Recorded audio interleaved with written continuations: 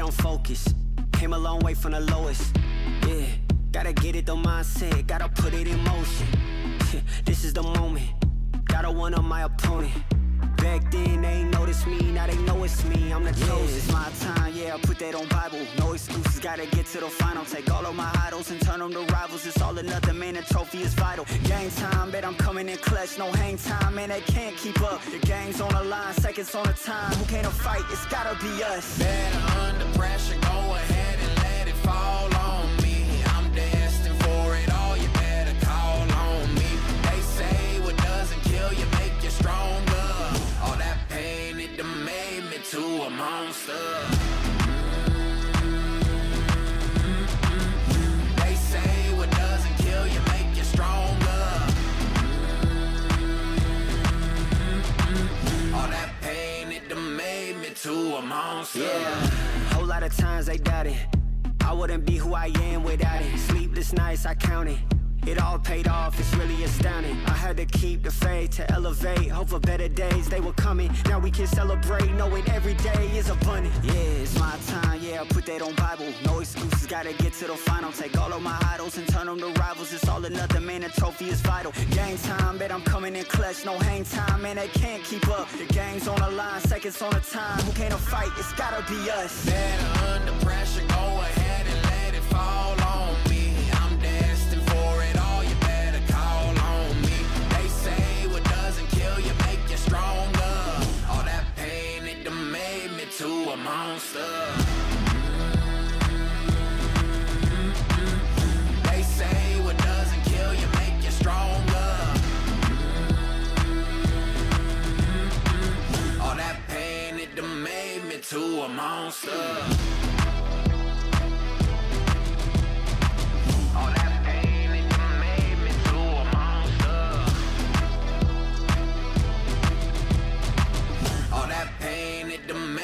To a monster.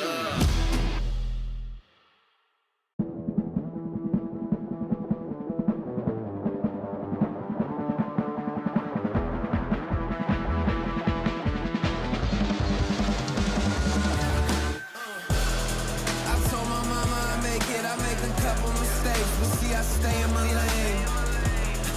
I keep my feet on the pavement, and don't you ever mistake it. No, this ain't never been a game. Tell me where the competition. Seem like they all been missing. Never made a wrong decision.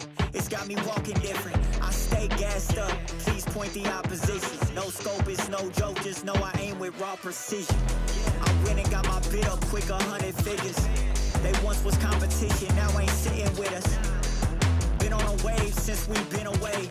Snatch the game, now we here to stay. I told my mama I make it, I make a couple mistakes, but see I stay in my lane. I keep my feet on the pavement, and don't you ever mistake it. No, this ain't never been a game. I told my mama I make it, I made a couple mistakes, but see I stay in my lane. I keep my feet on the pavement, and don't you ever mistake it. No, this ain't never been a game. It's that you can't touch me, things get ugly, they mad now. This all must be a whole new level to count. I'm packing on the pounds, pulled up with the dog hound, and I still had time to shut it down. Now you see them all screaming my name, see them trying to switch to my lane. They ain't never fit that frame, only present when the cash came. Plenty days I've been on the road chasing, no legend ever said they was complacent. Nah. I told my mama I make it, I make a couple mistakes, but see I stay in my lane. I keep my feet on the pavement, and don't you ever mistake it. No, this ain't never been a game. I told my mama I make it, I made a couple mistakes, but see I stay in my lane. I keep my feet on the pavement, and don't you ever mistake it. No, this ain't never been a game.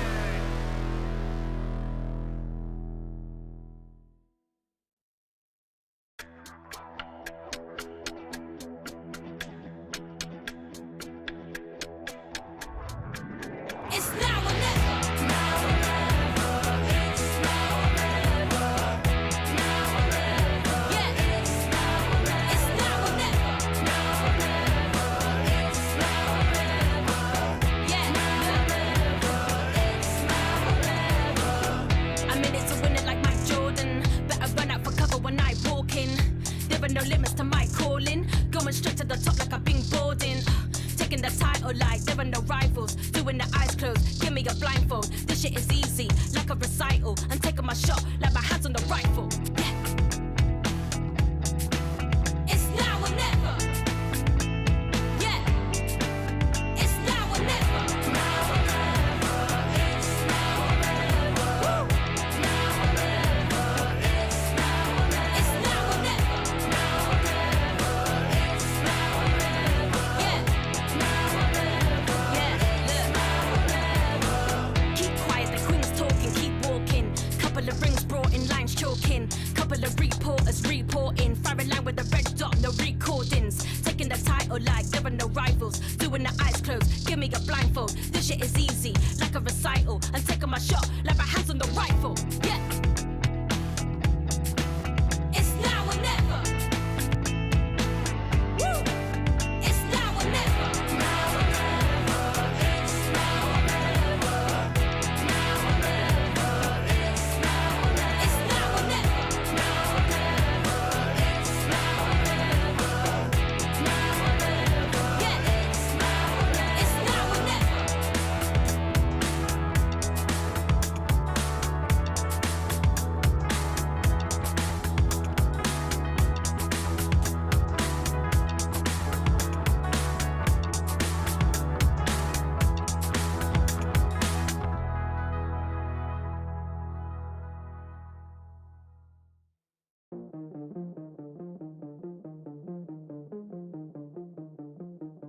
Let's go, hey, step back, look at the wrist, let go, better go switch, hey, turn the heads, can't miss this, run it up, it's my fitness, windows limousine tinted, stay up out of my business, hey, you can never break me down, need more to take me out, they was all cool back then, now they wanna hate me now, funny how it goes, can I get a countdown and drum roll, no time ain't an option, no, sit back, watch this unfold, hey.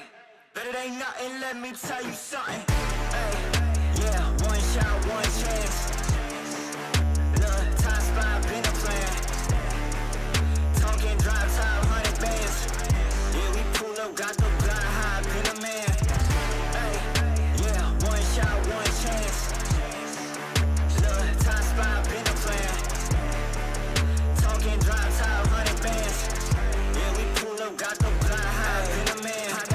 Gas in the tank, if the wrong guy really wanna contest me, cause he envy everything that I got, what I am and he not, coldest one on the block, you know these boys don't got nothing but excuses, my whole squad been doing they thing, dropping nothing but exclusives, ooh, I know you see me step back, flossing, please don't get too close unless you proceeding with caution, yeah, I broke the moves out, time got nauseous, we can never settle for no loss, yeah, hey. But it ain't nothing, let me tell you something. Hey, yeah, one shot, one chance. Look, time spot, been a plan. Talking drive time, 100 bands. Yeah, we pull up, got the blind high, been a man. Hey, yeah, one shot, one chance. Look, time spot, been a plan. Talking drive time, 100 bands. Yeah, we pull up, got the blind high, been a man.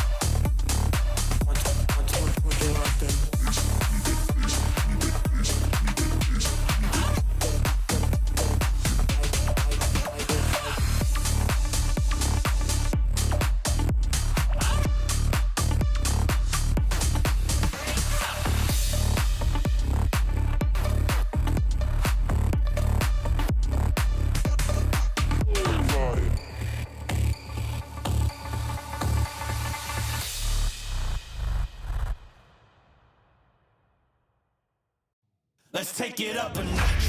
Running out the clock. I shoot my shot. I cannot be stopped. Let's take it up a notch.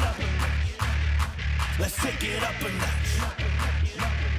Let's take it up a notch. Running out the clock. I shoot my shot. I cannot be stopped. Let's take it up a notch. Let's take it up a notch.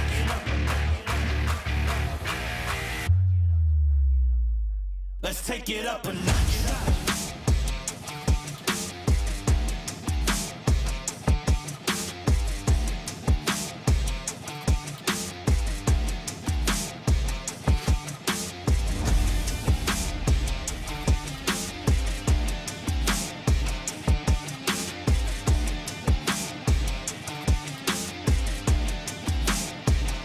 Let's take it up a notch. Running out the clock. I shoot my shot. I cannot be stopped. Let's take it up a notch. Let's take it up a notch. Let's take it up a notch. Running out the clock. I shoot my shot. I cannot be stopped. Let's take it up a notch. Let's take it up a notch.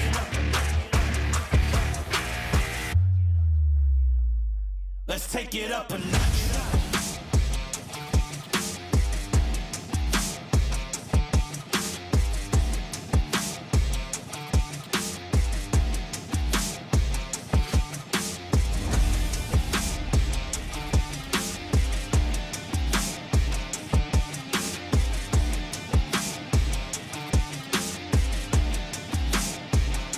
Let's take it up a notch. Running out the clock. I shoot my shot. I cannot be stopped.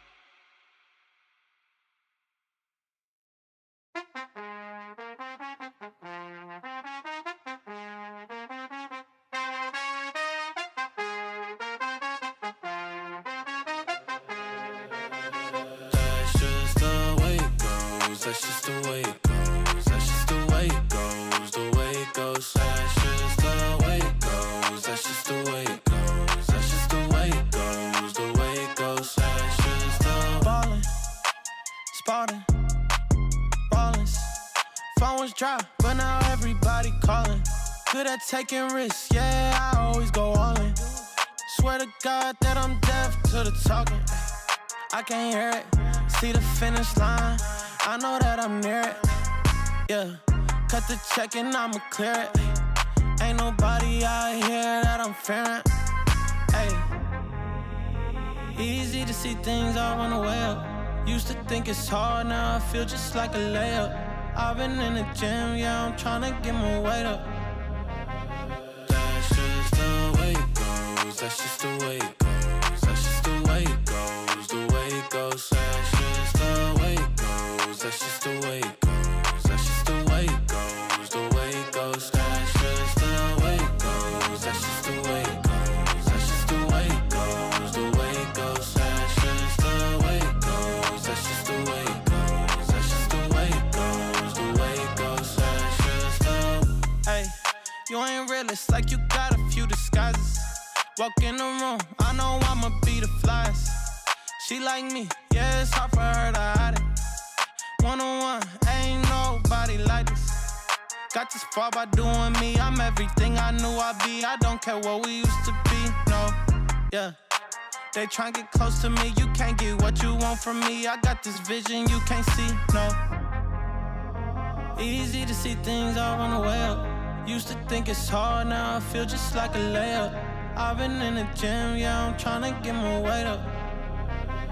That's just the way it goes, that's just the way it goes. That's just the way it goes, the way it goes. That's just the way it goes, that's just the way it goes. That's just the way it goes, the way it goes. That's just the way it goes, that's just the way it goes. That's just the way it goes, the way it goes. That's just the way it goes, that's just the way it goes. That's just the way it goes, the way it goes. That's just the.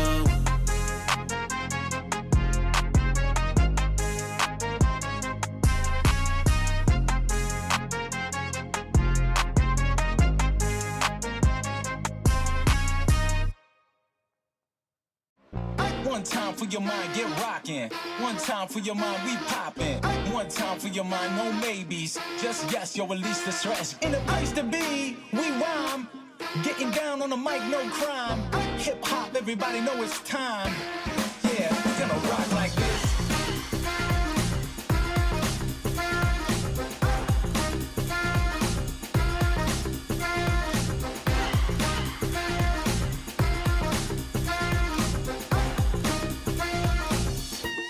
Yeah, we're gonna rock like this. Yeah, we're gonna rock like this. We're gonna rock like this. Yeah, we're gonna rock like this. We're gonna rock like this. I just can't stop. No, no. Yeah, you got me, yeah. Ooh, no, I just can't stop. No, nothing you could do.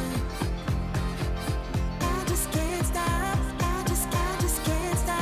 I just can't stop. I just can't stop. Rock the party non-stop like this. Gonna rock the party non-stop like this. Gonna rock the party non-stop like this. Gonna rock the party non-stop like this. Yeah, we rock the party non-stop like this. Rock the party non-stop like this. Gonna rock the party non-stop like this. Gonna rock the party non-stop like this. Yeah, we rock the party non-stop like this. Like this. Run it up. We got the fire. Run it up. We got the fire. Run it up. We got the fire. Run it up.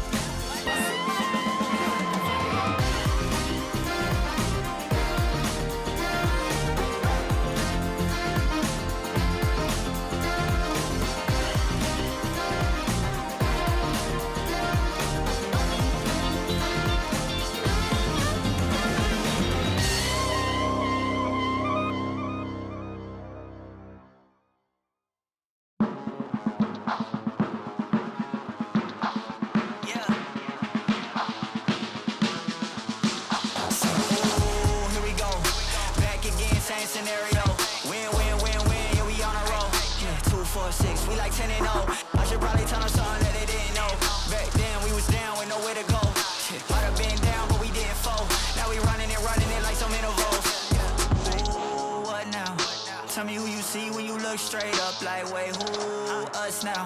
What you gon' do when we pull up on you? Like, ooh, touchdown. You already know what it is when I come through you. Ooh, shut down. Say, ooh, shut down. Say, ooh, what now? Tell me who you see when you look straight up. Like, wait, who? Us now. What you gon' do when we pull up on you? Like, ooh, touchdown. You already know what it is when we come through you. Ooh, shut down. Ooh, shut down. Ooh, give me that crown. I need that now, right now. Ooh, don't make a sound. It's my time. You hear the crowd. Hey, we need that rain. Me and my team. Deja vu. This here a dream. We done all seen 100 times over back when we was just teens. Now we doing dumb. Told them we the one. They would count us out. Now we counting up the funds. Now without a doubt, they be throwing up the ones. Like they was always rapping. Yeah, believe them if you want. Now they show love. Came with a dub. It is what it is. It isn't what it was. They all love to hate when it don't work out. Tell you that they always been down when it does. Look. Say, ooh, what now? Tell me who you see when you look straight up. Like, wait, who? Us now. What you gon' do when we pull up on you? Like, ooh, touchdown. You already know what it is when we come through you. Ooh, shut down. Say, ooh, shut down. Say, ooh, what now? Tell me who you see when you look straight up. Like, wait, who? Us now. What you gon' do when we pull up on you? Like, ooh, touchdown. You already know what it is when we come through you. Ooh, shut down. Say, ooh, shut down. Say, ooh. Down with the party,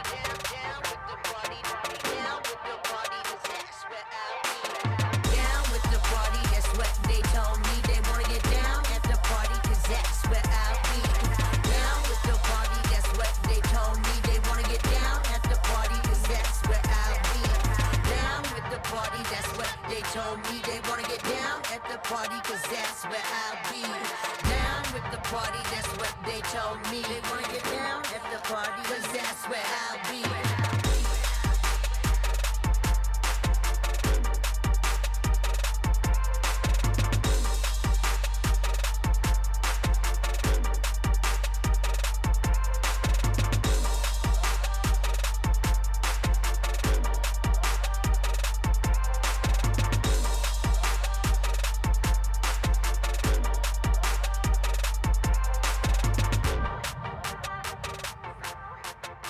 I know a place that will break you into 1,000 pieces. Stay away from them. Stay away from Lorca, Paco, and Picasso. Don't ask about Lola. Ay, Caballo Grande. Ay, Dolor de Nieve. But in spite of everything, it occurs to you to visit Andalusia. Don't say I didn't warn you. Be careful of the Andalusian crush.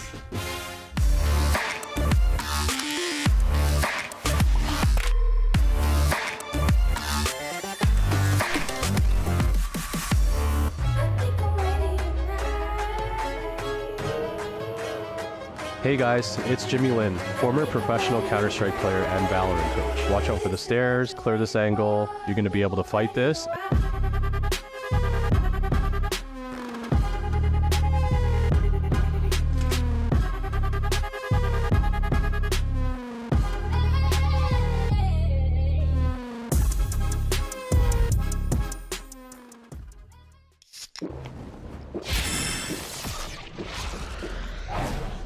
Red Bull gives you wings.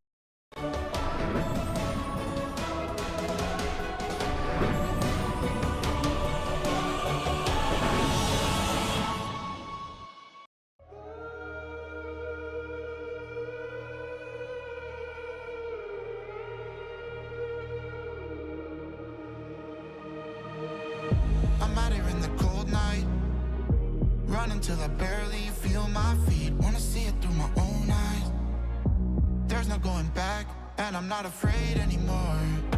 Cause I know I'm gonna be the last one standing. Yeah, I'm not afraid anymore. Yeah, I don't wanna wait anymore. I'm ready to fall, I'm ready to rise up. I will do what it takes, I'll run blind straight into the flames. Watch me burn, alone in the shadows.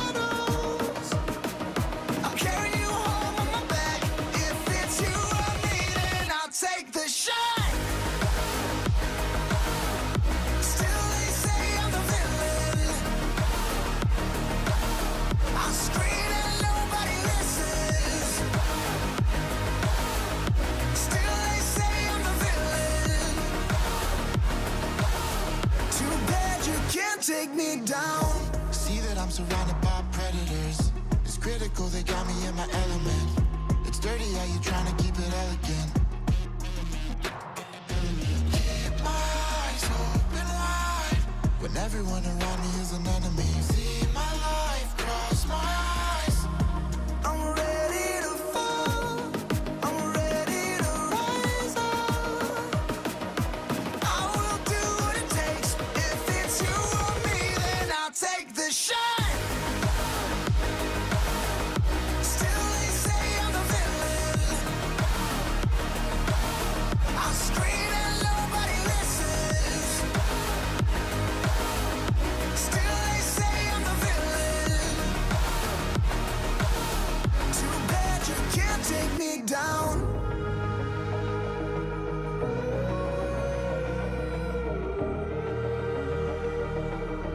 Too bad you can't take me down.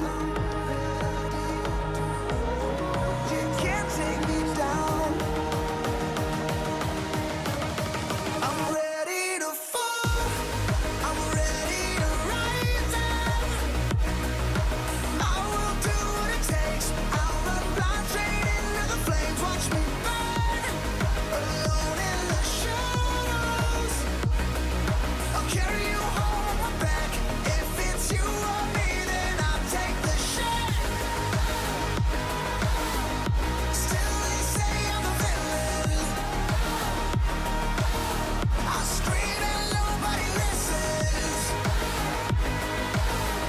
Still they say I'm the villain.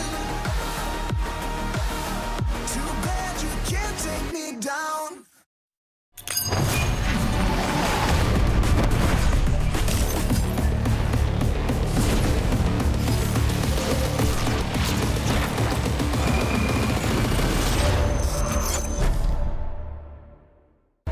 I will do what it takes. I'll run blind straight into the flames. Watch me burn, alone in the shadows. I'll carry you home on my back. If it's you or me, then I'll take the shot. Still they say I'm the villain. I scream and nobody listens. Still they say I'm the villain. Too bad you can't take me down. Hello, everyone, and welcome to week 2 of VCT EMEA. We're coming to you live from the Riot Games Arena here in Berlin, Germany, for what is set out to be another week of banging games. I am your host, Yingsu, and I'm standing here in the studio with Kakuka. And Steel, welcome to the studio from the casting desk. Thank you for having me here. Did you miss it? Did I miss this? Oh, I missed you two above You can all be else. honest. Oh, I knew it. I knew it. That's why you tried to wear pink today, right? You tried. Yeah, I got as close as I It's could like get. kind Okay. of salmon, you know, especially here with the white. I think we can take it. I appreciate the effort. And speaking of effort, last week we saw some crazy games, of course. Every single game ended in a 2-0, Kakuka. We didn't see a single third map. Yeah, exactly. We were very surprised because we assumed that at some point, we will get at least that third map. Maybe that changes for this week. Also surprised to see that the team that played twice, Team Liquid, got 1 win, 1 loss. We have a lot of questions, but luckily for us, we still have some more weeks of competition. Yeah, and looking at this week as well, it's just really interesting to see kind of like where the pack are just distributing themselves throughout, throughout the week. And what we're going to see this week is we're going to see which teams are really solidifying themselves. Of course, yeah, we could also have a situation where one group gets incredibly skewed and they end up sending all of their teams to playoffs.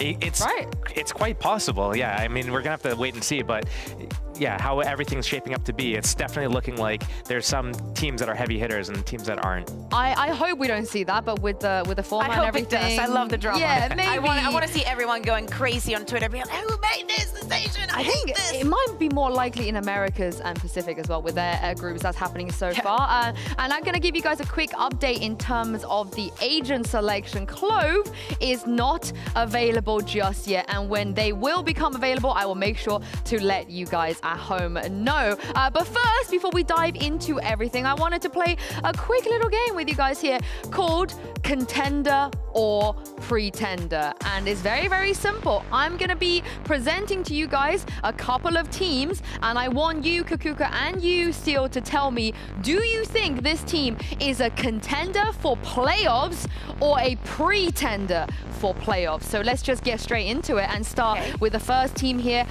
You mentioned it, the team that played twice already last week. Team Liquid, a contender or pretender for playoffs?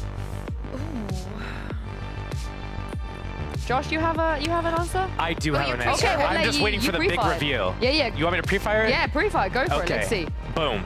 Oh. Okay. Wait. Okay. Why do you think that? I think pretender because when we saw them, during kickoff, we're like, oh, okay, Liquid, they're going to be one of the top 4 teams. And then what happens is they're like one of the bottom 4 teams. Like, what? This is the Liquid that, spent this entire off season to prepare for this. And then we're like, okay, well, maybe it was a bad start. Don't worry, they have like a month before Split 1 starts. Split 1's going to start and they're going to come out swinging. And it looked really good in that first game on the first week.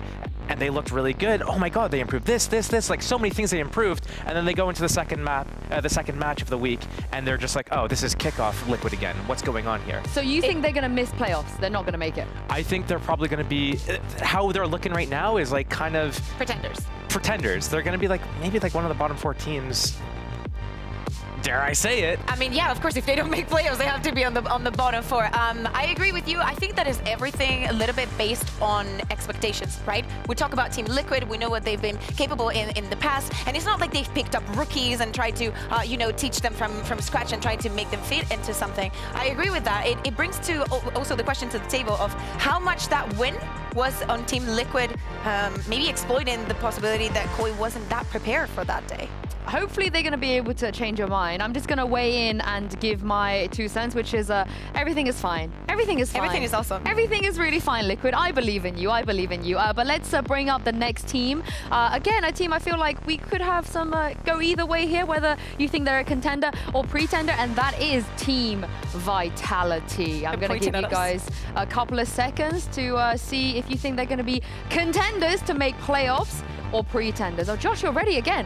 I'm ready to go. Wow. So fast, guys. Boom. Contender. Oh, you think they're a contender? I do. You think they're I just a wanted to create some still? drama. Well, start the drama off then. Honestly, I think this also has to do with expectations. I think that Vitality had a very, very long off-season, longer than the rest. This team was in the build for a very long time. I think that they should be way better than what they've shown already. I think that also, for example, Navi was very prepared to the deadlock on Bind. It didn't really come off as a surprise for them.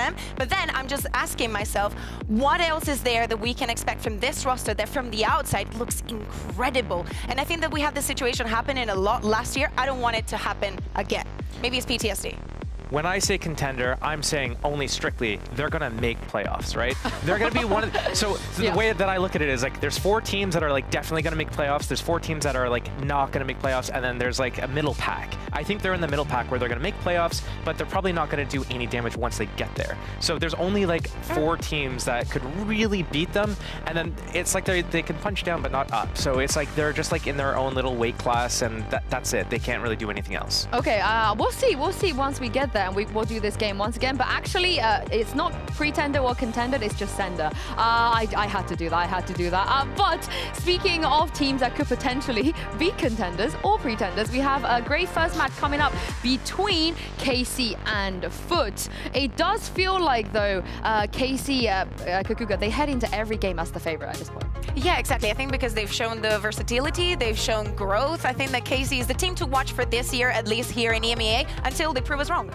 Yeah, I think KC has like the entire package, and we saw that during kickoff especially. We didn't get to see it too much during Madrid, but they still had a pretty decent showing. It's just like they've got so many checkbox ticked, whereas, Foot is like, maybe you have some good things, but then there's some like questionable things. Well, despite winning almost everything here in EMEA, KC have continued to innovate, and this is what their flex player Tomasi had to say. I'm now joined by the Flex God player himself, Tommazi from Carmichael. Tommazi, thank you so much for joining me. I feel like every single time I speak to you, you're playing a different agent, you're playing a different role, you're doing something new. So tell me, how are you dealing with this? Are you comfortable, and how's Cypher treating you?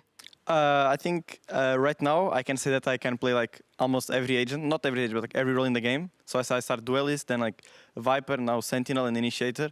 So I mean, I think it's a really hard process because I had like a really different gameplay in terms of Duelist. I was really aggressive. It's really hard like to change, but I think it's cool because I get to know like more knowledge of the game, and yeah, I think I'm getting like a better player overall with these role changes. So I think it's pretty cool. It feels like N has like a special trust in you. You know, like he never makes his players do something without a reason. But again, you're changing so much, like the Fade and the Smokes and Cypher as well. Do you also feel like that is because he has so much trust in the fact that you can play these agents? I think he trusts everyone, but I mean, I think me and him, we have like a really good relationship outside and inside of the game. I really like being with Aang and things like that. But I think it's like with every player in the team, and I think it's cool knowing he trusts on me to playing these roles. So yeah. How much of this is N, and how much of this is maybe sometimes you're like, do you know what? I want to play Cypher. Get me on. Okay, that's a really good question because I was always saying Aang, like in a troll way, saying, Aang, if you put me on Cypher, I said 30 kills every map. Like I was always saying that to him. And then we played Cypher a few times, and yeah, I think it was pretty cool. But yeah, I was always like trolling with him, saying, see, I need to play Cypher, things like that, and yeah. How do you get yourself to that level? Are you just, for example, if you know you have to play Cypher, are you just only playing Cypher in ranked? What's your practice routine like with these new agents? Like first, Cypher, it's an agent that I played a lot in beta, so I'm really comfortable with the agent. But first I have Magnum. He's Sentinel, so I can like ask him a few things. But I practice on ranked a lot, and I think I have good knowledge overall of like all players that play the agent. Like for example, Nats, a really cool player on Cypher. But yeah, I watch them like a lot, like Sugetsu, Nats, Alfire. So I have like all knowledge, and I take like few things from them and apply on my game. You're like a sponge. You're just like taking everything. I'm glad you mentioned Magnum, because when I was with him last week, he said that you were losing to Vitality pretty hard. You were a little bit scared about playing them. How's scrims going this week? Better? I think better, but I think it's pretty good to like lose on scrims against like these strong teams, like tier 1 teams, because I think you always can take some things to learn. So yeah, I think it's really cool. So if you're like always winning, like you don't know, like okay, we're doing everything perfect, so we don't need to change. But when you lose, you like, guys, what are we doing wrong? And I think it's pretty cool. Like you can fix things. Yeah. Well, thank you very much for joining me, Tommazi. Thank you. Hopefully next week we'll see you on the Deadlock. Yeah. Yeah, maybe next week. Yes. All right, we'll see. Thank you. Hey, he said it. We'll see what they're going to bring out. And speaking of that, while we have you here still, I wanted to introduce a new segment to everybody at home, which we've dubbed Would You Steal It? So what we're going to do is I'm going to show you a couple of things, and I want to... oh, it's Carnalito. I want to ask you if this is something that you would steal, and if you wouldn't steal it, how you can change it to make it a little bit better. We heard it from Tommazi there a little bit about the flexibility of KC, so we're going to just start with KC's split composition. We've seen this a few times in the past. It is up here. We have the Astro Omen, Fade, Yoru, Raze. Now, would you steal this comp?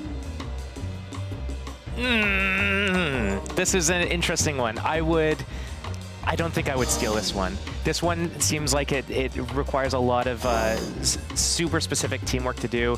The lack of Sentinel for defense is going to make things really hard. And I think you need to have a really good game plan revolving around this, and everyone needs to be fully bought in, knowing how to play their agents, knowing how to play the game plan, and it's just like something that's really difficult to pull off, I feel. So what he's saying is that he would change his team to be more like KC, because everybody knows their role, what they have to be doing, and the game plan.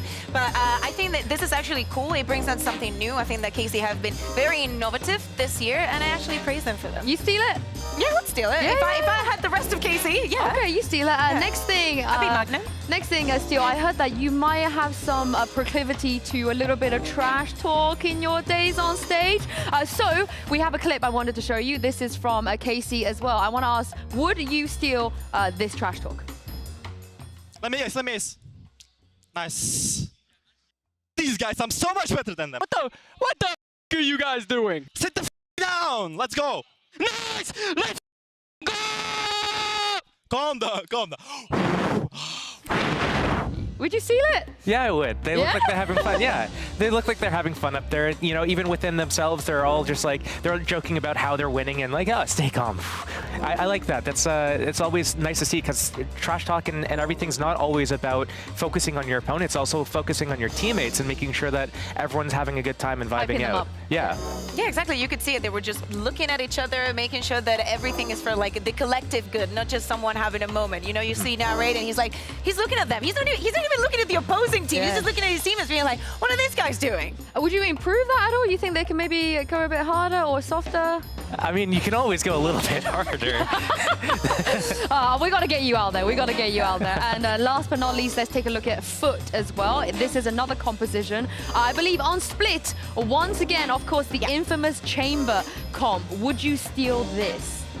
I would steal this. We ran something, I think it might have been exactly this when I was on one of my teams, maybe DSG or something. We ran something like this. I think it actually works pretty well because, you know, you can do a lot of like the slow plays and walk around with the chamber as contact, but then you have the ability to also speed up using the sky with the rays and making like some split plays on the map. Split, obviously. A little bit in the middle. Like it's the sky that I'm not 100% sure of. I know that you need a way to gather some more information, but yeah, I also like it. I like how again people are thinking outside of the box and just thinking what's better for them as a team and what they understand is good within a map. Do you think this is also Foot specific? Because you know, for the last Split one, very KC. Yeah, for sure. Like I think that also Krax was unreal on the rays. Like he just looked so much comfortable. I think that Mr. Fallen is also perfect for being on the sky. Well, I can't wait to see if we're going to see both of these comps today. Of course, these teams, they had a great result in week one, and it's time to see if they will, they will fare against each other and whether they're going to continue their winning ways. It's time to bring out Carmichael and Foot.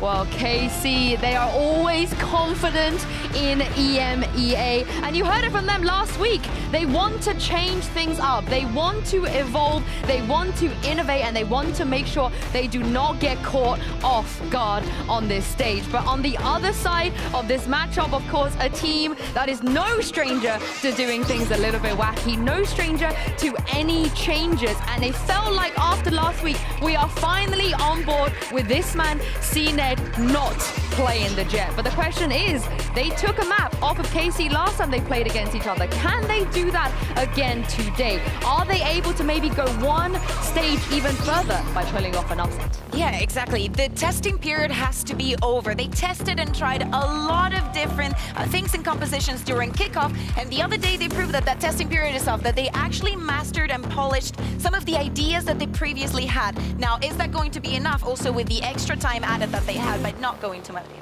Yeah, I think KC right now they're on such a strong, sharp upward trajectory that even though Foot might be looking a little bit better and marginally better from like what we've seen before, it's almost like they're moving sideways or very subtly upwards. Yeah, and as you guys can see from the map meter here, Foot, they take away the sunset, which means the Lotus is going to be open. Do you feel like teams should maybe just start banning the Lotus against them? I'm just surprised that they move away from the Breeze. You know, they've been perma-banning it, and as I said, they tested a lot of maps, but Breeze was not one of them, and even last week they decided to not play it. And as you were saying, Sue, if you leave Lotus open for KC, they're going to pick it. We were talking about the split compositions, and they're not even going to second ban Breeze, so that means if we get to that decider, we finally will see the Breeze, and we know what happened last week with KC in this map. Yeah, I mean, we can sit here and talk about like the Lotus. I feel like KC has pretty like a lot of depth with their map pool. I feel like they're in a position right now where they just have the entire package. They're hard to read, they have a lot of structure, and they have a lot of purpose to everything they do. So it's going to be interesting to see, like, is Foot going to be able to break that even on Bind going into the first map? Yeah, but it just feels like when you give them the Lotus, you're giving them a 1-0 up, no matter how you look at it. But the Bind is where they lost the Paper Eggs, you know, and the Yoru stuff they tried. Fufuka, what did you think? Yeah, I think it also has to do with the preparation coming into this. We're not in kickoff anymore. This is not a one-time thing. It's not a tournament that you have to play day by day. You actually will have a bit more time to prepare for your one specific opponent. Well, in KC this week, they have to face against two. But, you know, most likely you only have one opponent and you have to make a plan just for them. And for this one, my only question was going to be, is Foot going to be picking the bind or the split? You know, it's a bit of picky poison, but as you said, Yinsu, bind is a map that they have already won against KC. But KC is going to come in with a lot of pressure. They owned them on this map, and that's not many teams can say that. Not many teams can say it, but there's like two things that you can have on the flip side. One of them is that KC has definitely had time to kind of like rebound from the losses. You learn more from losing than you do from winning, just because you get exposed more and then you know exactly what you have to work on and fix. So that's like one of the things that they have to work on. And the other thing is you know, the Foot win was a while ago, but, you know, PRX is also a different beast, I would say, than Foot, right? So right now we're comparing like apples to oranges. Are we going to see, you know, these guys losing to Foot the same way that they would lose to PRX after they've had time to kind of rebound from both? I'm not sure that's the case. To be fair, for Foot, we did see a lot of that recklessness and kind of explosivity going up against Team Liquid. You know, when they were playing on that split, round after round, they were literally on their faces and they were going for every single one of them duels, putting a lot of pressure, which is a lot how PaperX play. So maybe, you know, they got some ideas, they got some, as I said, polish and confidence in the compositions that they play in, and also in the macro idea that they have of how to interpret the maps. This is the thing, you said Krax was looking really good last week, so surely stick him on the Raze instead? But the KO is so good. The KO is so good. I mean, they could go either way with it. I don't really mind necessarily who's on which agent. What I need to see more from Foot is about like the fundamentals. It's about, like, as you say, like as they play against Liquid, yeah, they go for these duels and they win a lot of them, but it's like a double-edged sword where they... It's the return of the CNET Sage on Bind! Yeah, but this time it's with no duelist here on Bind. This is real 2021 stuff we're seeing. They will definitely need the double controller because they don't have a lot of mobility, right? They need to segue the map and they need to work for spaces little by little. Complicated, but definitely. I thought that the testing period was over, but apparently it's not. What duelist do you want CNET on? Is it going to be Raze, Yorup? No, you actually want him on stage. I actually respect this because, listen, one of the things that Foot needs to do is they need to go for these more like execute things. Like they have a lot of these executes, and then where it gets sloppy is like in the mid rounds or in like the post plants. I think using the Sage and building towards those full execs and full retakes is going to play their playstyle a lot better. Yeah, I'm just going to code because CNET on stage on Bind, it hits different, and no two people will know more than about what this man can do. And it is, of course, your casters for today, Mitchman and Tombiz. Well, it's not quite the Jet, but I'm excited to see CNET on this map either way, Tom. But with the maps in, Bind, Lotus, Breeze, gotta ask you, who's won the veto here in your mind? I'd say KC. Like, I genuinely think that although, like, the first couple of maps Foot are fairly happy to play, like, they played them on Lotus last time, 2018. It was not the year, that was how close the game was. Genuinely absurd of how close that matchup was. But yeah, they've let their permaban through, and there was even, I think they even banned Split towards the end, which has been a great map for them. So they've taken it to Breeze. So if we get there, I think we've got one hell of a series on our hands, but definitely a bit of a peculiar veto for them. It's a bit of a grudge match. KC obviously took Foot out of the running for Masters Madrid, and now Foot looked for revenge early on in the group stage. KC off to a great start, so are Foot, both dominating the early games. A good litmus test or who the stronger squad is this time around. I'm expecting a close series. I'm expecting all three. We can see here on this pistol round, the attack side of KC is under a bit of threat. They tried to take control on B. Maybe the idea to go back later on, and well, that's definitely the idea now after losing Tamazi and Martine. Tamazi being down means no Viper wall as well, so crossing out into this site could be difficult. The good thing is there's only one player here to defend, Tom. Yeah, the bad thing is it's CNET. Now, he's got himself the wall still, if he wanted to try and sort of section... Oh, no, wait, no, he doesn't. Never mind. He bought armor. He used the wall inside of... He's just used it, yeah. He moved over to use it a minute ago and has just locked off that angle. So it means he can just hold on to some of those positions. And with 30 seconds left... 30 seconds well, it's going to take them a little bit of time to even break through this if they wanted to. We've seen him be ever so deadly in these positions before, but for now, they are going to clear that spot. They know where he is, and the rotation's coming in for the rest of the team. That wall's going to go down at some point. There it is. There's a player behind him. It should be an easy kill. CNED's turn, though, and he's caught Magnum. Narrate's caught in the open, attempting to make that pinch happen, and now the spike is down.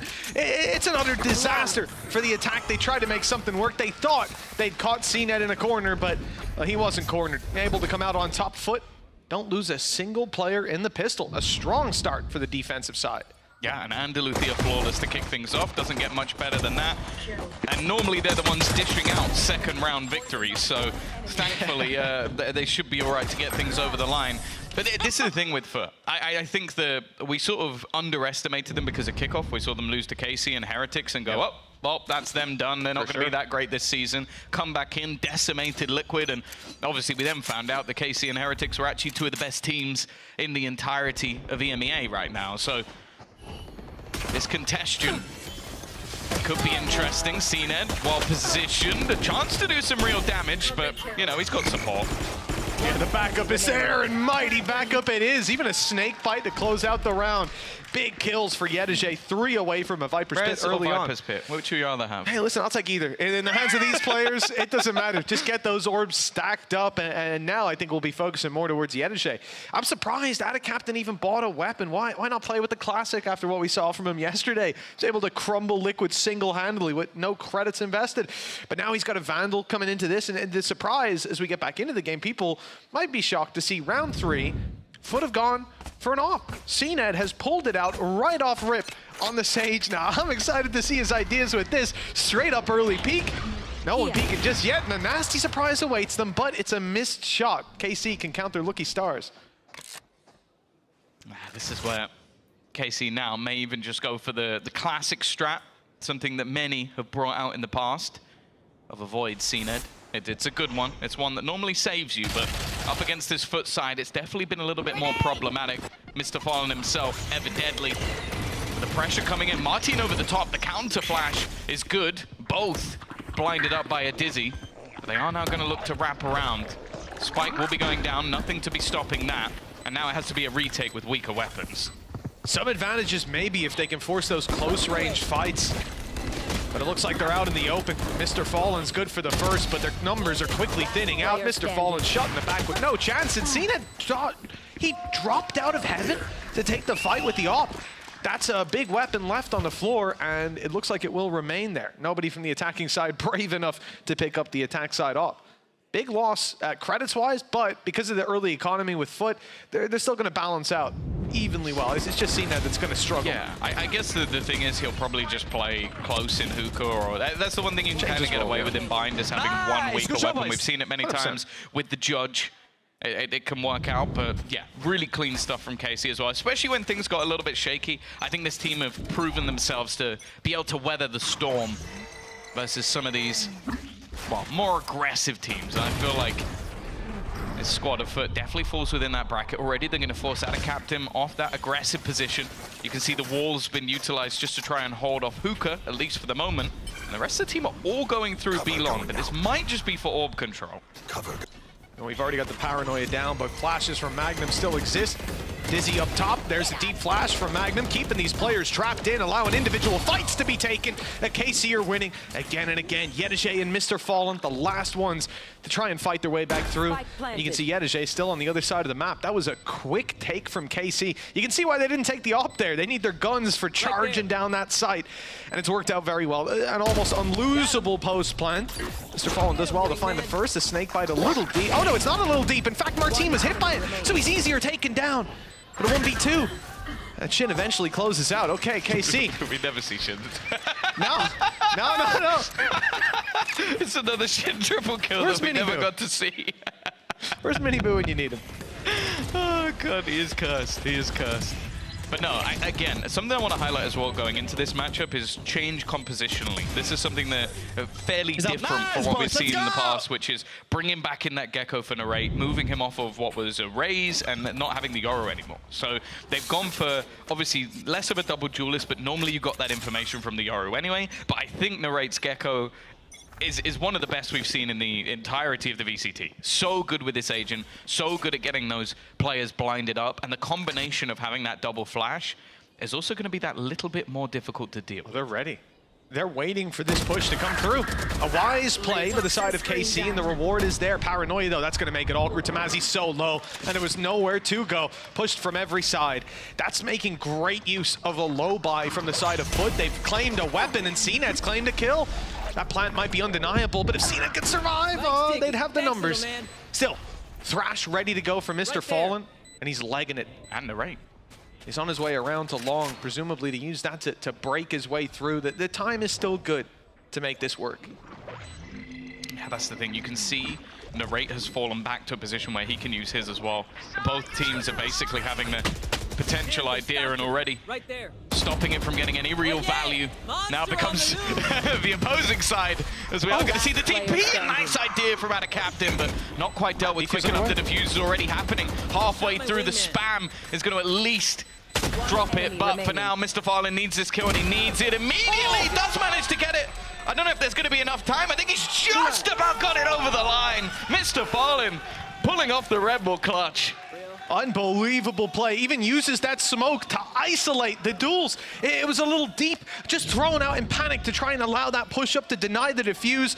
And wow, it ends up backfiring massively. Still, you have to commend Foot for coming in at the start of this round so well. They played the latter stage perfectly, but early on, the idea is to push up, to crunch these plays. You could see the KC were ready for that kind of aggression, but couldn't deal with it. But masterful play in the clutch from Mr. Fallen. Reading their positions perfectly. And now 3-2. Viper's pit online, off rip. The defensive side back in control of things. And it looks like KC are they're not going to go into it. No way.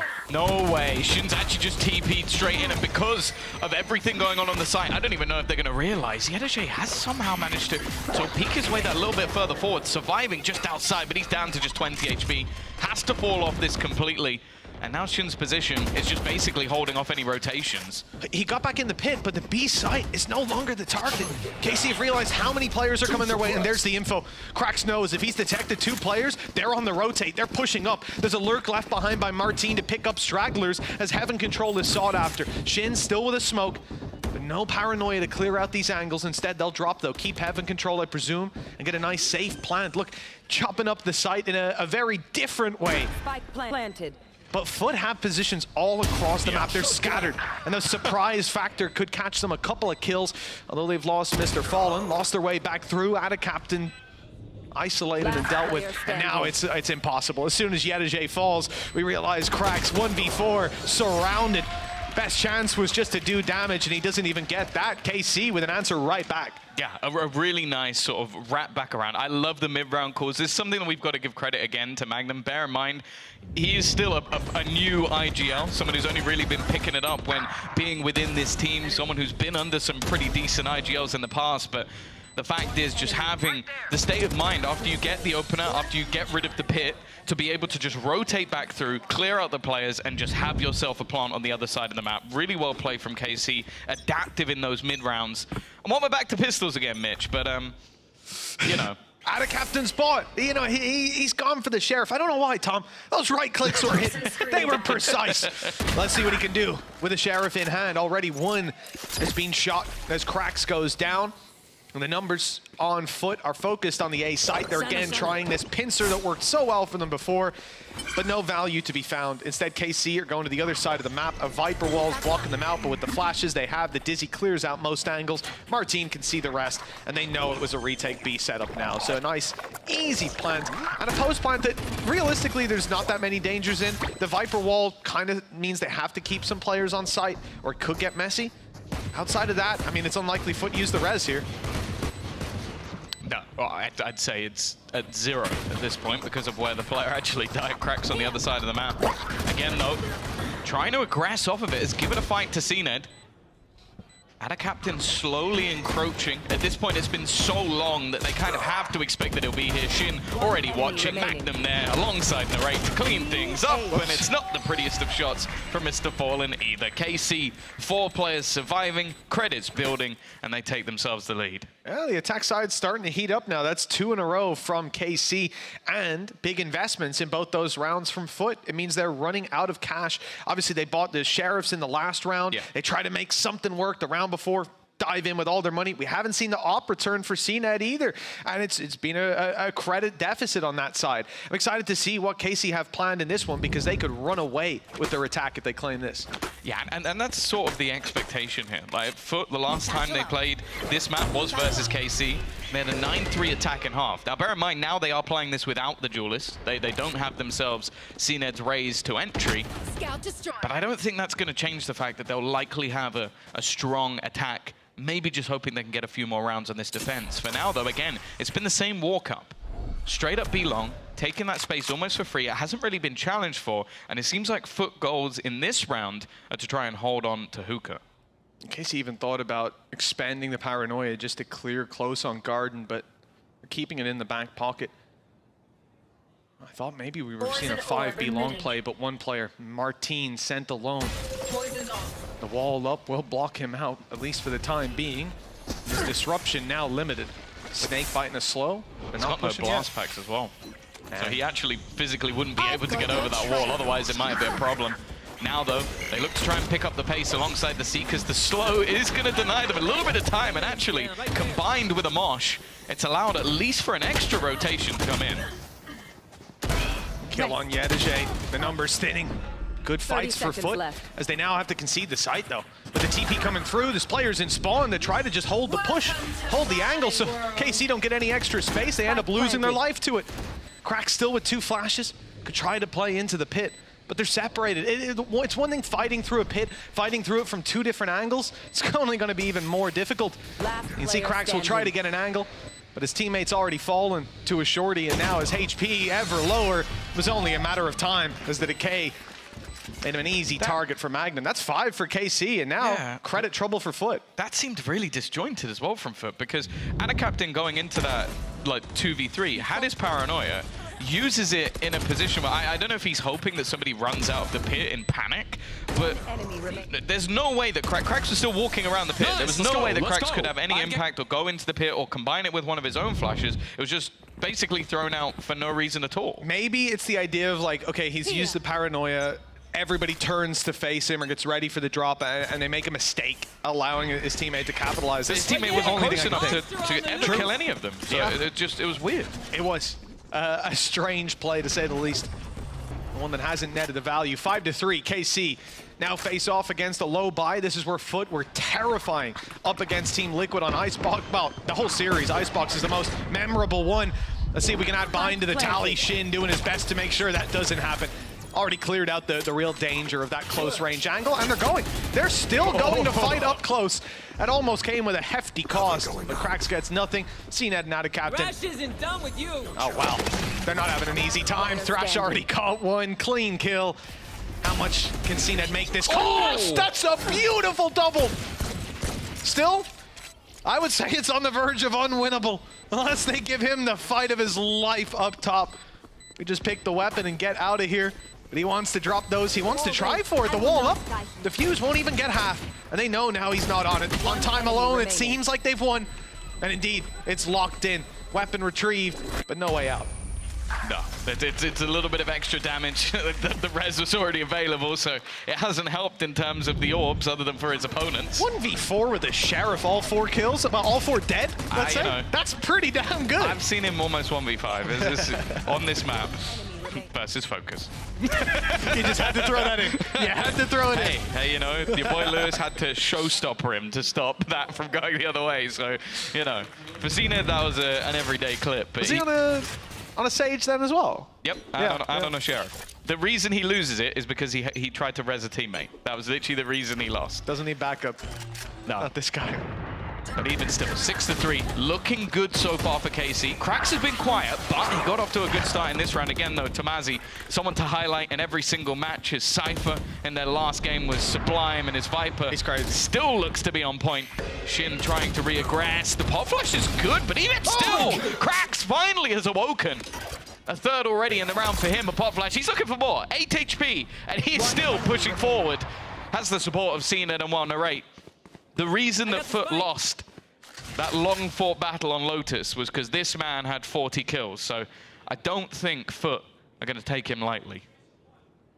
Oh, we've got a lot of respect for CNED. He's earned it. I think Narrate has too. Tier 2 duelist to top of the world almost in stats. This guy's unbelievable.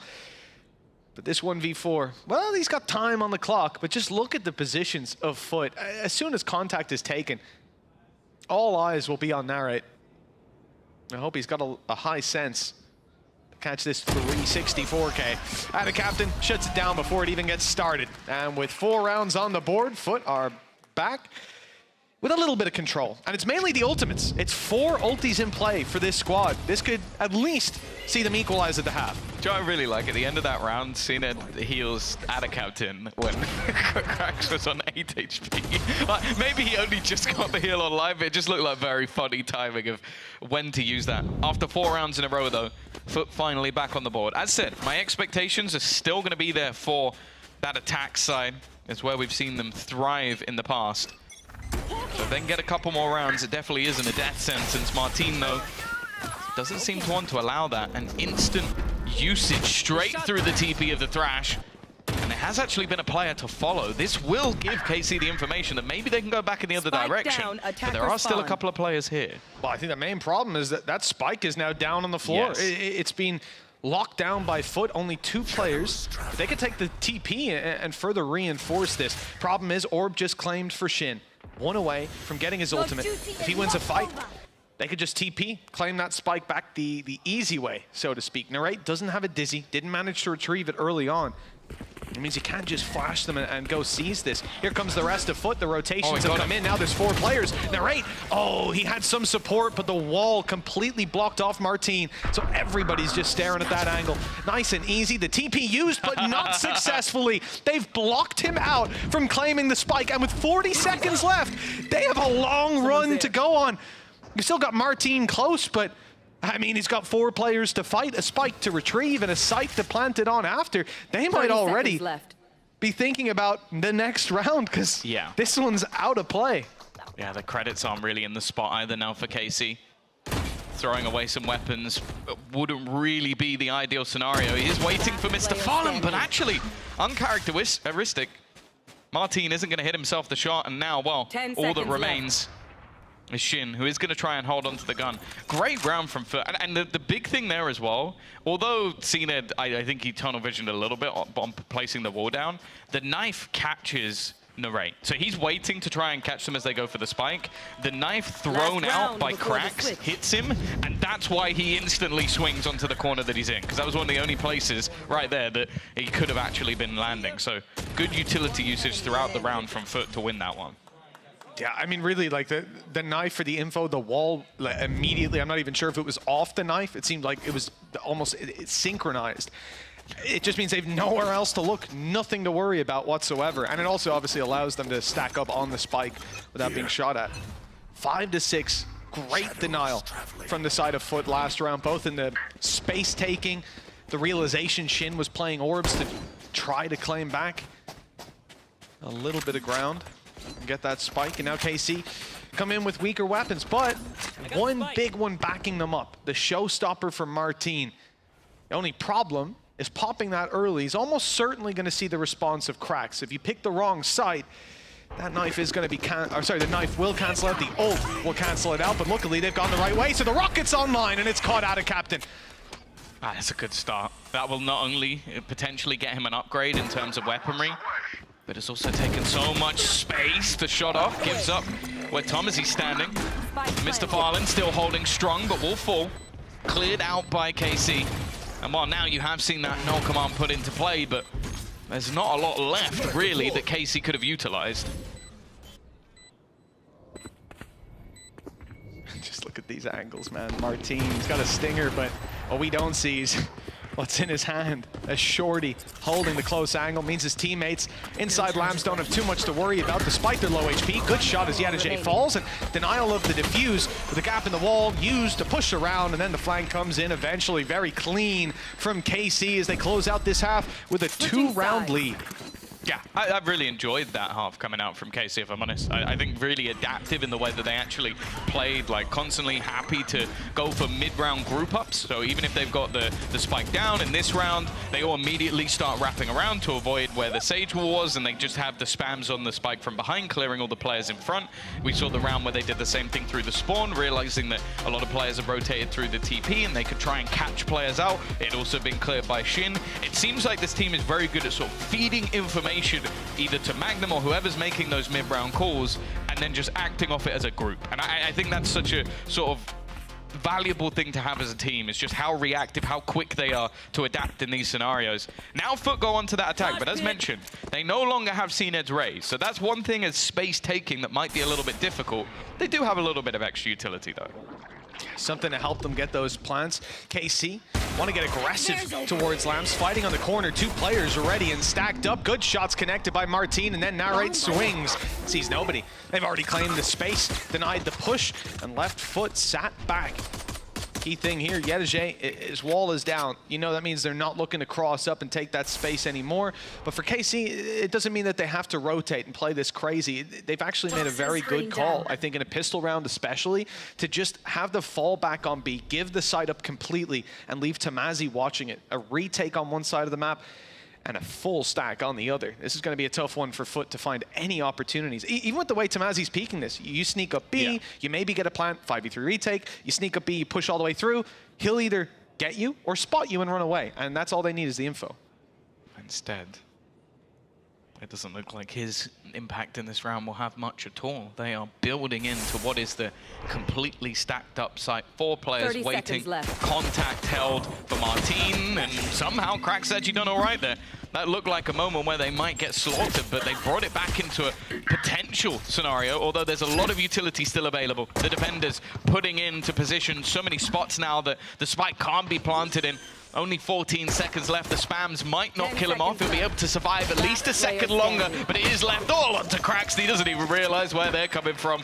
Tamazi there to close out the round, and KC are going to extend their lead a little further. God, I just love watching KC play Valorant, man. Such a smart pistol round. After the initial aggression and those 2 fights that go their way, they set themselves up for success. They make sure that there's no opportunities given to Foot, which if you think into Foot's last series, I think it's fair to say that was the exact opposite, Tom. Consistently, you would see advantage be taken, or even just early round risk be taken by Liquid, and Foot would slap. I did Spider-Man on him. Right back down. But this is the thing, now Foot are up against an opponent that aren't giving them those opportunities to bring back these crazy rounds, these classic rounds. I say that, and it is round 2, having lost a this pistol is where for they Foot. did it. This is the real danger zone, somehow. To be honest, I will say I have a lot more confidence in KC. Even after that pistol, I think it shows you the difference. Yeah, even just look at the way they're playing this round. That they've allowed the space. I think this team is where they've truly been the best in the division, is playing off those retakes. Double flash straight through. C-Ned's just like, you know what, I'm having none of it. And actually Cracks has hit one with that Sheriff. Oh, maybe we spoke a little bit too soon. He's really looking to try and take this one into his own hands, but Shin has been able to trade him out. No weaponry to be retrieved, but also a lot of the angles still made awkward, still made possible for C-Ned to try and hold them back. At a captain up close with a classic, always devastating. Mr. Farland's found another. This is starting to really fall apart, and the main issue now, Mitch, is that time, is that clock, as it all looks to fall apart again. It is the magic of this Foot side, is those second rounds are scarier than any other. I don't know how they get away with it again and again, man. If they lose a pistol, they still get that early half advantage. Crazy. And we talked about this in their last series, if you guys weren't watching that. The advantage claimed by a round like this is tenfold what you get in a pistol. Their economy is going to be set, and their opponents have nothing to play with. Well, to put it into perspective, they're coming into this next round, which is obviously round 3, with full rifles. Yes. And some of their players have like 3,000, 4,000 credits in the bank, so they can buy even into the next round. And they're coming up against what is just pistols, because their opponents haven't had a round break to sort of like, oh, okay, we'll come back into the next round. So you basically obliterate their economy for a round, make yours stacked, and then I have a chance to build it even further. And also you're talking about ults, like Cracks just managed to hit a few crazy shots. He's now 1 off already, having the null command for the next round. Now what is KC gonna do? They're gonna stack. They're gonna put every single egg into a singular basket. And it's already been spotted. So you kind of expect that Foot are gonna go, I think more than one person might have shot there. In fact, I think it was more than maybe even 3. So I think A's probably lighter. I don't mind the idea, group up, push slow, and try to either take them down or find the flank up on Hookah. But now the realization is in, after seeing utility on A, that flank on Hookah is instead going to be a flank on A. Foot have played this incredibly well, and I think the idea behind this round is it's a money maker round. You know, we already mentioned the credits they have. If they don't lose anybody here, that's fine. They don't need to reinvest in the next round. KC need to make this costly to make up for losing the last. And as you can see, all bases are covered by Foot. The back being watched, that flash didn't hit, and Magnum knows it. With 10 HP, he's not winning that fight. So he'll bail around to his teammates, and it looks like KC realized the name of the game.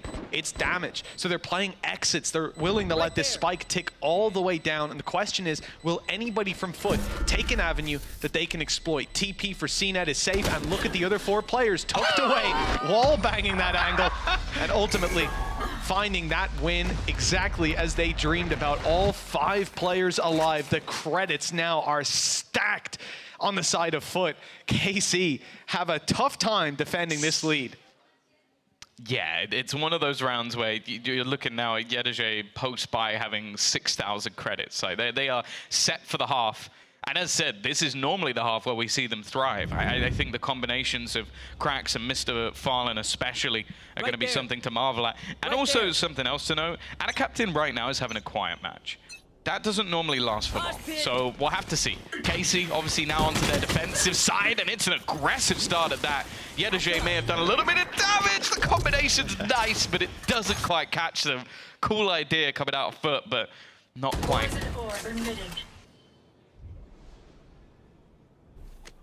Orb up and fall back. KC don't want to overcommit to fights.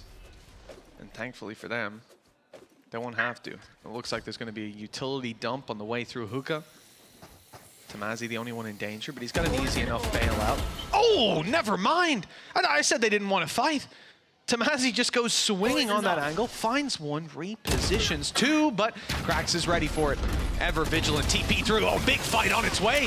I thought maybe they'd wait a second for this, but instead they go diving with the showstopper, claim the spike, and leave Mr. Fallen all alone. And with another TP, he's got an idea where everyone is.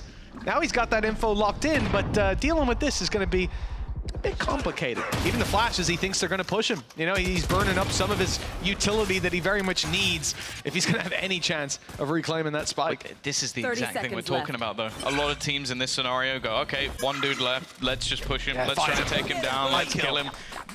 Not a chance. Both just sitting back on the spike, not giving any opportunity, playing it safe, and you can see Mr. Fallen's desperately trying to just bait someone into a fight. In fact, they're just going to leave. They've just left altogether. Like, you know what, Mr. Fallen? We don't even want to risk one gun here. You have credits. We know that already. So we're just not going to give you anything. He's also 1 away from having Thrash in the next round, so they're not going to gift that over to him. And Mr. Fallen's left all on his lonesome as the round heads over to KC. That is not a round you're going to see most teams going for in that way. The discipline of KC highlighted, and it makes me so happy because, again, I can't think of any team, at least in the EMEA. Someone's fighting. At least one person is fighting. The other 2 might run away. Yeah. One might run away, but someone is fighting there when there's a kill on the line. They're giving Thrash away, and they're setting Foot up for success in the next round. But no, KC play it smart. So I love this team. And Foot, well, their most advantageous trait is punishing over aggression, is taking fights. Well, they give them none, and then at the start of the round, they bring the fight. Cracks loses his life off rip, and he's been a big factor behind their success. That utility gone, and most importantly, the weapon no longer in his hands. Yeah, this is the yin and yang of KC. These aggressive starts to round, and then just looking to convert the 5v4. They are playing the numbers in VALORANT, and it is enjoyable to watch. Now, Foot, they have to try and beat the odds. Cracks has definitely had a bit of a resurgence when it comes to this second half, but at least for now, they going to have to play this one without him, leaving with a couple of flashes, missing, and just trying to get that plant in. Almost trying to bait again, so bait them into the fights. And only now that they have the full force of their squad are they going to try and get into position. The nade dropped, but Captain's done well. Even still, though, trade is immediate. Yeah. That trade's keeping the favor for KC, and they know CNED could be around this angle, dealing with him. It's a little bit different, but he's got his ice wall out at least. It will be put into play, and they'll have to break it, buying a little bit of extra time. Mr. Fallen, though, dividing his attention, and Tomazi takes advantage of it. Damage, not a kill. Still 2 players alive. And with the spike being tapped as we speak, the spray's going to come through. A kill would give Thrash, at least, if the kill was for Mr. Fallen. And he might not need it. Never mind! What? 6 HP left on Magnum. And he clutches the round from the jaws of defeat. I was already counting them out of that one. Yeah. I feel like he must have broken his wrist to flick back to that second player. But again, here's just the early rounds, the paranoia combined alongside the guiding light to get them the opener. Seen it a little bit unlucky with the timing there, but yeah, it's these last couple of shots out from Magnum. Wow! Just filthy way to bring things home for the IGL, and well, now 10-7. Foot will have felt like that was theirs to take, and because of that, they're going to give guys a moment to talk with the squad. Well, they have to, Tom. That was their way back in. Now they're on their last legs economically. Their ults are coming online. If they fluff this one, you're going straight to Lotus. And that's the problem. Bind was Foot's pick, and KC have come in with a commanding lead. I think with the way these rounds are going as well, you know, an upset here or there for Foot, a Foot round. But KC have been playing their game and finding very few flaws in it. In fact, I think if you're 10-7 in the lead when Narrate has 6 kills, you're doing damn well for yourself. Yeah. This guy's usually leading the charge, and he's not even, I mean, no disrespect to him. He's 6 kills, 10 deaths, 9 assists, doing his job, doing a lot for the team. But when he pops off, this game's over already. Well, as said, like last time these two teams played against each other, I think he broke the kill record for EMEA of getting 40 kills in a match. So, you know, they probably were worried about him. Obviously, changes to their composition, changes that look good. Last time out, this was a 13-4 map in favor of Foot versus KC.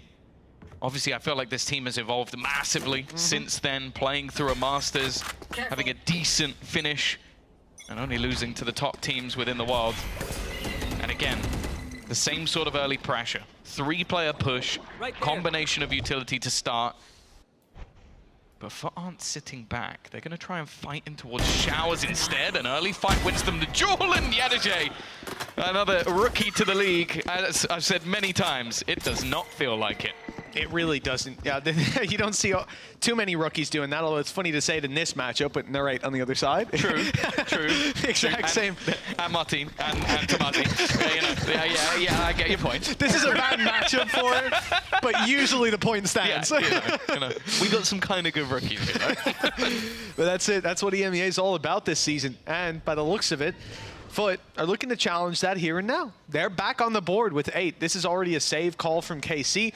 We're going to play it for the next. Of course, we mentioned that the way the early half went and a couple of these rounds for Foot, they built up a major bank. They even managed to make it work with pistols when their economy was eventually challenged. Now KC are in that same boat. It's not worth committing to this play. Instead, trying to save the weapons, and thankfully they will drop out of Captain, who was hunting them down. So those weapons are pretty much secure. The rest do still have a little bit of extra credits if they really wanted to fight for this, but with the majority of players either having their ult or being one away, and Tomazi also wanting to get his online, I don't think it's a bad call to just hold on to the extra weaponry. Still competitive, no doubt about that, but you do have to wonder how much of a possibility that's going to be, because it's now a weird cat and mouse, because you've had the super aggressive KC defense looking for the opener, falling back and making it awkward. This round, again, they aggressed on 2 fronts. They had that B-short aggression to try and take an aggressive fight, and then they also had 2 players push Showers. They got absolutely boomed by Yadajay. And that's what I'm sort of wondering now. Is there going to be further sort of aggression? Are we going to have those moments where KC continue to push? Or is them being shut down in this round going to change the dynamic of their defensive side? Well, listen, to anybody at home panicking right now, waiting to see the word technical up on the screen, don't worry, it's a timeout, a normal one for KC.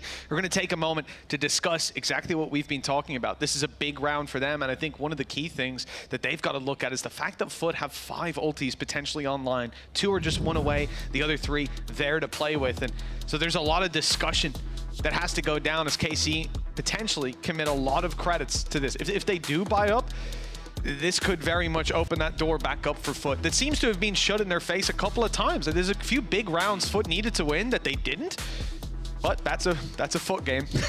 Yeah. They'll win the ones they shouldn't. I think the scary thing with buying up here is that the ult economy, although getting better for KC, it's firmly in Foot's favor. Like, they almost have all 5 online, one of them being Thrash, Null Command, Viper's Pit not far away. Okay, I would say that From the Shadows and Res are very situational. The other side, you have Viper's Pit, Seeker's not far away, but ultimately this round could easily swing because of the ults that Foot have. And having some weaker weaponry, like a lot of the aggressive fights they've been taking, you're not going to want to judge. You don't reckon?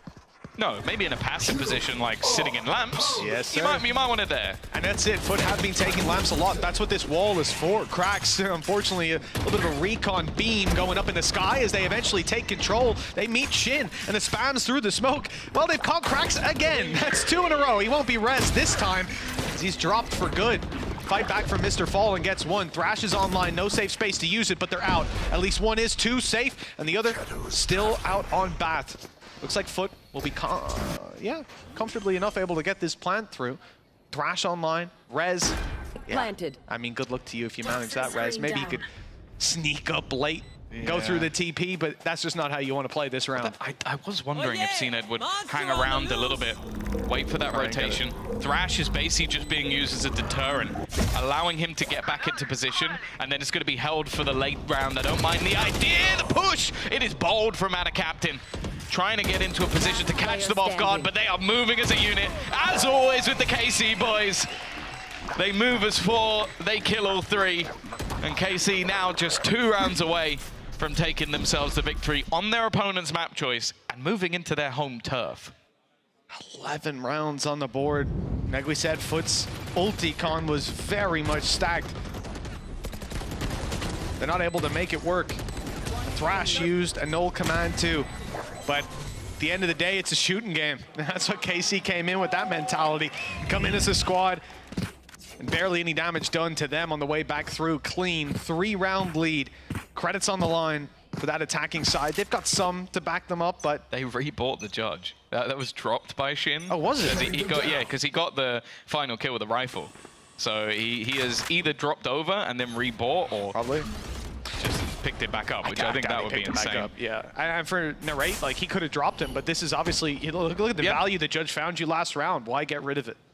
Here we go again. This time they put Martin to try and shut down Yedajay, and well, he does do that, but there's going to be an immediate res, an attempt to try and counter this, but the bodyguard of CNED and the wall will mean that that advantage this time is kept. I think that's been the plan. Try and go for some of these double ups. It's just last time Yedajay just won the fight, and it's like, oh, okay, I guess I don't need to res you. Oh, Viper's Pit. Now that's going to cause a couple of problems. See, Snakebite's already burned up by Tamazi. He's got 1 left to play with, but have to put the orb up. So he's not going to be able... Oh, that's actually Yedajay's orb. So never mind. He won't be putting that up.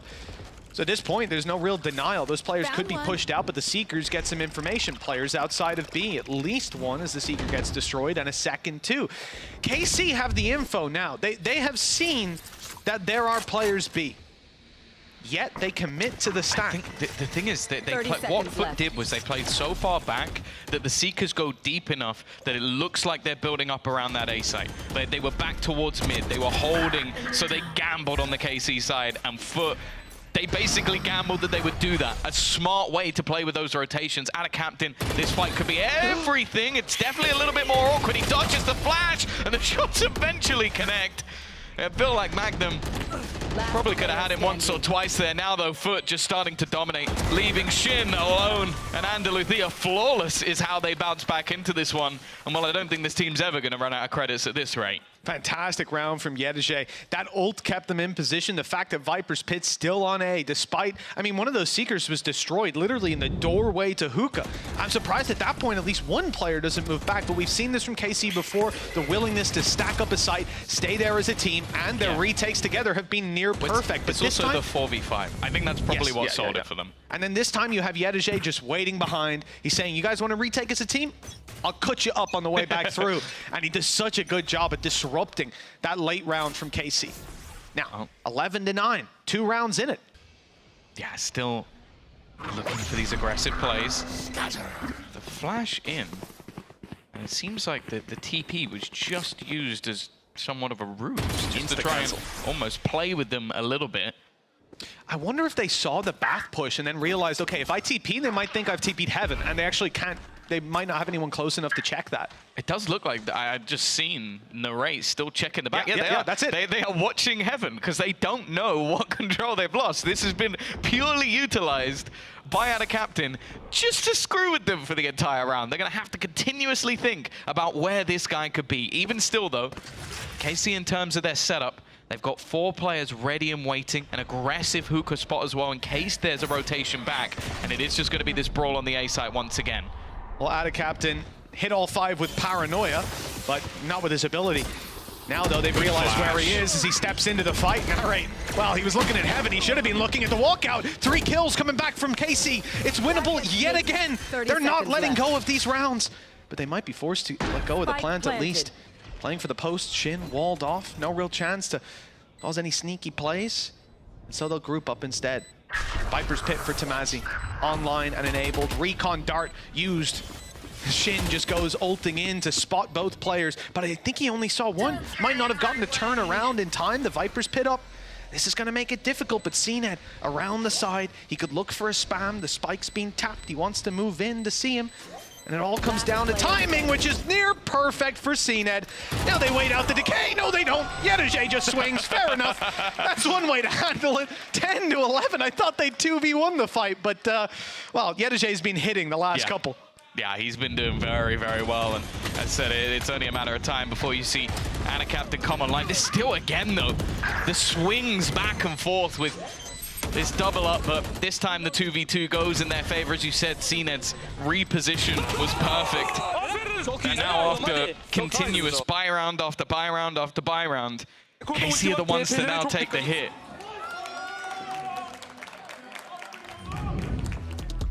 To be honest, I think I've seen that same coach cam when they've won a round as well. It's hard to tell the difference, but KC definitely feeling a little bit of stress as they call for a timeout. And I think it should be their second one, right? They had one a little bit earlier on. For them, 11 rounds, they're knocking on victory's door, but the problem is that they've ran out of credits. They've lost their cash, lost their money, and so we're likely looking at an 11-11 scoreline. That means the margin for error is very slim on a squad that's been leading for the majority of this map. I think the thing as well is that Foot have now started to adapt to those aggressive pushes. Because a lot of the early rounds were KC getting an opener, falling back, playing the 5v4. They're great in retakes, especially when they're advantage. I think they're one of the best teams in the world at trading. That's where they've been fantastic. But Foot have now, well, you even saw in that one, they use the TP just to get in their heads. They have to fall back. They can't keep playing aggressively because you don't know what ground that you have lost. Then that comes into a more standard execute, and that's where Foot's able to close it out with the even numbers. So even though it came close, I do think Foot have slowly been getting a hold of this attack side as they did last time out. Even still, though, we're going to see the same level of aggression again, hoping that they can maybe bait for Narrate. Now, he does have Thrash, but unless this gets into a position where they believe they can win the round, I'd be very surprised if he uses it. Yeah, there's no way. There's no way. You'd have to hear a stampede coming towards Bath. And Narrate, well, oh, the snakebite hasn't reached him. There is a gap. They should realize that. Even just from CNED's perspective, you can tell that snakebite isn't clearing the corner. Uh-oh. The dog through. Okay, he's won that with 30 HP left. One more blast, and he was in a lot of trouble. But the heal up is going to bring him back to fighting health, and he'll just avoid taking that fight. All paranoid up. Shin will get nothing. I like this mosh, though. I could force him out of position, make the fight go down, and actually give the timing for Shin to swing around. Will they expect him to be here still? No, they don't. The rotate's going in, and it looks like there's going to be a god-tier late flank from Mr. Fallen. Yeah, I think it's, again, just patience that actually ends up paying off in this round for Foot. Okay. And a captain's going to go down, at least. And Mr. Fallen now on that long-awaited flank. Shin's actually going to go running back. Seems like he had an idea of it. The Sixth Sense talked about doing the Spider-Man in the last round. It seems like he had the Spidey senses, but even still, again, Foot just waiting. They actually end up catching Magnum. I think just, okay, he had to gamble at that point. You're getting to such late stages of the round, and that patience is, again, what pays off for Foot. 3 in a row here. This was looking like a done deal for KC. But now, well, it could go either way. There was a lot of damage done there. I mean, 3 players were sub 50 HP out of the 4 remaining. So there were chances, but not ones that were capitalized on. This time, it has to be different. As a timeout is called in from Foot. And if I'm not mistaken, even though my HUD might be lying to me, I think that's the last timeout available in regulation. There would only be one more chance to use it. It was like KC called one when it was the pause that we weren't sure was a pause. So I think that's just not been counted. I don't think that one has been counted, but it's really interesting because I feel like this is the perfect moment for KC to take a pause. So I'm sure they're on the other side of things. Thanks, Foot. They're going, yeah, you know, I agree. It's a good time. But it might just be that that round got a little bit shaky at times, or even just, again, I think Guys is very good at this point. He's been with this team a long time of reading, okay, maybe they're getting ahead of themselves. Maybe they're not talking about certain things I want them to talk about, and just going, okay, we need these last couple of rounds. Because that's the thing. Even though Lotus last time out when they played it was, as said, 20-18, one of the most ridiculous scorelines we've seen in EMEA, that doesn't mean that KC haven't evolved since then. They got to go to Madrid, play the best teams in the world, learn the weaknesses of their own compositions, and also just play a lot more official matches on that map in particular. For Foot, it might be a map you think you can go close versus them, but you're not going to want to lose your own map and then go there. Well, that's it. Yeah, if you're going in with a map deficit, there's a bit of a different vibe. For KC, they've had, I wouldn't say commanding control. It has definitely been in contention the whole way. But it seems like they had their hands on the reins for quite a while. And the rounds they've won stick in my mind as much cleaner rounds, repeatable ones. Then again, I do know Foot. And when you see a round you don't think is repeatable, you're wrong, because they'll win the next one with Classics on the next map. It just keeps happening. They've done it here already, and with 11-11 on the line, Martin, I saw he had an op earlier, but he's given it over to Narrate instead, playing a closer angle, and that's why 2 quick kills and the 3rd from Shin. KC, they definitely got their hands on the reins now. Yeah, he's been lights out in this match. So many important openers when it comes to this defensive side especially. 2 versus 4 scenario as they look to try and make their way continuing into this site. Shin still having his paranoia from earlier, just going to slow them down even further. The push coming up behind them as well eventually, so it feels like Foot really need to find themselves the kills here. And if they use the TP, their opponents will be waiting. 30 oh seconds no, this is left. going to be commitment. Wall saved, perhaps for the spawn, but they have to fight for it first. Shin's in their way, and he's going nowhere. 3 quick kills. His first in the beginning of the round, trading out his teammate, and the last 2 clean as he stands alone and stays standing in the end. 12-11. KC 1 away from closing this out. A map that, like we said, they've had a decent bit of control on. They won't be delighted about how things have gone along the way. But if they get a 13-11, that's all that matters. Yeah, it really is impressive as well, like this man's glow up. Like, I think we can all look back and say, like, oh, you know, I saw glimpses, like, he had some decent, but the fact is, even just on an individual level, Shin has been a different player this season. 22-14, having a great time within this new look KC. And while now, just 1 round needed for KC to open up in this matchup, take that first map, head into their home turf of Lotus and put Foot on the back foot within this series. Even still though, as we've mentioned, Foot have had so many credits saved up since the early stages of this half that they are still comfortably able to buy. With Thrash in the back pocket as well. Cracks 1 away. There's a few ults that could come online, but it's Thrash for Narrate as well. defensive reaction up in his hands as well. Hasn't really had the chance to use it. Here comes the first thrash of the round. Thrown in towards this site, and it might catch Martin. In fact, it will, but he's already out and safe. This player's covering him, but Jim was spotted and spammed that, so he'll give up that control. And the A site under a lot of threat. Mosh might buy some time, but another thrash to go through. This time, Mr. Fallen falls, and then the shot connected by Narrate. Pulls the thrash out as the defenders now throw theirs in to try to slow down this attacking side.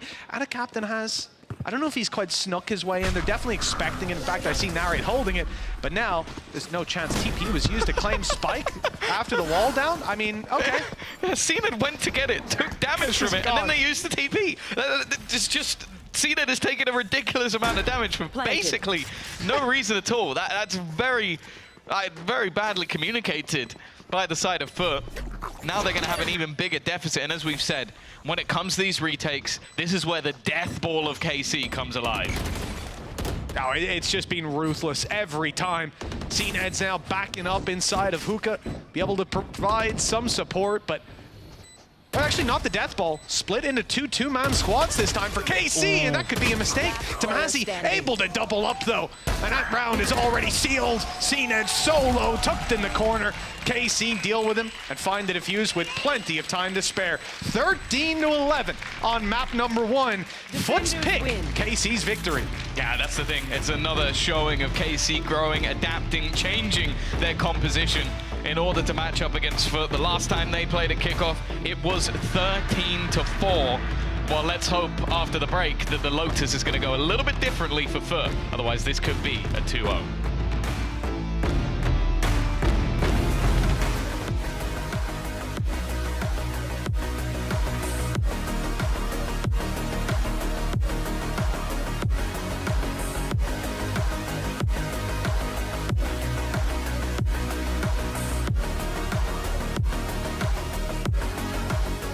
I know a place that will break you into 1,000 pieces. Stay away from them. Stay away from Lorca, Paco, and Picasso. Don't ask about Lola. Ay, Caballo Grande. Ay, Dolor de Nieve. But in spite of everything, it occurs to you to visit Andalusia. Don't say I didn't warn you. Be careful of the Andalusian crush.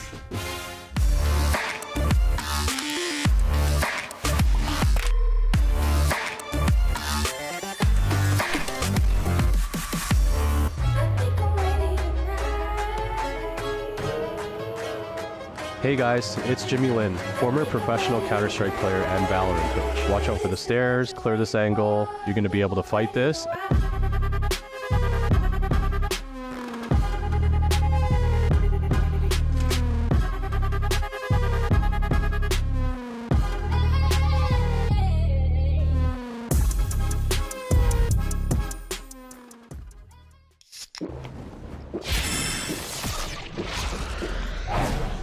Red Bull gives you wings.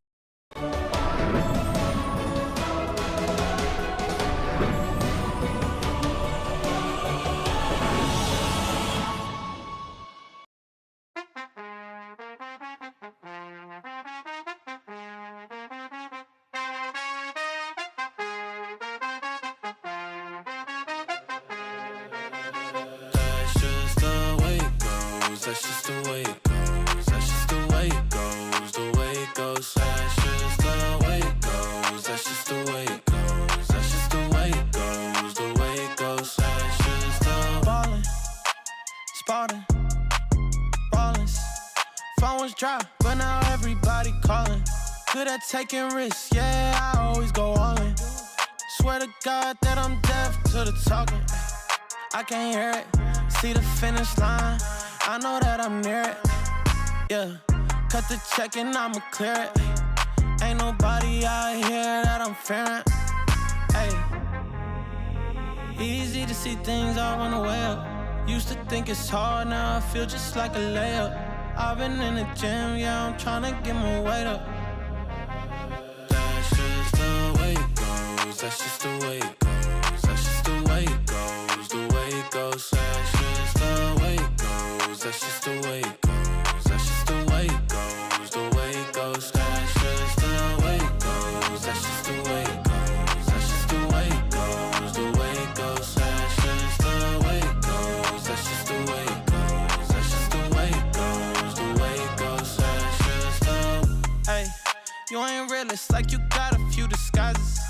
Walk in the room, I know I'ma be the flyest.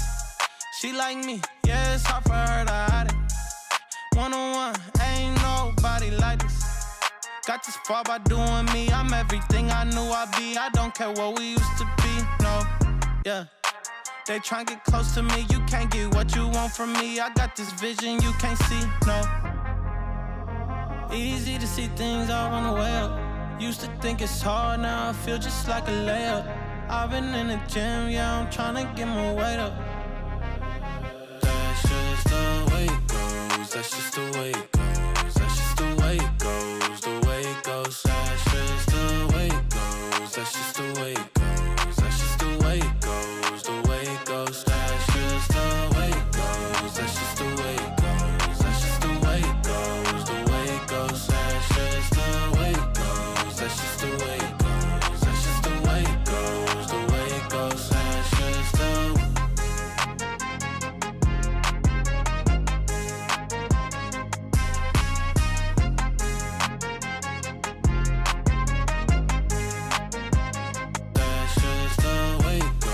that's just the way it goes, that's just the way it goes, the way it goes. That's just the way it goes.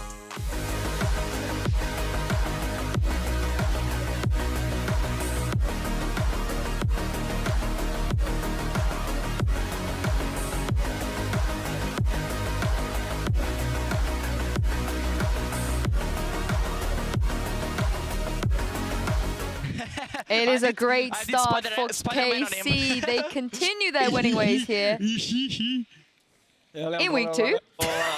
Just wanted to hear some of these comms, you know, before we jump into it.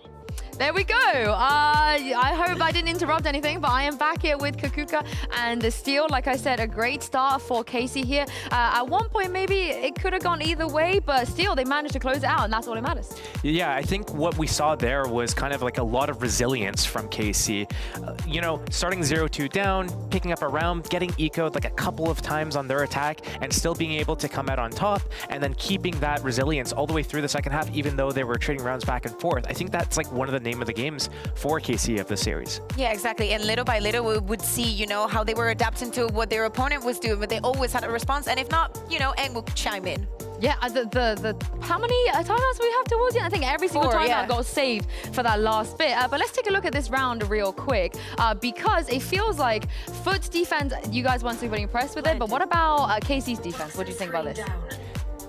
I thought when it got into certain situations where like Foot was able to get into like a 2 versus 2, 2 versus 1, any of these like late round situations, I feel like they generally came out, they fared pretty well in those situations. If Foot could design as many rounds where they could get into those types of situations, that's going to be kind of like where they're going to convert the most, and that's what they hope for. But KC is usually pretty good with being proactive on their defense and being in the right positions at the right time, but then they also do a pretty good job on the retakes, much better than their post plants on their attack. I think that this is lovely because I believe that this round is right after an Eng timeout. What he's telling them, honestly, just let them take the space. They're going to have to do everything little by little. And to be fair, Foot was faking a lot, you know, just put in a bit of pressure because since they don't have a duelist, they don't have that explosive factor, right? They have to work the map bit by bit. You don't have an entry per se, so you have to be finding the holes. And I think that KC ended up with a very good read on that and just say, honestly, in this situation, just play together and open angles one by one. Yeah, but also, Kakuka, the eco rounds, we've seen this time and time again from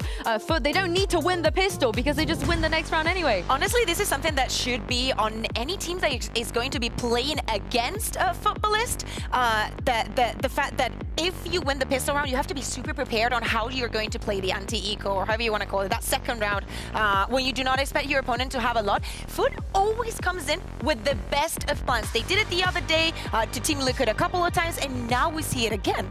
I think when you see teams winning eco rounds like this, what does it really mean? It means that they're really good on an individual level, especially with Sheriffs, being able to win those isolated duels, but it also showed us that KC is probably not looking as strong as we had like hoped to see KC obviously winning this map against them when it's supposed to be their weakest map. Like, oh, if they're going to win on anything, it's going to be Bind. And if KC is able to overcome that, even showing how sloppy they've been in this map, I think that's still a pretty good showing that they still have the resilience to bounce back. Yeah, exactly. And if we take a look at the numbers, another things that might be surprising is Narrate not having a 20+ kind of game, right? I think that he has been performing in every single one of them. But even though his numbers were not crazy in this map specifically, he was being super, super careful, and he was trying to use his utility for most of the round to have that kind of impact.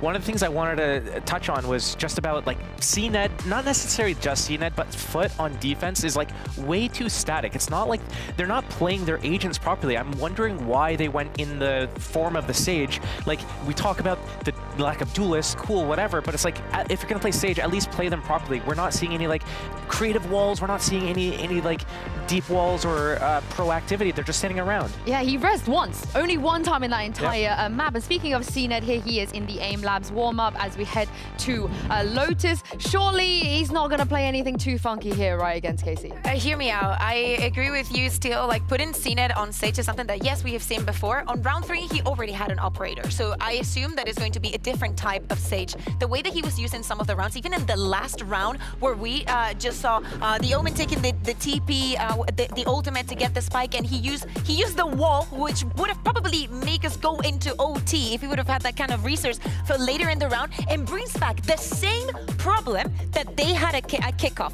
CNED wants to do everything, wants to try everything, and nothing is ready. This Sage was not ready. Yeah, and on Lotus, if we take a look at the agents here, what does he have to do here on his jet? I thought it was CNED. I thought it was CNED for a second. He's gone back to the jet. Surely, Josh, we can expect something a little bit better. I mean, we could hope for something a little bit better. Obviously, if they're going to be able to, I mean, they're starting attack, so we're not going to probably see the opt-out for him that much. But I mean, they're on double, they have Cypher and Viper and Omen, so there's so much info denial. But again, they're running the Sage. I want to see them do something different. So if you're running Sage, the purpose of Sage on attack is to get that wall and get those plants and being able to block off the areas. And on defense, it also means that you have to save the wall for retakes. Well, this is where KC are going to really come to light. It's their home map, and it's time to jump into Lotus with your casters once again, Mitchman and Tombles. Thank you so much, Yinsu, at our analyst desk. Yes, map number 2, KC's pick, and one that they demolished PaperX on. This could be a 2-0. I'm hoping to go all the way to Breeze, especially with them letting it through in the veto. I think it could be a super exciting map to see, Tom, but what do you expect KC to be like here? I expect KC to be good. Like, there's no question about KC. It's more so Foot's like changing composition, what's because going on? I think that especially like losing what is their additional flashes makes this very interesting, because a lot of the time, okay, you don't have flashes on the other side, but you got a fade. You got something to sort of implement extra movement, extra checking of corners. There's a lot of tight angles. There's not a lot to do that with on the Foot side, and instead you have a Sage, so I guess you're just going to lop off those angles instead. Yeah, it's a weird one. I am curious to see why they've changed this up to go for the Sage, what benefits it's going to bring that other agents wouldn't. For now, a plan secured for Foot with very little early fighting. In fact, only points of damage done are towards Captain. There's just a small tap from a Ghost through the smoke. The retake attempt from KC, somewhere they've been fantastic, is actually being disrupted. Yedijay's in the corner, unspotted and able to find so much value. Reloading even, and he had a chance with another half second to pop off a few more shots in the rain. Shut him down in time, but he'd already done so much damage now. Foot have the advantage to play with the numbers there, and you can see it in the gunfights. Too many classics awaiting them as Foot take 1-0.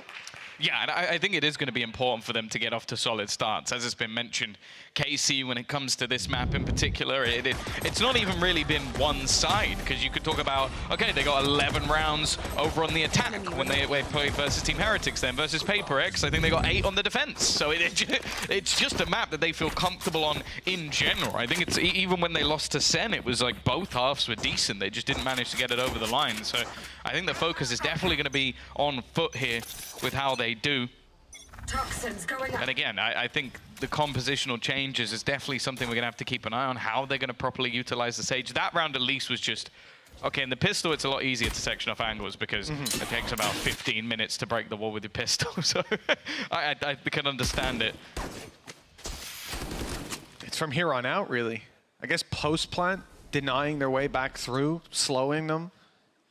There's going to be ideas, and we'll see them unfold.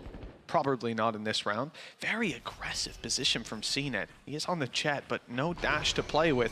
And this is a rifle that is being risked for this play. The only main rifle that they have to work with, that being a Vandal. The rest on Bulldogs.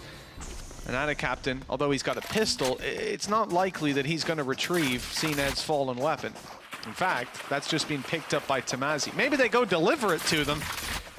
But it gives KC a better opportunity on the retake that by now we can see they have no choice but to go for it. There's no denying that plant. The interesting thing as well is I do actually feel like a lot of what Foot have been doing recently is just putting CNED on agents where he almost doesn't need abilities. Like when we've seen that with him using Chamber, just dropping the trap on the floor. Maybe that was the plan in the last map with the wall. You just have to place the wall and you can do whatever you like. Now on the jet, as you said, he didn't have a dash, but his only goal was to find fights. And as you mentioned, this round at least, Tamazi just going to save. Like the holding on to the Vandal, he gets to keep the extra few credits. And what you can see out of Captain may just go hunting here. Only has a pistol to play with. They were hoping that they'd keep 4 rifles and maybe the pistol would go down. Instead, well, you're going to see Narrate not give the orb over by dying to the spike. And Tamazi, there is no one close enough to take that gun away. No, they were getting, they were going in the right direction, but he backed off, tucked into a corner and saved the rifle through. So at least there's some semblance of positivity for KC in those early rounds. And a couple kills here or there, sure, it makes Foot reinvest, but for the most part, in a healthy position on this attacking side to contest round 3. Now, for KC, yeah, like we said, this is a map that they've been dominating. They've looked incredibly good. And up against PaperX, they squashed them.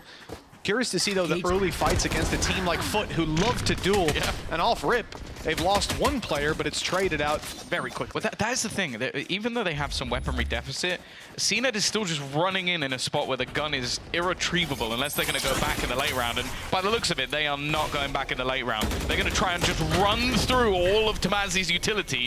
Yenergy has got to a ridiculous point. Eventually, Magnum is the one to close him out. It is just sheer aggression. W Gaming, maybe they learned something from PaperX, even though PaperX lost. Pretty dramatically. And now, well, building into what could be a late rotation back. As I said, Mr. Fallen still doesn't have a gun, so if he goes round towards A main, there would still be CNED's gun to find, but he is currently alone. Cracks, though, he's going to be able to win a fight. This is still a round that Foot might be able to turn. Beautiful as well. A glimpse inside Krax's mind. He takes the first fight and just swings back out for more. Never letting it go. That rifle's not retrieved by Mr. Fallen. Instead, he's done just that. Fallen outside of A and giving KC the idea that that's where the play is coming down. So they're going to be on their toes with one player already on the site. And Tamazi alongside Narrate back in the spawn, covering off these angles. As time goes on, 15 seconds left. Foot will eventually have to commit to getting this plant in. Utility is limited, no orb to play with it. I can see it's on site, obviously, but now I even walled off, so Ada Captain ain't getting that back. Most importantly, it's not going to be on the spike, so no post-plant utility, no snake bite to deny. Instead, it has to be the fights for Ada Captain, and he's good at those. The first one, the snake bite, perfect in the swing, but Shin wins it. Clean on the headshot, and he needed that. Only a few bullets. One, in fact, on 42, while vulnerable, would have taken him down. Cracks below. Timing is everything, and oh, he's lost it. They know where he is. They put him in a box and closed the door on it. Great round from Shin on the way back through with 7 HP left. He's won both those fights and put KC on the board. Yeah, it's still a competitive round, though. That's the thing. When you think of that as a bonus for Foot, it's really not a bad position to be in. I think the only frustrating thing will be that it was winnable. Like Mr. Fallen going down, not checking the cross. Nice, let's go. He was actually picking up a Vandal over a Bulldog. That was the only. He already had a gun, so it was a minor upgrade in the end that cost him his life. Maybe just thinking space has already been taken. This is where they buy back up, though. The only other argument I have for the Sage is it could be the exact same reason I gave for CNED. Maybe just Crack, because Crack's had a fall in individual form when he wasn't playing the KO. Maybe they're just thinking, let's let him frag. CNED's ahead of the wall, but he's being spotted. The dash used to stay safe, and the Cloudburst to get out. They're giving up the control. They haven't taken a loss for it. That early aggression on A, so hard to deal with from KC. Foot have it in their head to go elsewhere. Take this towards the C site. Cage down and triggered, but they're pretty confident he hasn't gone running through the orb alongside the Nano, although Yedeje did that last round, or round before. It's being watched this time, and they're ready for this push to come through. 2 players on the site. Magnum might be giving away that he's on his own, but Tamazi's now, well, actually dropped. It's split from both sides, had no chance. They're going to play the retake on the defensive side, and they're going to have to deal with that wall as well. Yeah, very reactive attack side right now from Foot. Playing aggressively A if they're challenged too much, falling straight back into a C side take. Relying on the openers as well. Yedeje again. This guy just pulls off ridiculous kills, taking over the round on his own once more. A third already. Crossfire sent, but he doesn't need any help. And finally, Shim will put him down in the back. You almost wonder where his teammates were there. Like, guys, I've killed everyone. Could you watch my flank, please? But they will now look to close it, Shin. This time we're not switching up him, but it will still be the trade out. Foot are going to break straight back, and again, no respite for KC with the finances. They always seem to be on the brink, or in this case, in the dirt. This map playing into Foot's hands with the aggressive stances you'll take in early rounds, but they were taking them in late rounds. The paranoia used for Yedeje to take all that space. I'll give him the first kill was because of his teammates helping him. Every single one after that is a little bit ridiculous, and that's pretty much the face I had seeing him take that 4th fight. Robbed of the ace, but yeah, he's 7-3. He's had a 4K and a 3K in the pistol. Altogether, a good start for Yedeje. Yeah, as I said, he's definitely been one of my favorite players that we've seen come up from that tier 2 scene within EMEA, and the majority of others are all on KC. They've been great. I do think that was one of the more disjointed retakes we've seen from them, though. And a lot of it came off Yedeje's aggression with that paranoia, making things a little bit more awkward, but he was able to take a lot of isolated fights with, not, as I said, not a mass amount of support, so good work from him. You can see immediately Eng is going to try and quell any of the problems. Also acquired to start for Martin, had a fantastic map 1. Again, you expect to see the resurgence. I'm interested to see how long this can last though for Foot, because Foot's plan so far has mostly just been, let's challenge A. If that doesn't work, let's sprint into C. And that has been the game plan. And then if that doesn't work, let's try A again. And if that doesn't work, let's go B. And like, I understand that that's a lot of this map is the push and pull. It is where you're fighting for control, but they haven't been winning the initial fights for A control. They've just given it up, or CNET has died. Yeah, and KC are making the decision now on the lower buy to focus towards C. Remember, they've been, like you said, so successful on that A play that they don't expect Foot to fully commit to it. CNET's already walked out. Yeah, there's still 2 players swinging to take that fight. But if they do bring things back to C, which it looks like they might, there'll at least be numbers waiting for them. But now KC, having seen limited information, start to second guess themselves. Maybe these players are elsewhere. Maybe they're looking for an A hit. The only problem with that mentality is I'd agree that that works against most other teams. The problem is CNET is not going to stop pushing. If he is told to push A, he will push A every single round and just continue to try and take these fights, even if they almost just seem like suicide. Like, for the last couple of rounds, it has been him just walking into positions and taking fights. Oh, man. And he's taken that control with every single member of KC just on the other side of the wall, but they've done it again. They've taken A control. They have seen absolutely nothing. They have sold this fake. And in the meantime, the rest of the players have walked into C. Yeah, CNET literally cloudburst, dashed in, and then walked back out. Just, oh, we're taking it, or are we? Oh, here we come. No, now we're on our way. And it's planted on C. Like, they've got to feel like fools after this round because they've been played like them. And you mentioned starting this round out, funnily, that a lot of this map is about the push and the pull, Tom. Yeah. Well, they have pulled them to the other side of the map, pulled their arm on this one, and unfortunately, there's not going to be much to say on the way back through, mainly because of the time it's taken them to rotate back. They're still up against this many players. There's a poison orb waiting for them, and presumably a snake fight. All right, Ada Captain just fights them ahead of it, and screw the utility. Let's just take the duels. Why not?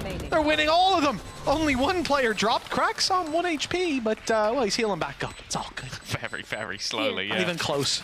No, I like it. And that's the thing. I mentioned in the last map that a lot of teams in the past on their attack side have played the strategy of avoid CNET. I never thought I'd see the day where his own team are playing that same strategy, because normally you talk about his Jet, he's the pinnacle point. Like, we send him in first, he gets the opener, we plant the spike. They're doing that, and then all going the other way and just leaving him on his own to just try and fight. It's like he's been sent in as a bare-knuckle boxer, and the rest of them are just like, yeah, you do that. We'll back you up from very far away. But if anyone in that position realizes, guys, I think they're faking A. Like, when you hear all that noise, there's smokes. I think there might even have been a paranoia. They're opening the door. There's players dashing on site. I mean, that is an A take. An A take is occurring right now. Especially when you have an eco. Like, you're Yes, going to take that risk. Now we'll see how much it's going to affect them, because it's a difference in strategy.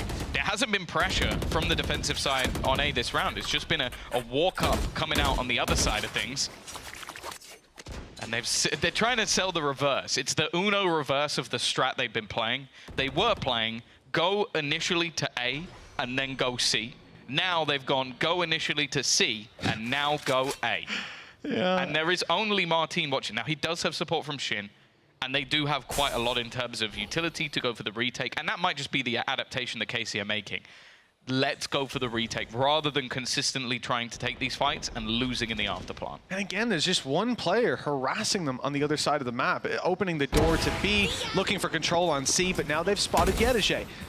With that, you might think it's only the lurk, but with how things have gone so far, yeah, they're starting to read, no, this is an A play instead. It might feel a little insecure. Are they actually taking A? Heard an updraft, that means nothing, but Rez comes through, Spike comes in, and now Viper's pit for Ada Captain. Big pit to play inside of. I don't know how CNED's got a kill there. That must have been a spray through the pit to find it. Gorgeous play either way, intended or not.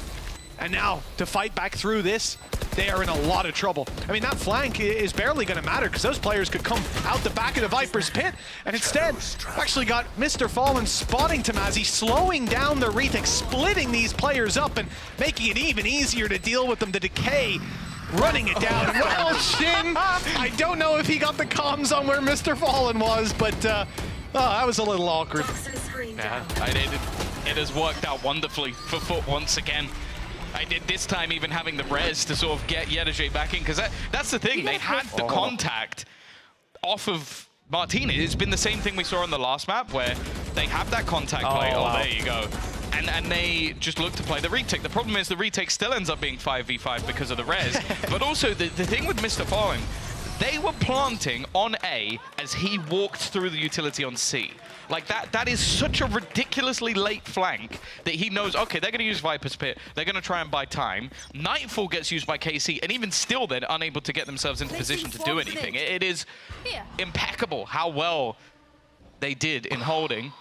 What is this? What ungodly act is Magnum about to try? An Ares? I've never seen anyone be so all in on the Odin and then hate the Ares as much as trash. It's just such a weird combination, though. Like, most people who are sweats of the Odin at least tolerate. Nope. The Ares, get a sheriff. Whereas you just hate it. It's trash. If you're in an open fight with an Ares and you win it, your opponent's bad. Right? That's the only way. I like the idea of fighting around Mound, but well, Shin wasn't quite there on time to take that fight. Big ult now as the Neural Theft gives away these positions. No surprise element to narrate spot. Makes it so much harder for him to find any value as they realize he's alone and go hunting him down. Nice stuff. Foot 6 on the board, a commanding lead on the attack side. And this is very different to the last map, where it was a little back and forth. Casey had some clean rounds, and that's sort of what sticks in my mind a little more. Foot had these ones where they could punch back from disadvantageous positions, but wow, going 6-1 and off the back of an Andaluthia flawless, a lot of trouble brewing for Carmine Corp. Yeah, this is now as well them stacking up their ultimates. I don't think it's a bad time to sort of just take a little bit of a moment, talk through things and try and come up with something, because the fact is they've been denied in their retake. They're even getting denied in their aggression. It's the same again. That push was CNED running through, going for an early fight on his own. Nothing else. Nope. I don't think, did they use, no, Mr. Father didn't use his paranoia. They used no smokes. Just a guy that was just CNED, go kill, and he went, cool boss, and got them the opener. Yeah. And that's Martin. Martin has been wrecked this game, by the way. He has one kill, and it was that kill on Yedajay. That's it. He was leading those early duels last time, but not this time around. The turrets helped out. Even caught Ada Captain. Cracks will heal just about, and well, you can thank his lucky stars that turret wasn't online still. They would have dropped him. Up top for the retake, not ideal. In fact, you're going to see Shin swap it out on the way. Instead, the Vandal now in hand to rotate in, but Tamazi's here early. I think earlier than they'll realistically expect. Getting something done will be very difficult in the camp. Now it's spotted them. Now they've got that information to play with. I don't know where Krax is going. He's going to be late to the party, but they've got the util to potentially delay them. They've got Tamazi, though, picking up Yedege. Now Mr. Fallen's alone, and this could start to get very scary unless Krax quickens the pace. Mr. Fallen has to hold strong in the site. It's only a matter of time. There's the peak, but Tamazi falls, and the flank comes through eventually. Foot thinking on levels we can't comprehend with these slower flanks. 7-1, and that's going to be so frustrating for KC because a number of times now when they've set up for these retakes where they've been so successful, they get onto the diving board to go together synchronized, and they are just cut down like, in pieces. He is literally like on another continent, like half the time. That's happened twice now, where Mr. Fallen is just going into C as they plant on A, and in the same in this circumstance where they're just planting on C, and he's walked through A. Like, it's got to be baffling for the side of KC, but as we mentioned, they love their retakes, they love setting up, and they're never really allowed to because of these weird flanks. Now straight off the bat, an immediate explosive start. KC have had enough of sitting on the back foot, and in this round, they tried to put the pressure on. They've got the information a little bit early. The problem is the timing. They've got to try and get into position. Tamazi needs to get something here, and he will find one, but the trade is immediate, and his teammate's gone as well. Yeah, Magnum only had a shorty, so that was a real Hail Mary play. And with the res in, the impact is negligible. In fact, it's null and void. And the kills keep going their way. Foot not letting go of this one with Shin and Martine. You know, there is a showstopper online for Martine. I would be perplexed if he was to use it here. And KC have had a lot of ults for a couple rounds, but haven't had the chances to use them. This wasn't the round for it. I thought he might use it at the beginning, when they went for that explosive sort of like util dump. Like, that seemed like the perfect spot to use a showstopper, but again, it is just the context of the round. But also, I'm gobsmacked at what we're watching right now. Coming in with a little bit more of an obscure composition on this map, at least. And I'll be honest, a lot of this just looks like a firepower diff, which is not something I'd ever thought I'd say. Now, it's been good, again, these sort of like really late lurks coming out from Foot. The opening kills have definitely been going in their direction. But I genuinely think it's just almost the disruptive nature of what they're running. Like, okay, we want to set up for a retake. There's a Sage wall in the way. There's a player that's 17 light years around the back of the site. Like, it's just odd stuff that KC are having to deal with. And I'll be honest, they're not. This is the thing, you know, I spoke to Ulysses during the break, and we spoke about this map, and he said, "No, Foot are going to take it easy." It's like, what are you talking about? Realistically, KC's performance, and they've only gotten better as time went on. Their most recent, they got a lot better on this map, but 8-1, incomprehensible difference. And I think it does fall back to exactly what Uli was saying to me. This team loves to fight, and this map is built for it. But this is a level that goes beyond my comprehension because KC are good at fighting. Now they have a chance, though. Showstopper already in, and Martine up close. Go. Krax already found a trade. And a captain there as well. These post plants have been sublime, but this time they managed to get into position. There is still a snakebite available. They need to do something to get in here, and actually they might just be able to stick this one. If they can get in onto the defuse once that snakebite is gone, and a captain has to go through this, and round is over. There's nothing he can do here. KC will get it over the line as they drag things back to 8-2, but even still, this is a mountain, and they've just got past the first stage. Got past the molehill. Yeah, this is a lot more. A big trek ahead of them, but that's one way to start it. The showstopper entry. That's something that we have to highlight, because you said Martine's been getting diffed. Last map, he was 7 out of 10 opening duels successfully won. This guy was breaking through Foot on the attack and the defense. Now, though, a very different look. He's got 3 kills. Foot have been shutting this man down, and one of those is a showstopper. Here's the big boy, the Odin in play. They're a little off the angle, and the spray through the smoke 1 HP. with the Vandal. Yeah. It almost went the other way. It almost went the other way. That's the crazy thing about it. I think I would have been more angry if it went the other way. I think you would have been as well. But that, again, that seems to be the CNED strat, is just... it feels like there is 2 strat books. One is being read by the entirety of Foot, and the other one is CNED, which just says try and kill someone on A. And it says that on every page. He's like turning it meticulously like a menu. And he's like, oh, what have we got for the hors d'oeuvres? Oh, I'm going to push A and try and kill someone. Oh, and the main course, I'm going to push A and I'm going to try and kill someone. It's manic. This time, they've shut him down. But even still, they're heading in towards this A site. And there is still opportunities here. Mr. Farlin is just walking. Yeah, I mean, he took a timing as the door was about to close. The Haunt faded. It's going to be an Odin love. It is. I'm 99% sure. They're pinging it, aware he could be here, but with the wall going down, with the lockdown in play, this is forcing Foot back. They might want to utilize this position. But Mr. Fallen dies trying to claim it. Still 3 players from KC here. And the Nightmare, the Nightfall comes in, catching them all. 2 at least, and the first already fallen out of Captain. Out of here, 12 seconds left. Reposition from Magnum is perfect. Sublime play from the side of KC, letting nothing slip. And that's one way to close a round for Shin. Yeah, he's going to make sure. And he's also going to do the right thing and throw the Odin away. Like the piece of trash on the ground it is. Hold on now. Oh, he did. What's all this about? He did. You know, like he did with the Classic throughout the map.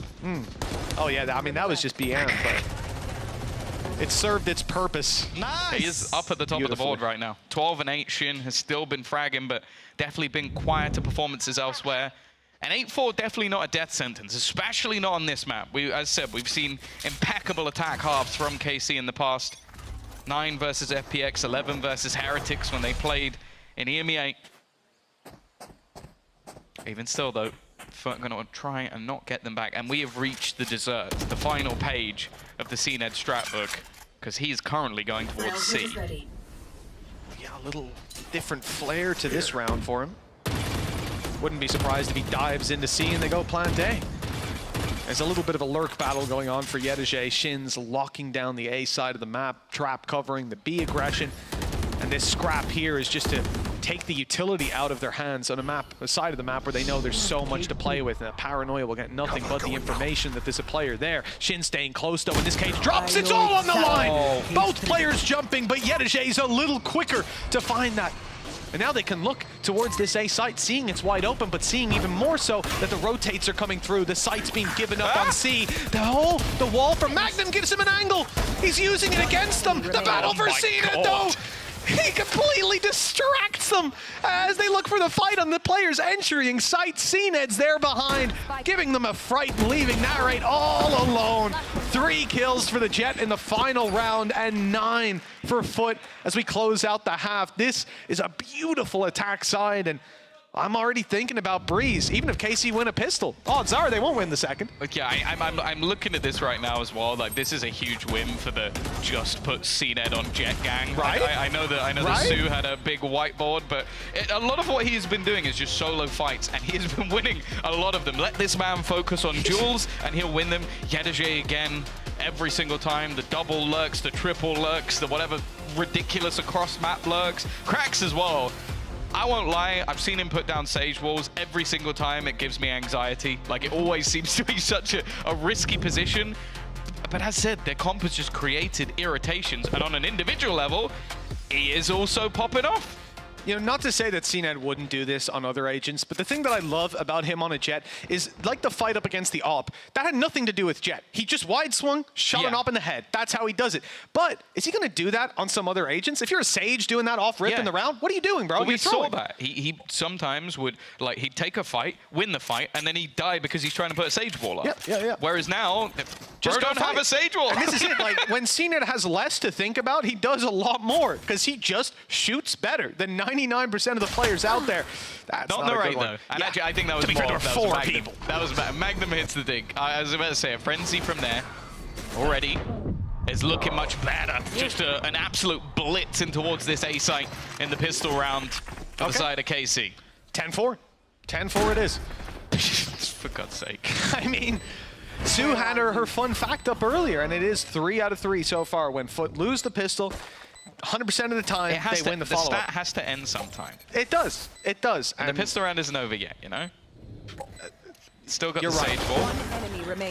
How about now? The Rain looking like he might just close this one out. There you go, now it's over. And Andaluthia flawless to take themselves out. And Andaluthia flawless. Okay. There was a star on the mic. Better than sec. Oh, yeah, I heard it. I heard it. Loop back, feedback, all that sort of stuff. Yeah, look, Andalusia flawless, clean as can be. I'm scared about this follow-up round, man. I'm very That's scared. not happening again. Defensive side. It's already not happening. So what we've seen from KC as well is good info taking early round. I doubt they run into a stack. In fact, they won't run into a stack. I'll say that almost as a guarantee because there's no stack. It's a 2-1-2. They will play this low buy round like it's a normal round. They just have to be careful of this. The CNED Marshall, yeah. So you got to be kind of careful of that because he's quite good with snipers. He's all right. Yeah. He's known for hitting a few shots. At shots. least a 6 out of 10. Now, the sniper on the other side isn't a Marshall. It's an outlaw, and nobody has shields. So effectively, a double shot op, a double barrel operator to work with. Very strong, quick reloads. But again, on this map, with the way Foot are playing, they're tucked in a lot of closer angles. They're not going to give those opportunities away quite as easily. There's 3 players, and now sort of is a stack on A that they're running into, but up against those weaker weapons. KC have the advantage, extended with cracks falling, and eventually they'll finish off Yedege, approaching every fight with a sense of caution, and this is why they've ended up back in a 2v2, and Atacaptain's Classic is still alive. What's happening? How is CNED getting 3 in this round? They've no idea where Atacaptain is, and he's cut noise just in time. That Classic has crushed the dreams of teams before, and it may just do it again with Magnum not exactly low, but with 30 seconds left, Tom, he has to plant that spike. He has to give it away. 30 seconds the turret will left. help him at least lock down some control.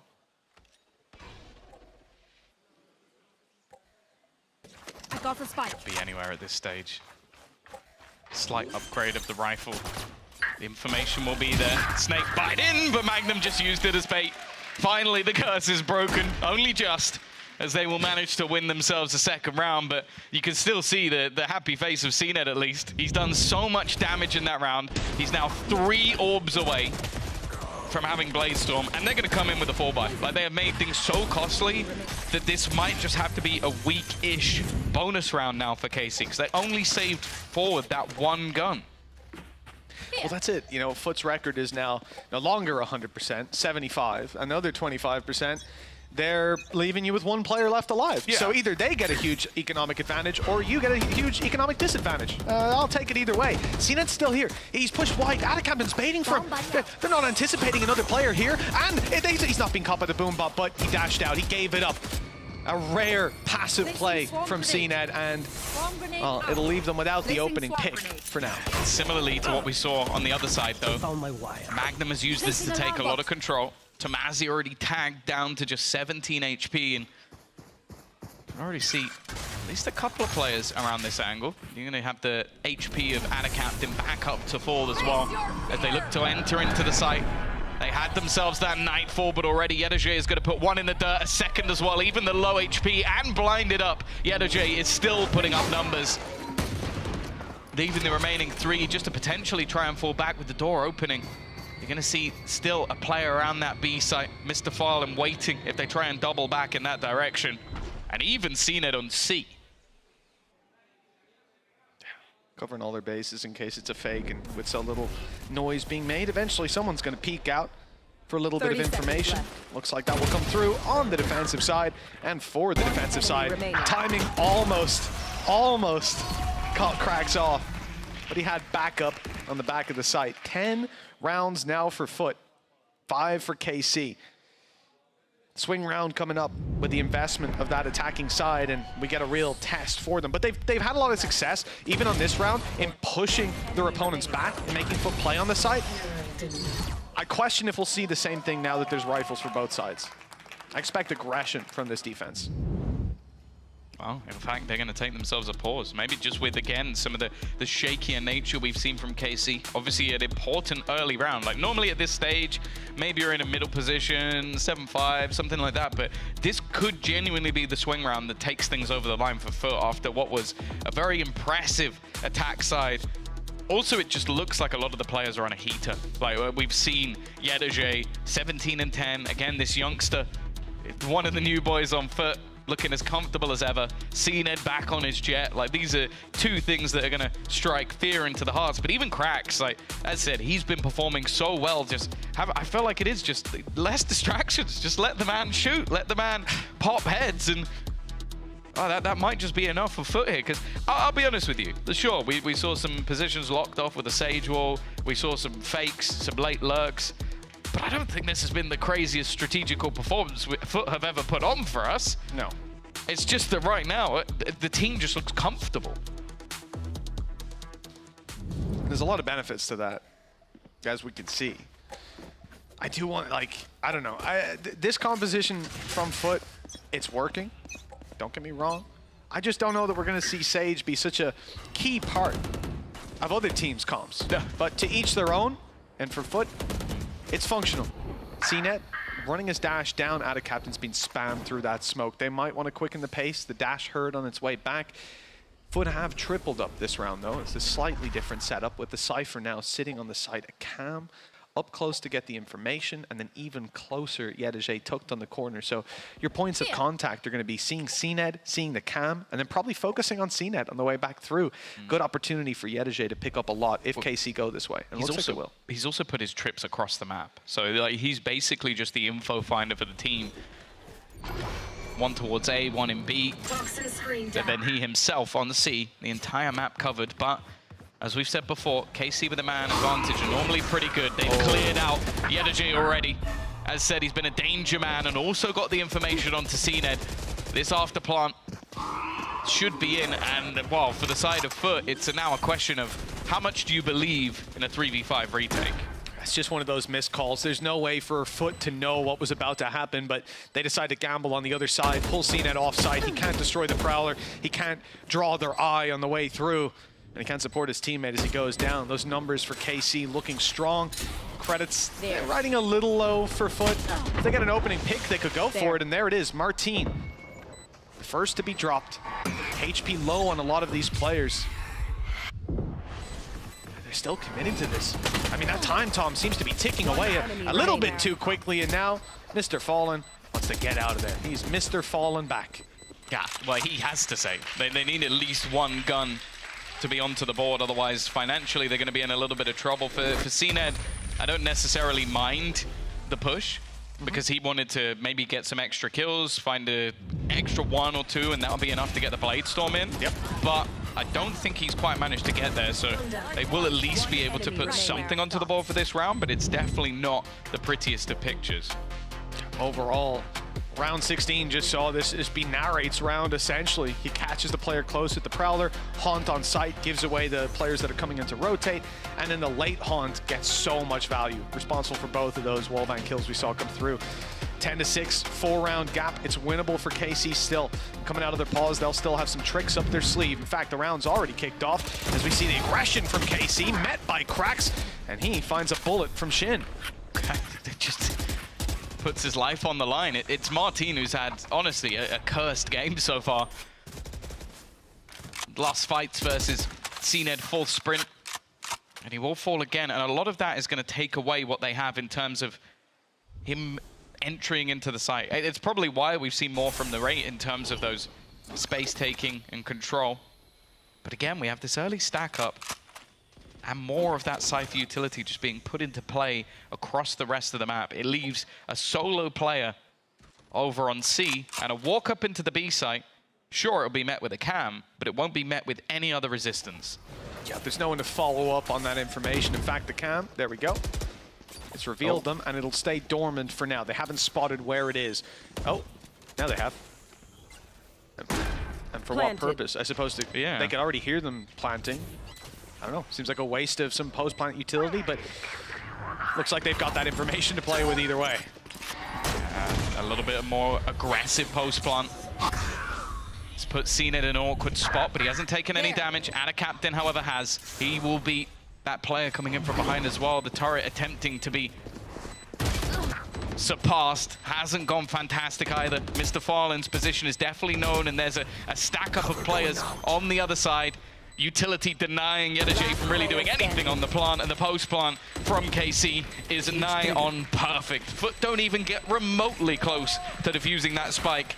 And I do think they might have to change up the way they're playing this defensive side, because just allowing one site open every time, I don't think you can give that to KC. Yeah, I mean, they barely got within arm's reach of the spike in the end, so I doubt they're going to be sat there thinking, yeah, you know what, our retakes might be the way to play this. And for KC, they always have that little bit extra to play with. What? Mainly thanks to that guy. I don't know how Narrate is able to find value in a lot of these positions, but he does. Great utility usage the round before. BS spams this time. Either one works. The replay showed that he must have just seen the smallest of pixels of his opponent about to I come couldn't around the see it corner. when it was paused, so fair play to him. Eyes like a hawk. There we go, though. No purchase this time, only CNED. Only. He always seems to be a menace. Nightfall plays through, but it hasn't really connected onto anybody. They are still going to continue their push. Krax was the one man on the site. He has been forced back. And it looks like they might just opt to try and set up around CNED's singular rifle. He's still going strong. A second kill already in this round is starting to fall apart a little bit for KC. Oh, there's definitely some struggles. The low buys of Foot being so deadly throughout their last series and this one. Rifle recovered for CNED. Blade Storm in his back pocket. I'll find you. Almost expect him to give that to Krax. They have 3 rifles now as they set their sights on the site itself. KC very much fragmented. There's an initial duel on Narrate, unable to trade. The slow, it kept them in position. And now all hope lies with Martin. Showstopper in, and it's caught a kill. The ace with the nade, the shorty, in fact, to find it. Martin was quiet, but now he's woken back up just in time. Just when they needed it the most. He just doubled his kills in a singular round. An absurd individual show of brilliance from Martin to save them. CNED, well, he was definitely a worthy opponent in this one. They managed to find a multitude of openers, but every single piece of utility put into play, even with a shorty to end it. And if you're ever questioning whether or not KC were broken or battered, that will be enough to bring anyone back from the depths. 2-round gap, so winnable. Quick play by Martin, but it's shut down immediately. Shot out of CNED, doesn't land. But with Martin down, the rest of the players are a little further back. The wall won't keep them out for very long. It does allow a little bit of a reposition from Mr. Fallen, who's close and ready to fight. Sneak through from Tamazi as we're on board with him. Viper's Pit's blocking out B, but it looks like they'll bypass that with a crunch from Spawn and from the connector. The idea here, hopefully, Tamazi can pick them up as they move into position. The rotates out of the A site, being watched, and he's turned at the wrong moment! That timing is abysmal! Surely Magnum, though, the second surprise element as they rotate back to the A site, he can get a beautiful flank. Everything comes down to timing for him with the player coming behind, and it's only a matter of time till he turns, but never mind. Yedajay wins the fight anyways, and with a spam through on the Narrate, it's Shin left alone. 1 man against 5 from Foot. A near impossible clutch, and well, he can take the bragging rights back from Martin if he wins this one. The spike down in the open. Next to no information and 30 seconds left. It looks like this one is already in the bag with an 11-8 scoreline. We could even ask the question of how much damage can he do, but the answer to that is 0. Yeah, and Andaluthia flawless to put things onto the board. It truly is just absurd. Some of the positions that are being held.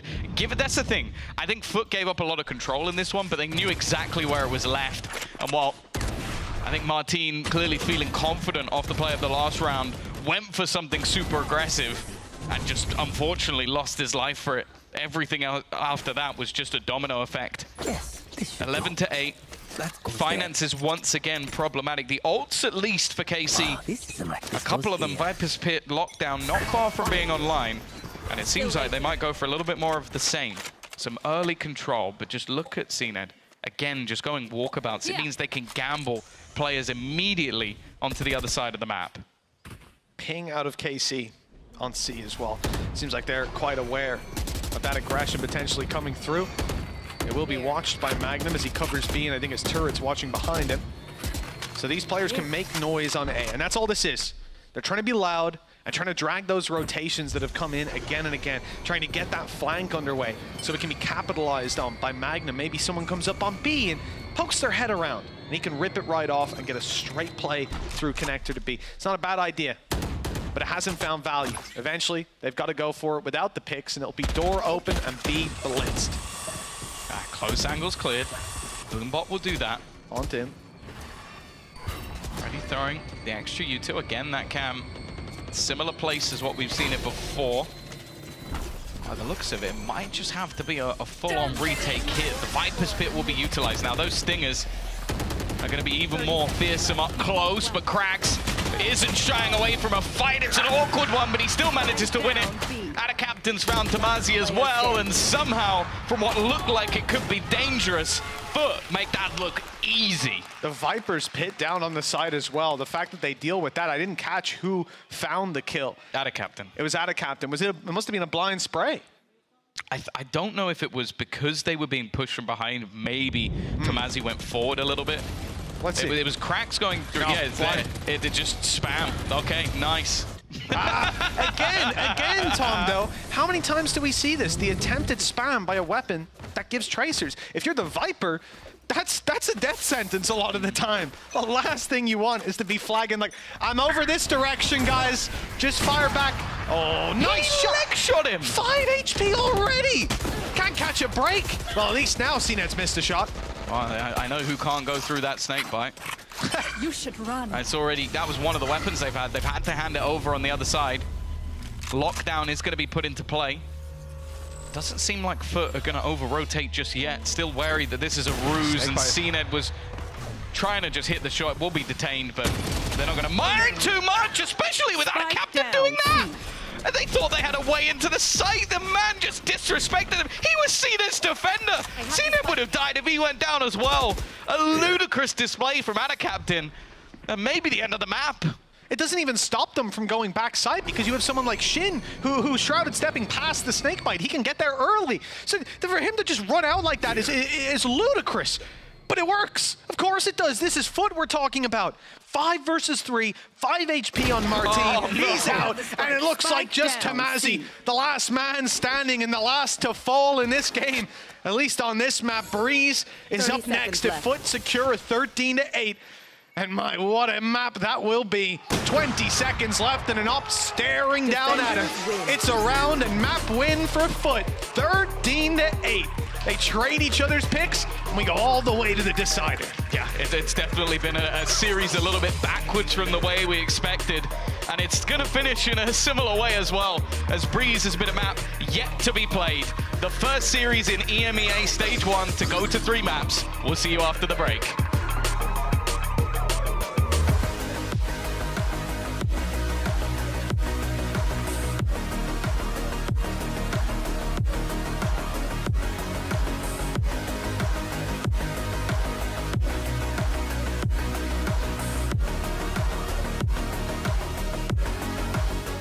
I know a place that will break you into 1,000 pieces.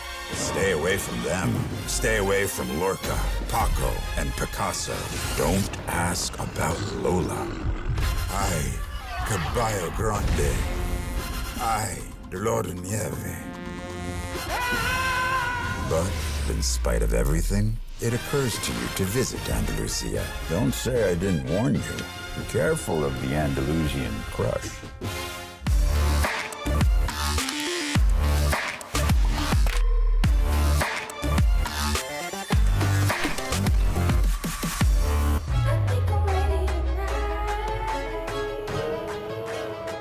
Hey guys, it's Jimmy Lin, former professional Counter-Strike player and VALORANT coach. Watch out for the stairs, clear this angle. You're going to be able to fight this.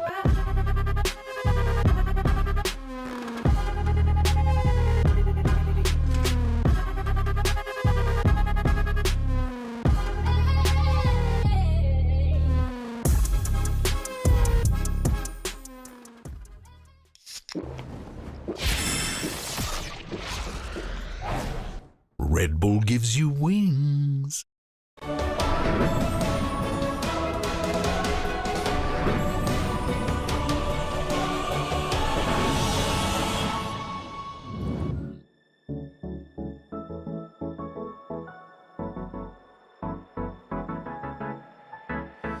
Let's do something crazy. Get a bit wild today, cause we don't do this every day, and we deserve it. Life is so amazing, nothing is in our way. Baby, let's fly away. Do you feel it? Is your heart rushing the way my heart's rushing when you take it all in? Baby, this is when we come alive. Do you feel it? Take the world by storm, just you and I. Can't believe it took so long to realize what makes us come alive. Oh, what makes us come alive?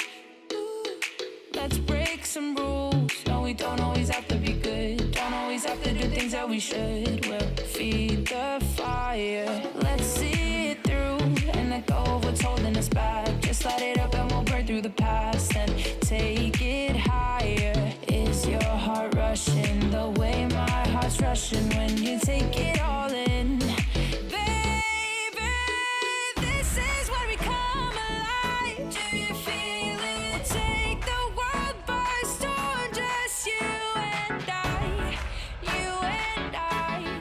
Can't believe it took so long to realize. This is where we come alive. Do you feel it? Take the world by storm, just you and I. Can't believe it took so long to realize what makes us. This is where we come alive. Do you feel it? Take the world by storm, just you and I. Can't believe it took so long to realize what makes us. This is where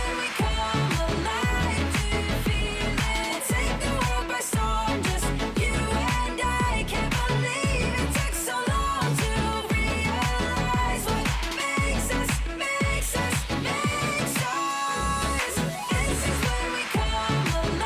Do you feel it? Take the world by storm, just you and I. Can't believe it took so long to realize what makes us. This is where we come alive. Do you feel it? Take the world by storm, just you and I. Can't believe it took so long to realize what makes us. This is where we come alive. Do you feel it? Take the world by storm, just you and I. Can't believe it took so long to realize what makes us.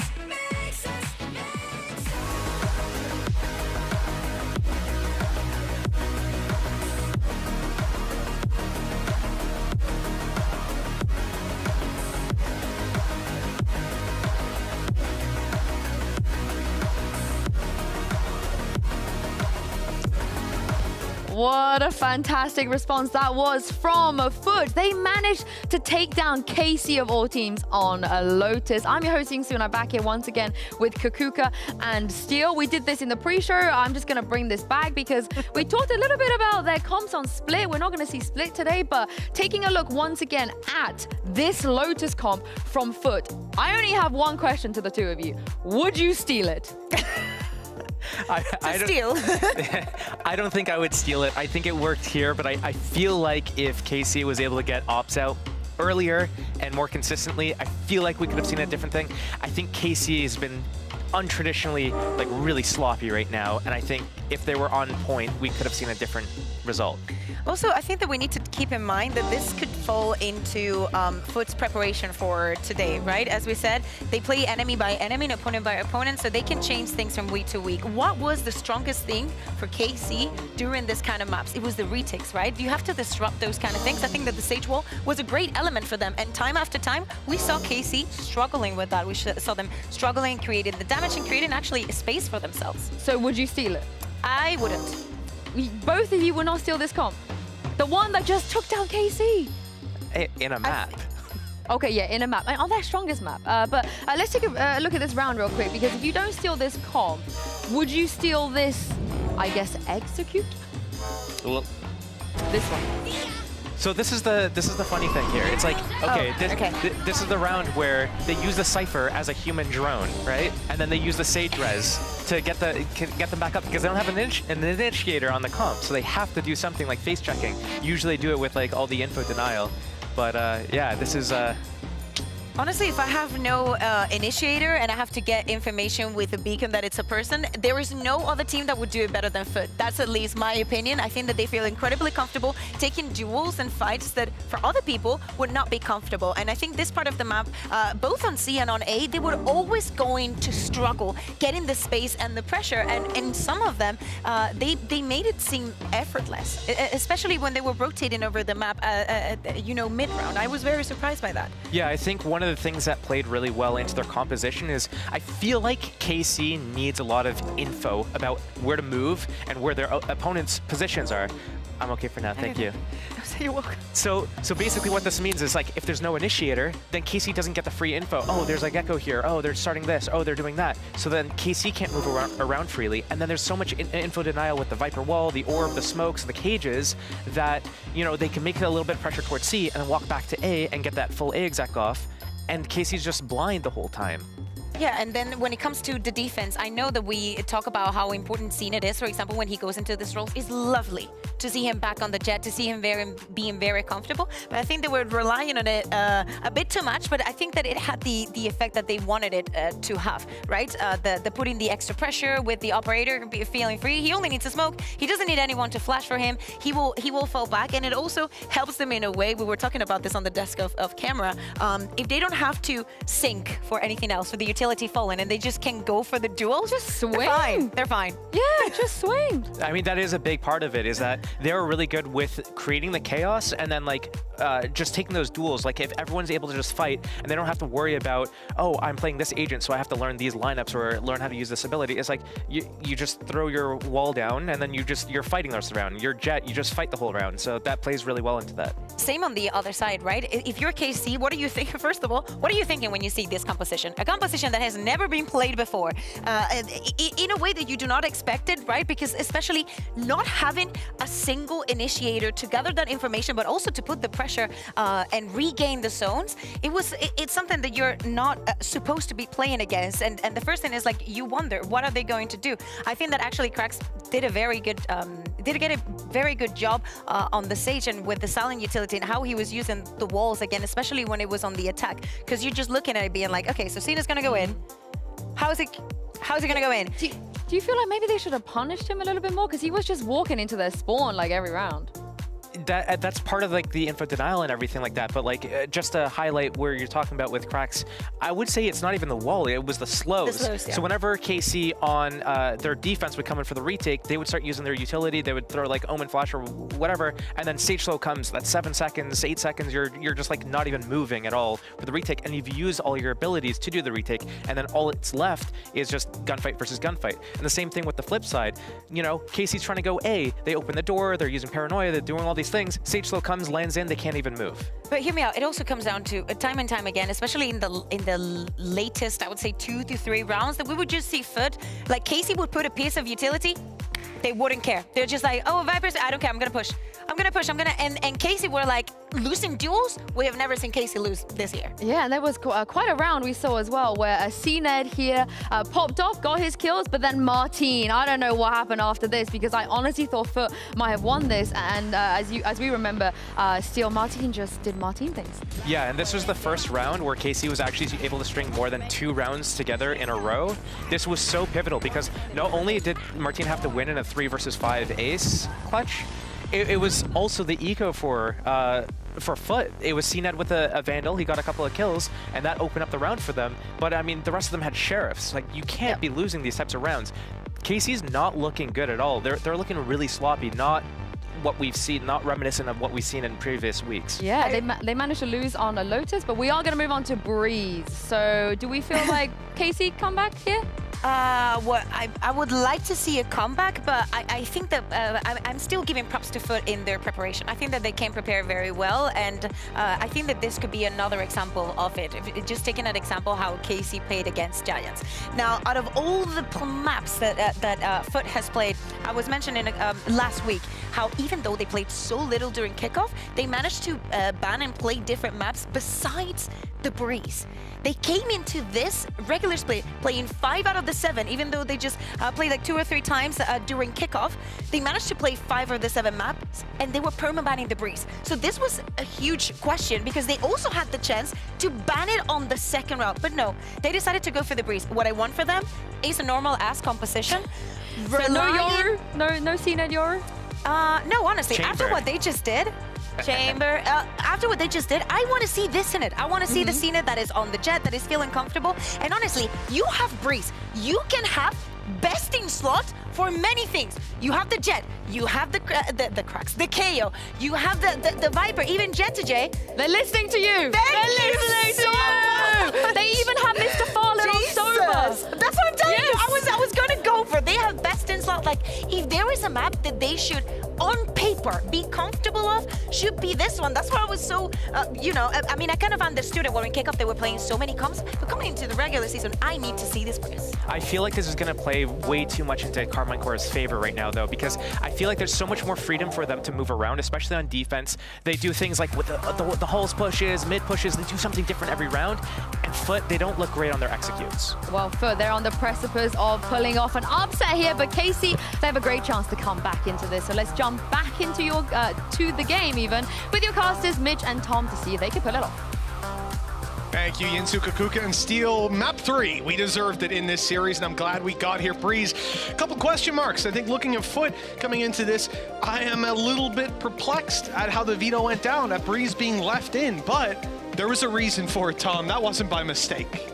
You have to hope so. But the fact is, we went into the last map and we said, series is done.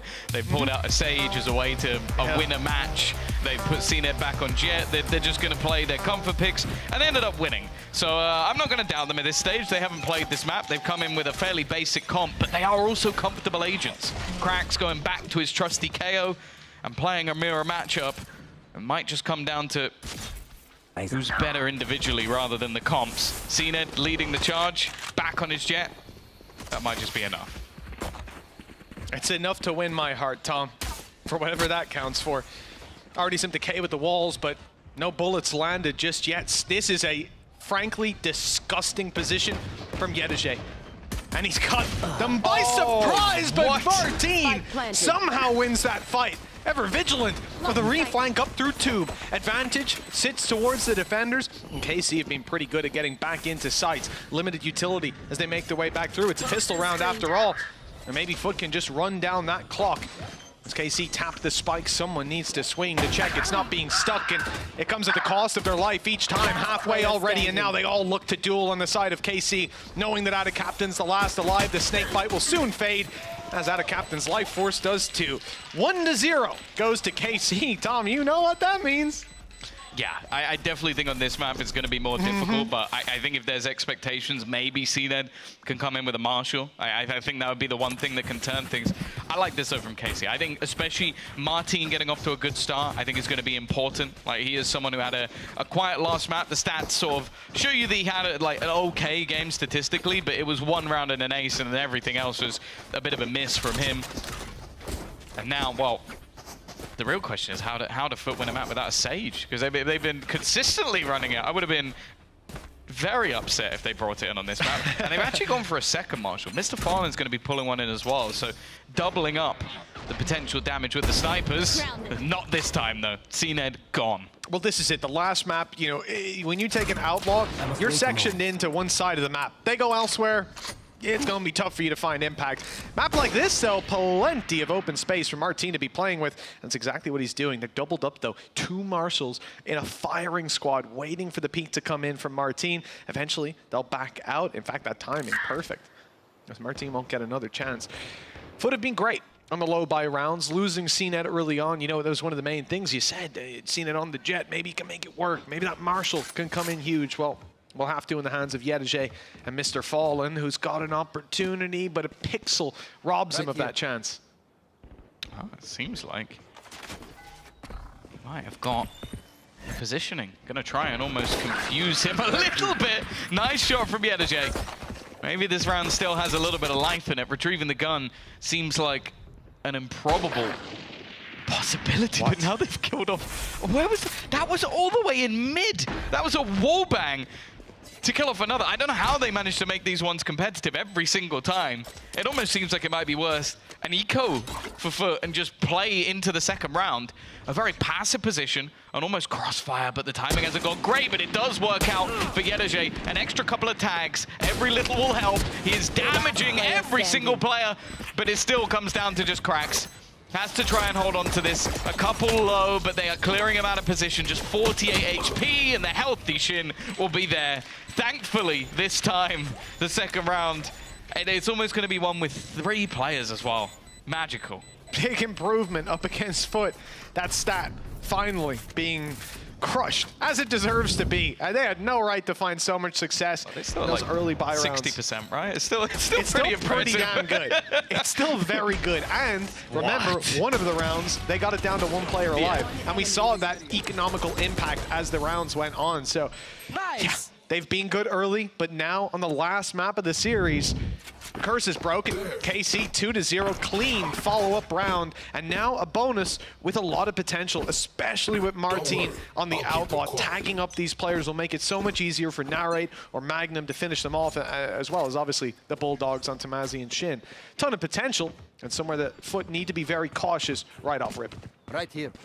Straight away. Revealing area. I'm going to see the close angle cleared by the fragment. Just basically, they're reducing the positions where CNED could be stopped from. Same with the shock dart over the back. And this post plant already in effect. Not been anything really able to deny it. A few counter pieces of utility. The drone not even used in the take. The drone is used in the post plant. Krax, however, has been hit. You mentioned that outlaw. He's on 10 HP. Oh yeah, I mean, anything's going to take him down now. We need to see the fights come through, though. CNED onto Tamazi. It's a clean trade, but KC are closing the distance. That's all they want. That's an ambitious peak. The idea being that Magnum could trade. He got one, no follow-up on it. And the shots landing make it ever more difficult for KC to find any value with Shin on 1 HP. It's a quick and clean follow-up from Foot. 3 players alive and 3 rifles carried through to the next. Great work, by the way, from Jack Igo. I like that third-person angle we saw coming over, because that nade from Krax not only clears the position for players, it also got rid of the trap. And that's huge, just to shut down that little piece of utility that could cause so many problems on the way through.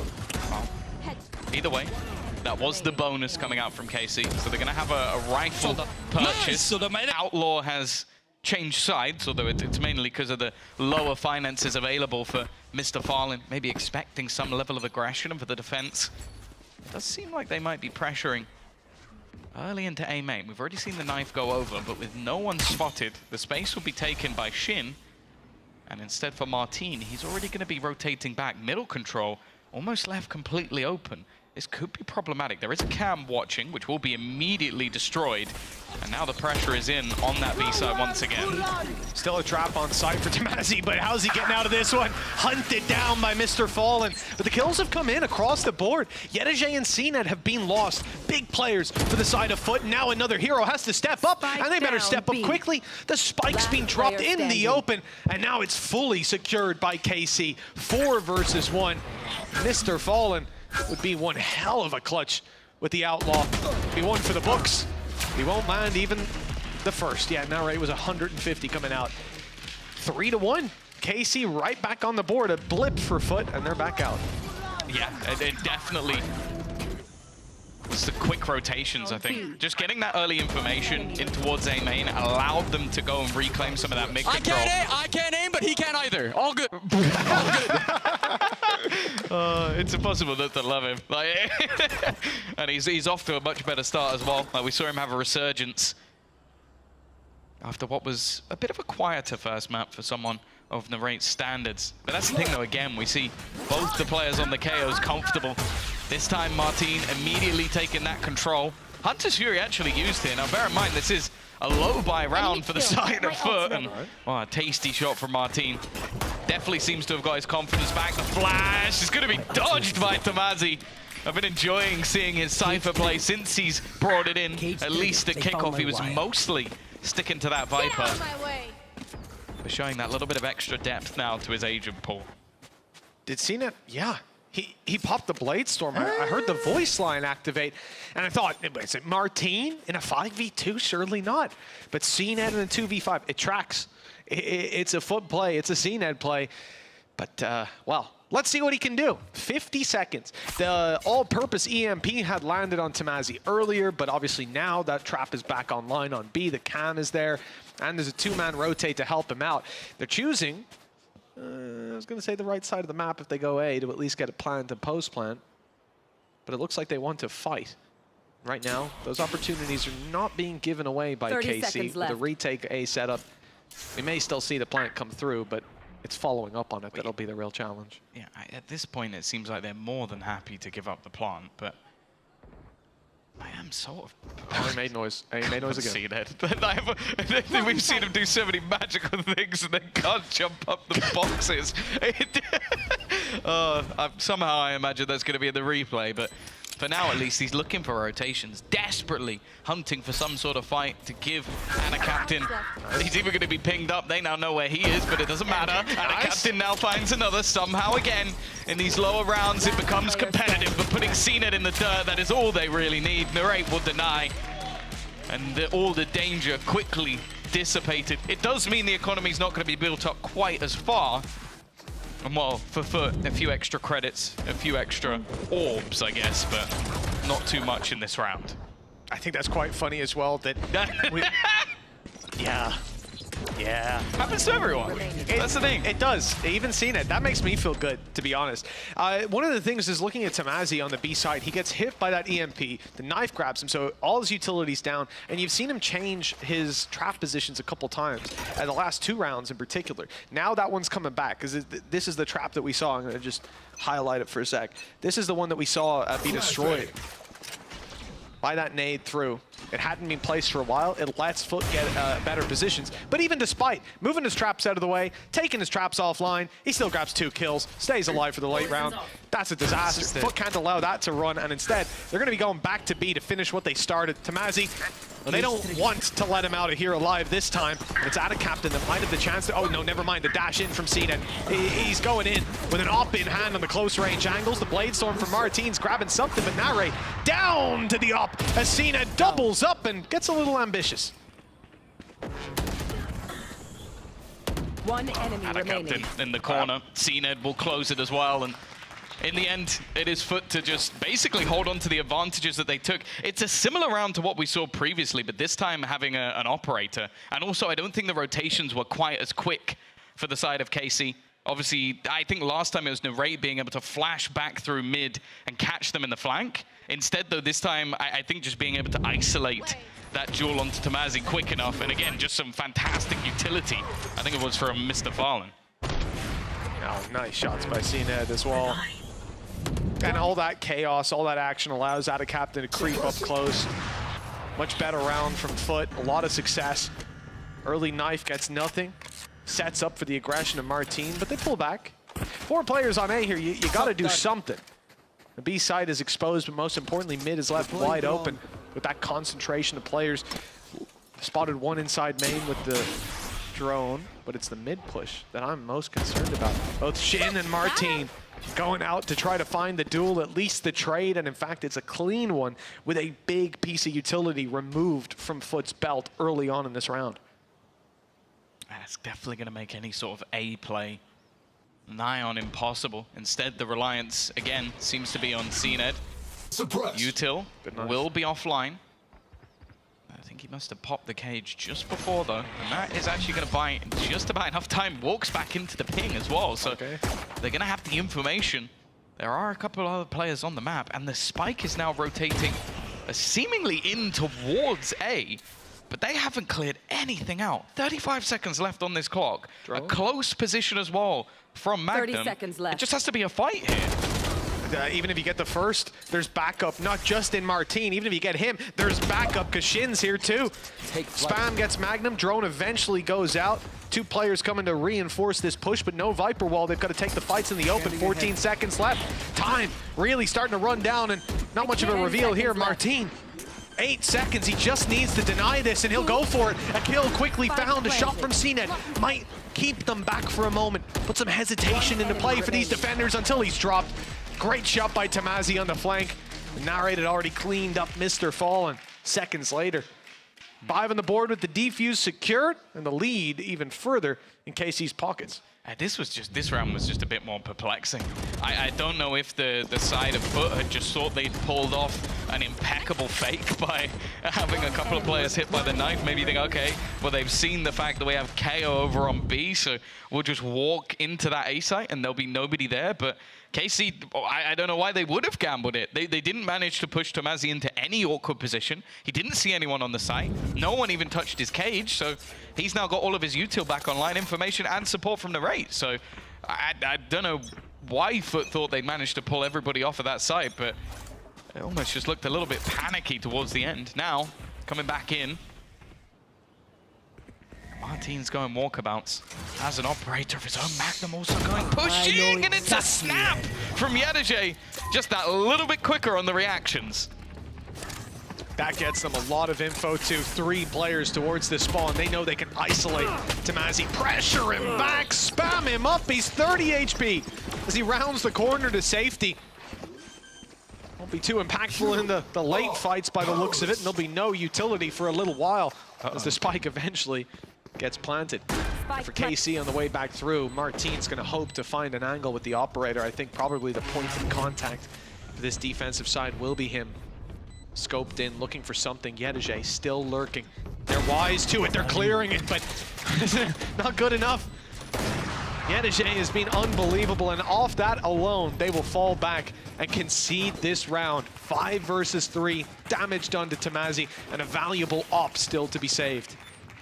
Yeah, of course, we haven't seen a mass amount of KC's attack because of their dominant defensive side when they played up against a GX in week number 1, but we know that their defense is impeccable when it came to picking up a lot of those rounds, and especially with the pistol. Foot managed to keep this one competitive.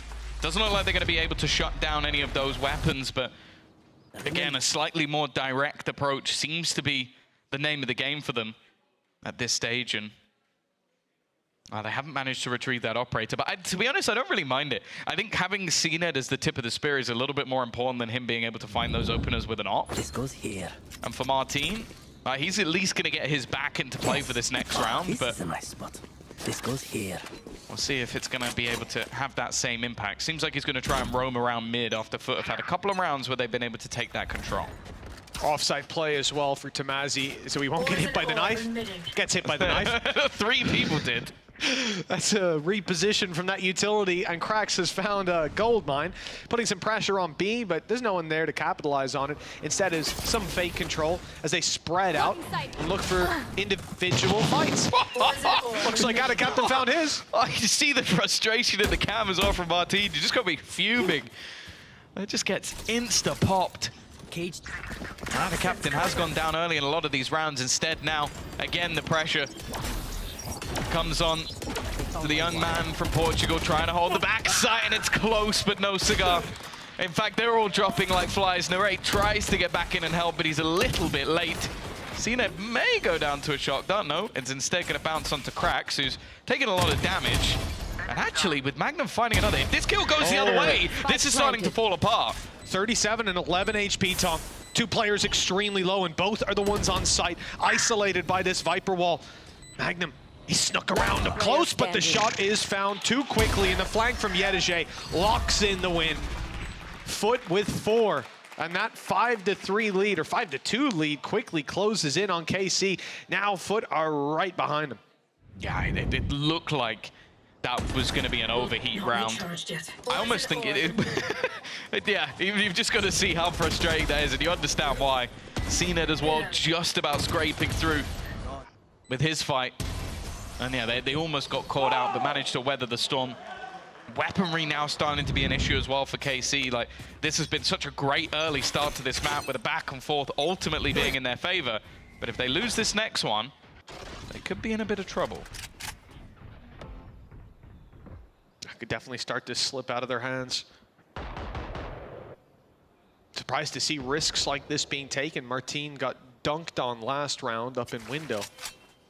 Now he's pushed up to play behind the box.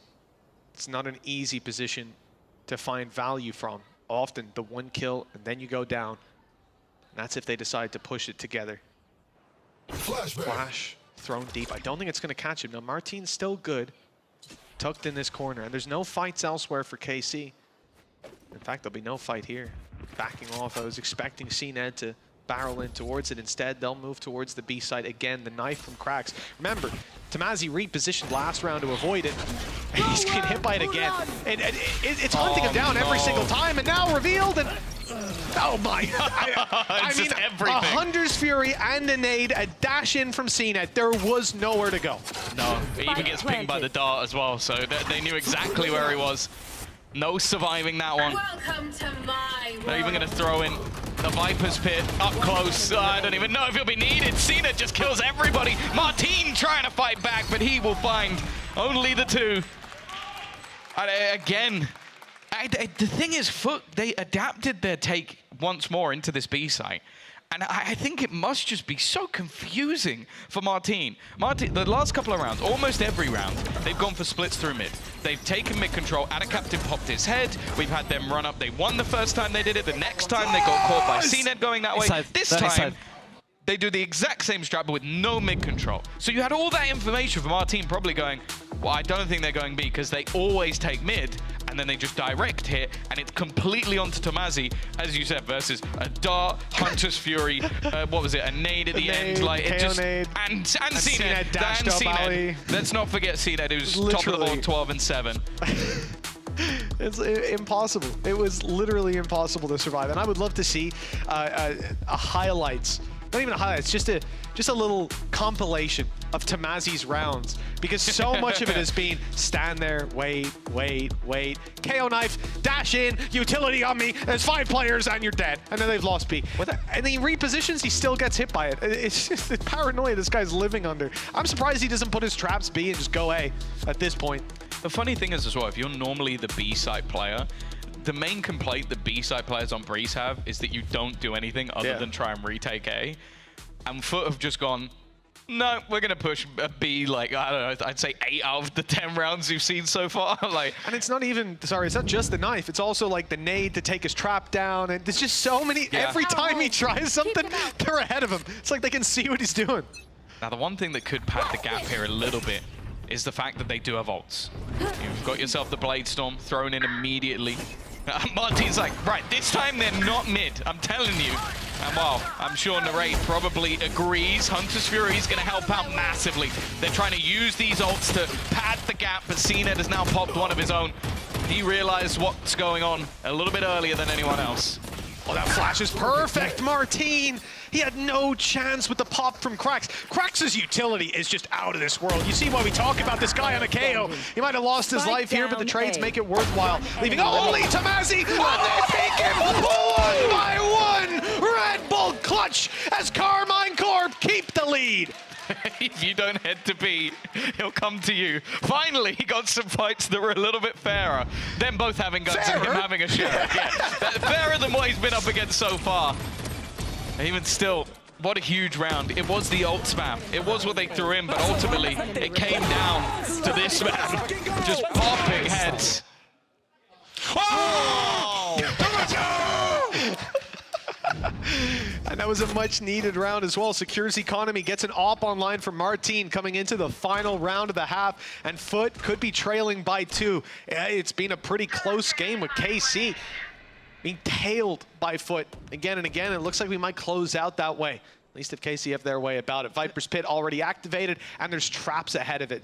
And the trap user is on the other side of the map, so hopefully won't get hit by the knife. Really strong setup on B. Somehow he always does, though. He's like a magnet. It's gonna land on his head. Martin also, I was about to say, has not been having much success with the op. He's been better with the rifle. Every time he's had the operator, it seems like he's been slaughtered. And well, this time, again, something he probably didn't expect was Mr. Fallen coming in with an op, solo peeking him, and managing to win the fight. It's left Magnum isolated, taking a lot of spam. He was hoping he could maybe find the plant. Instead, he's found everything else. Welcome to Tamazi's world, Magnum. Every single piece of utility. But they still haven't managed to get that plant in. Shock darts still available. Magnum, I don't know where he's going to get to use them. And instead, Captain now splitting in from the backline is going to make things just that little bit worse. Even still, though, KC are clinging to life. The fight back not going to happen as Yedajay comes through, and now Shin left in a clutch. At least we'll catch all his kills this time. 1 versus 2. You get off that third-person cam now. Mr. Fallen and CNED sitting around with the information to work with. He's still around here. As the recon gets destroyed, the wall cutting it up only beckons them forward. Double peek through it for 6-6, a tied up scoreline at the halftime.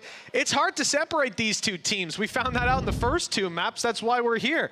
We're neck and neck, even still. This is just my favorite thing about this is I felt like throughout this entire series, Martin has probably just had so many unexplainable deaths. Like, it's like, oh, how did you die this round? Well, there was a cloud burst and Captain shot 1 bullet through it and killed me in the head.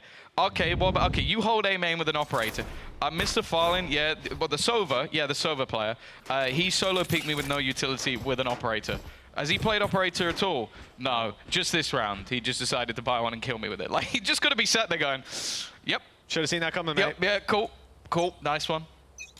Dead either way. It's funny because Krax is on the bottom of the scoreboard, and yet I think he's had the most impact. It's not even like 3 assists. It's not about that. It's the utility stripped away. It's the lack of impact Tamazi's been allowed to have in a lot of rounds where he would have walked away with so much more if it wasn't for that annoyance. Some really nice setups by Foot to claim space, but even still, they end up neck and neck. Now on their defense, you best believe they're still going for aggressive plays. This is Foot we're talking about. 3-man push, and that timing could not physically be any better. If you choreographed it, they are slipping right behind them. Will they see them? No, there's an orb up, it's dropped, and there you go. Oh, out in the open for CNED. Easy pickings with 3 quick kills. This round seems to be done and dusted. I swear to God, no one else's ghost works like that. Like, normally you'd see someone spam 15 bullets at the back of their head. CNED, though, it just doesn't miss at all! This is why you want to see this man on Jet. Don't give me a chamber, don't give me a bloody Yoru. Put this man on Jet, and he'll take over the game. It's what he does. It's what he always does, and there's no stopping him here today. 17 kills on this map like already. It doesn't, like, I've seen so many players up behind someone like, oh, I'm gonna get him, and then you see a whole clip just shot into their butt crack. It's the hardest shot to hit behind them. Behind 3. But you can see this guy's been hitting aim laps. Been hitting it hard. 7-6 advantage to Foot. And the buy, similar to what we saw from KC, couple rifles and an outlaw to work with. Only classics for KC. How poetic it would be if they won this round. It would be karma. It would be deserved. The ultimate karma. I reckon we'd switch to Geis, and he'd be like, yeah, fair enough. Yeah, we had that coming. No, he wouldn't. No, he definitely wouldn't. But I like the idea of it. Unfortunately, it's not got off to a great start. Nice flash. That's something. I would have been impressed if Narrate managed to get the second one. Now, I guess the only saving grace about this round so far is, well, firstly, they got 2 kills, but also CNED hasn't had... Yep. CNED hasn't had any other kills, which would put him very close to a Bladestorm, especially if he gets this kill and then defuses. Yeah, like that. That would get him very close to a Bladestorm. That would actually get him his Bladestorm. Just straight up on it. That was the silver lining before the last 15 seconds of the round. Before he got the Bladestorm online, yeah. The highlight was he doesn't have it at least. Well, 8-6 coming into round 3 of the half. You've got a full buy for the rest of the team, a pistol in the hands of CNED, and knives floating all around him. This is a terrifying start because not only has CNED got an ace in the first round, a 2K in the follow-up, now he's got the Bladestorm to come and hunt you right down. And this buy round for KC is going to have an element of hesitation to wherever they go. Let's put it this way. In-game, you can see his nice little shiny champions Karambit. And it's going to take a lot for someone to stop that shining, because that's for the top fragger in the game. Mr. Fallen as well, back on the sniper. I could almost bet he's going to kill Martin. Like, you can almost bet on it. They also seem to have almost perfect timing with each other. Martin, of course, does have the rifle. CNED not seeing anything. Had a captain. Are they about to set him up? It looks like they might have a flash for this. They do counter flash, but it's not needed. Great shutdown. Good start to the round. That defensive side, aggression, expected, especially when you've got weaknesses. Deploying drone. And I like the KC don't jump the gun. They don't go rushing towards it. There's no plan to pick up the pace. Still 50 seconds, plenty of time to play with. And realistically for them, they just don't want to end up on the stacked site. Knife on A, that's going to keep 3 players here. That single piece of utility, Cloudburst used, Dash heard, and 2 players spotted with the knife. Huge information, but capitalizing on it is something else entirely. Evidently, Foot have been shut down. This was a bonus round with some serious bite to it. Yeah. But, well, they've come out of that one empty-handed. No, you could even see the Foot were willing to sort of push the boundaries, get aggressive. They do still have to be careful, though. They've kept this one nice and clean. A good way to build up the finances, but Yedeje is someone that you don't really want to give anything over to. The fact is, other than the rate, they're all sat back, waiting within A main. Yedeje just slowly encroaching. Doesn't have any utility to close the gap, and well, you can see that Narrate, the reason he's fighting is because he wants to get that ult. He's going to have himself the no command for the next round, and an Andaluthia flawless to get them back in contention. Yeah, this setup was extremely nice. Not only is the initial fight for Martin, because of the angle he's on, he's not caught by that flash, but even if it does go all the way through, like you said, Tom, there was a counter flash there and ready. And that's what I'd like to see, is a team that has an idea. Okay, what tools do they have at their disposal? What are they likely to do, and how can we set up to break them when they do that? And you can see the KC were willing to wait all damn round if that's what it took.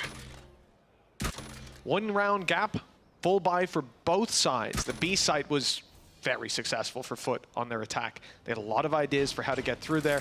You never really saw the impact you needed to coming out of Yedeje, but the traps are still online. Yedeje's on the other side of the map, so as they walk through, they still haven't realized, still haven't walked right into them. And when they do, that's the chance for Adacaptain to show up. That's Shin down on the back of some information. All thanks to Yedeje. Spike planted. He's managed to give them that man advantage. Almost extends it a little bit further.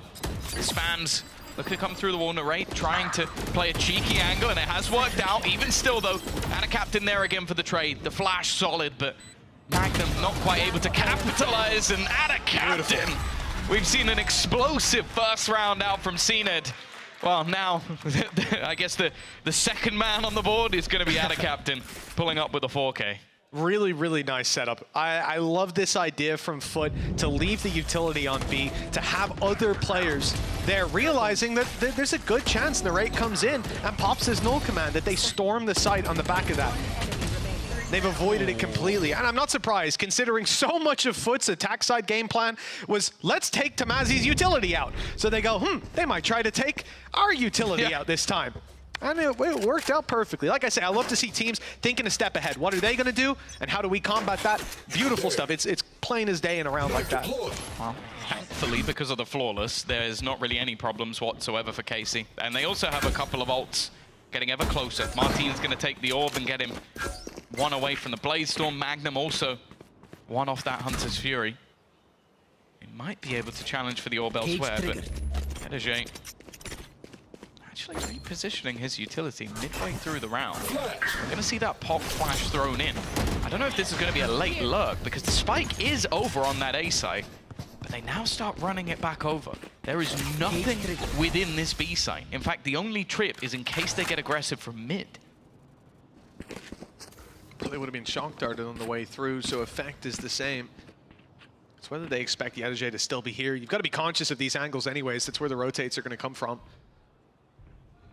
But it's exactly where Adacaptain was last round. So if they're not expecting it, you'd have to almost be a little bit foolish. CNED not able to connect that initial shot. Now they'll definitely know. I don't know where Shin has just died from. A straight up wallbang from Mr. Fallen, and they are now falling like flies. Every single member of KC, an attempted fight back, and Martin, he was meant to be the last man on the block. They had the sight for the majority of that round, but the rotation comes through.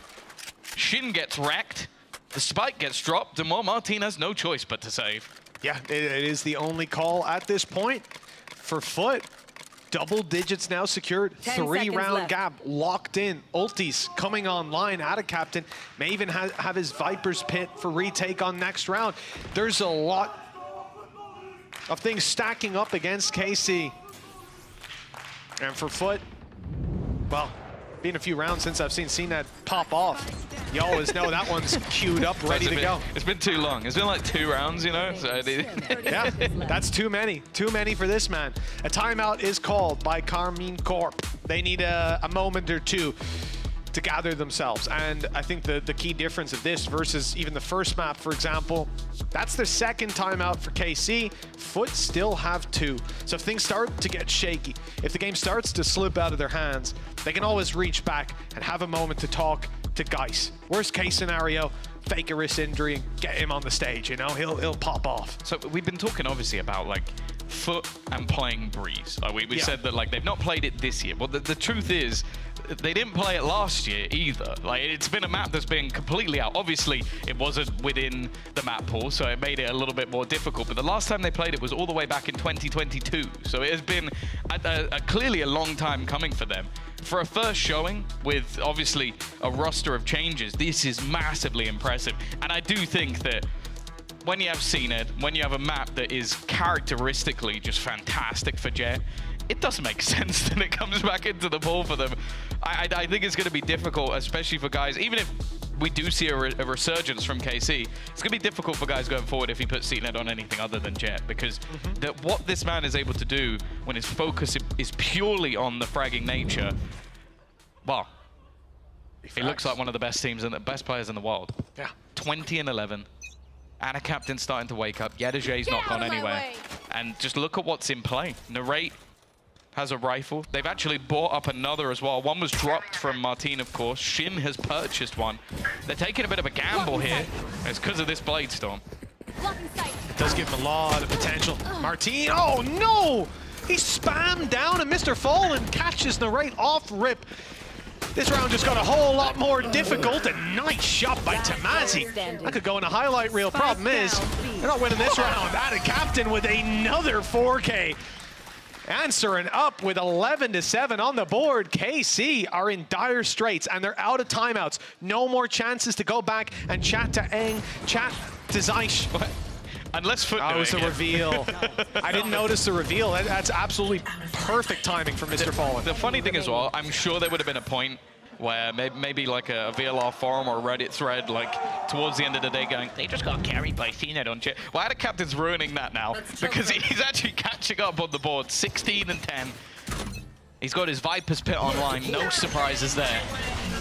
Shout out our cam ops, by the way, for getting they're observing on the stage behind Ada Captain. It's kind of nuts. If I had a camera to stand behind someone, I'd pick CNED. So they really made the right play. Yeah. 4 rounds in it. Yeah, look, this is a tough one. And for KC, putting all the credits on the line, Tom, it's the swing round. This is it. If they're going to have a heartbeat towards the end of this map, better start pumping here and now. You know, see them break through this Viper's Pit? I don't know. I don't know if that's going to be the play. It looks like they want to root their way through middle and apply pressure from both sides. You're still going to see those 2 players in main have to contend without a captain who's been popping off. The thing is as well, look, That's a Vandal too. I hate that. Look at the rotation. Here. Well, I guess no one died, so we would have had to basically. Yeah, just chuck it away. But here we go. Knife is used to try and give him a little bit of extra information. The thing is, you don't want to push into a pit anyway, but pushing into a pit versus Ada Captain, who's been so good, and the read, honestly, is sublime. Nice snake bite. They're going to take away the rest of his utility. The flash will help him out a little bit. Ada Captain definitely under pressure, but CNED is just watching from behind. They're finally going to get towards him, finally going to clear him out, but there's so many more players here that they have to deal with. 20 seconds left. Shin will put another on the death toll, but Mr. Farland was just hiding at the back of the site. He was waiting for his moment. And because of that, Foot are now going to get themselves to 12. As said, a map that we haven't seen them play in a long, long time. They are currently winning 6 out of their 7 defensive rounds. That is filth. Marty genuinely is the unluckiest person on the planet. Like, he's just been owned. Tamazi might have a word or two after that defensive side with you, but I can see what you're saying, Tom. But the thing is, at least the stuff that's killing Tamazi is really well structured and planned. Whereas Martin's like, I just got hit by an op. I've been headshot through a smoke. Like, it's just stuff that you can't do anything about. Yeah, and Mr. Fallen as well. You're talking about the headshot through the smoke. That was Mr. Fallen's recon that got that done. Huge impact in the round that they came towards being. Even if the stats don't show it, only assists. It depends which one we're talking about. Martin has had that like 3 times. Been a few. And then you talk about the last round for Mr. Fallen and IGL. A leader, and he leads from the front with a 3K to put 12 on the board, to give Foot 5 chances to close out this map and finally have their revenge on KC, the team that ended their run to get to Madrid. A devastating blow to Foot after consistently being able to reach international events. Hey, Looks like they're back on form with a 2-0 start to the season. If they can get one more of these next 5 rounds. Unfortunately as well, the buy stinks. It sucks. You've got like literally a pistol on one of the players. Now straight away, they are going to be able to take the util off this time.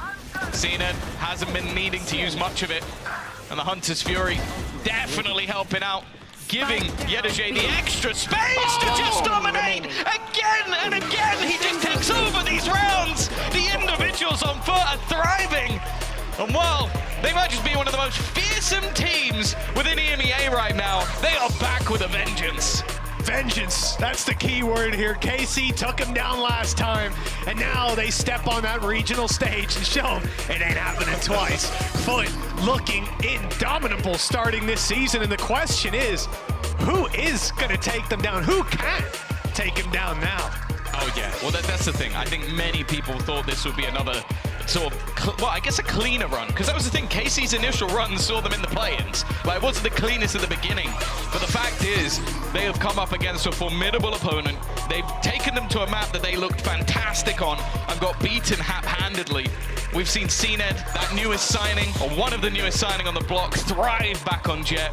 We've seen Yedaje as well. Has to be one of the most impressive rookies we've probably ever seen step onto this stage.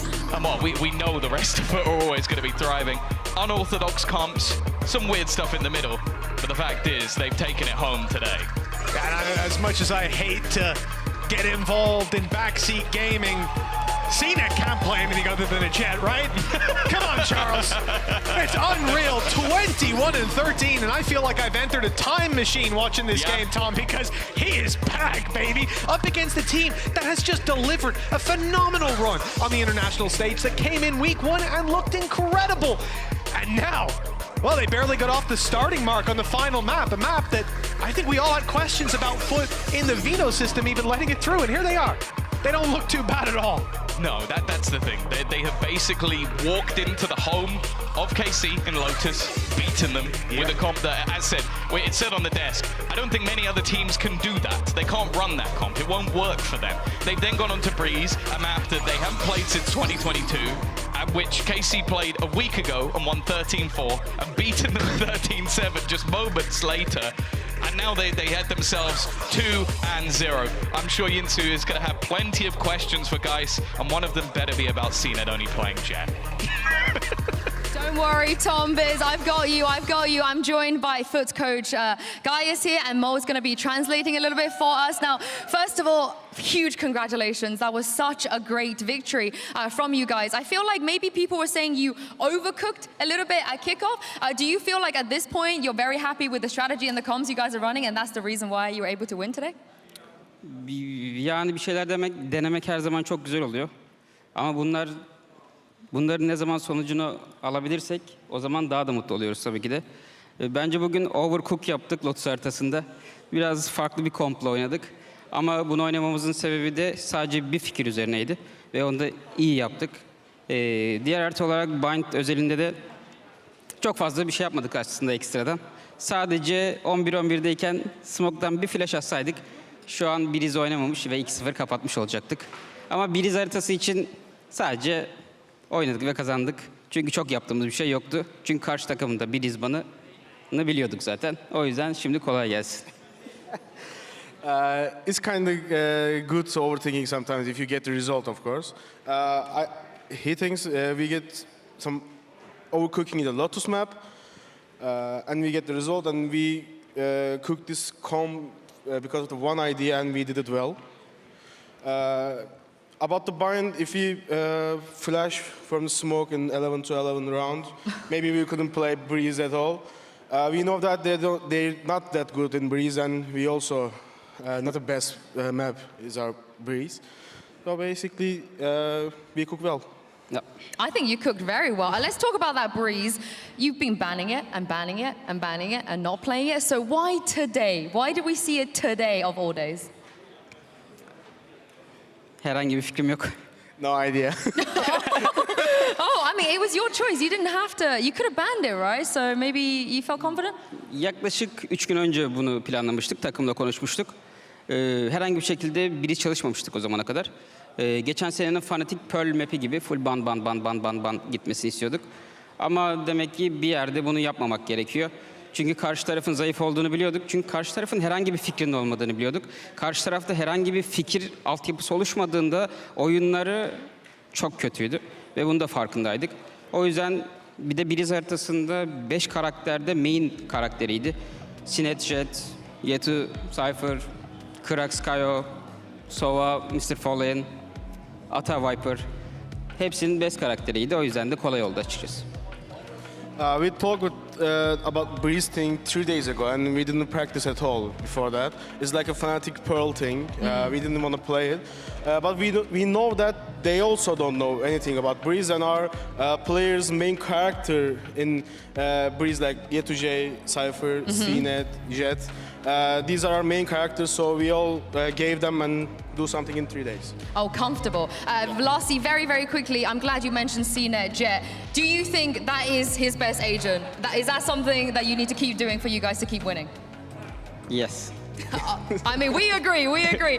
Thank you very much, guys. Congratulations once again. Thank you, Mo, for translating as well. We have another great match coming up. We're going to go to a quick break, and when we come back, Team Vitality will be taking the stage against Team Heretics. Thank you. Nice! Nice! Nice! Nice! Nice! Nice! Nice!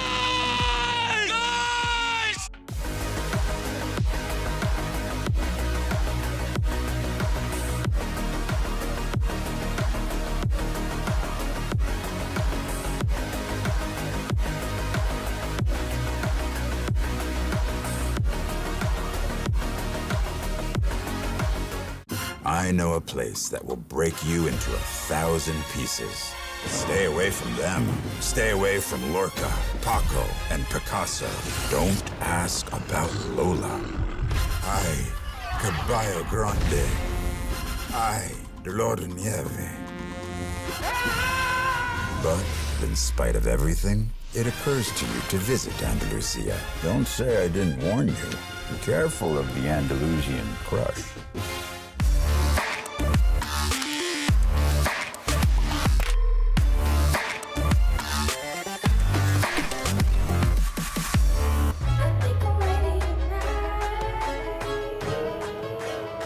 Hey guys, it's Jimmy Lin, former professional Counter-Strike player and VALORANT coach. Watch out for the stairs, clear this angle. You're going to be able to fight this.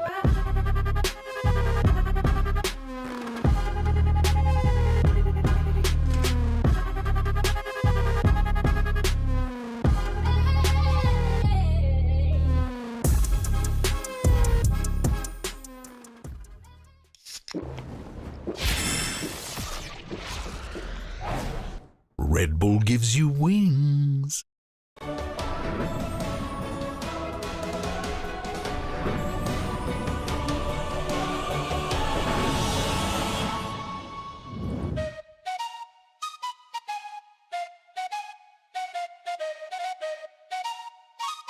Let's go. I got big dreams, I'ma do big things. Yeah, you see me on the big screen looking so clean. I don't move slow, I move fast right past anybody taking life for granted, yeah that's too bad. I'd be grateful for everything that I have. You only got this life, you don't get it back. Make the most of it, become the best that I can. Everybody look at me, I got a plan. You gotta work hard, play hard, do it from the start. Cause how you do anything is everything is art. Stay consistent and do it every day. Don't let fatigue get in your way. Cause 10% of something is better than nothing. You better do something if you wanna be something. I can feel my stomach rumbling, I'm hungry. Big things coming, I ain't bluffing, yeah. No, I don't wanna stay the same, yeah. So I keep pushing through the pain, yeah. That's the only way to make a change, yeah. So I fight every day and train, yeah. It'll all be worth it. One day it'll all be worth it. So I keep pushing through the pain, yeah. That's the only way to make a change, yeah. I've had enough, I'm making my own luck. Adrenaline, my drug, I'm sick of feeling stuck.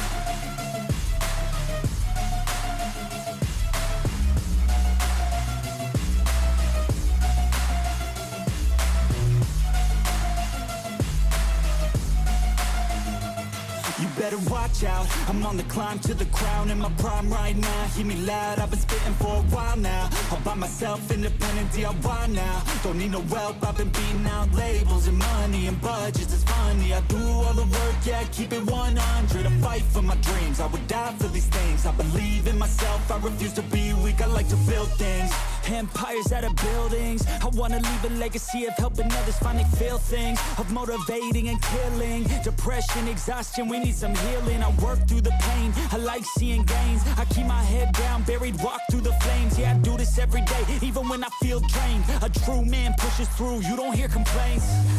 No, I don't wanna stay the same, yeah. So I keep pushing through the pain, yeah.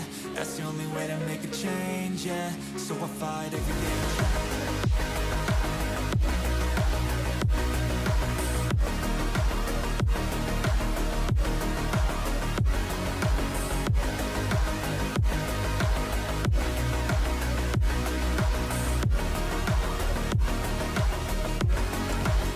Welcome back once again, everybody, to the studio. I'm your host, Yingsu. I got Kakuka and Steel here with me, and we'll soon be joined by the man himself, CNED from Foot. But before he gets here, I just want to quickly break down a couple of things that Gaia said in his interview, because I think he repeated what you said verbatim, Kakuka, beforehand, that Breeze makes sense of them because all of their players are comfortable with all of the best agents on this map. Yeah, exactly. And probably one of the questions coming into from kickoff into this regular season, how Foot are going to not only be performing, but actually look map by map with the unreal players that we already know they have. And I love this because we're starting to get the Foot that we got last year. Got us to dream and got us to surprise us. And, you know, we came with this preconceived idea from kickoff, and actually the more I think about it, the more I value it from them. The fact that they went that far, they're still going far. For example, what happened with Lotus, but I love how they're doing, how they went from testing stuff into relying to such comfortable picks. Yeah, it was interesting to see them just like, you know, experimenting with stuff. It was kind of surprising to see them running some of the comps they ran. Like the Lotus comp was like, oh, okay, interesting. But he said they overcooked. Do you agree? I mean, that was a definite I mean, they won though, so it's all okay in the end, right? I think when it comes down to it though, it's so crystal clear that they are a momentum team and they just win or lose based off of their duels. And if they're winning these duels, they just, it's like they level up in the game. It's like they're like a MOBA character or something like that, an MMO character, and they're just like literally leveling up as the game progresses. And then they go from getting like a 1K and then like suddenly they're able to get a 4K with like a level 6 ultimate or something.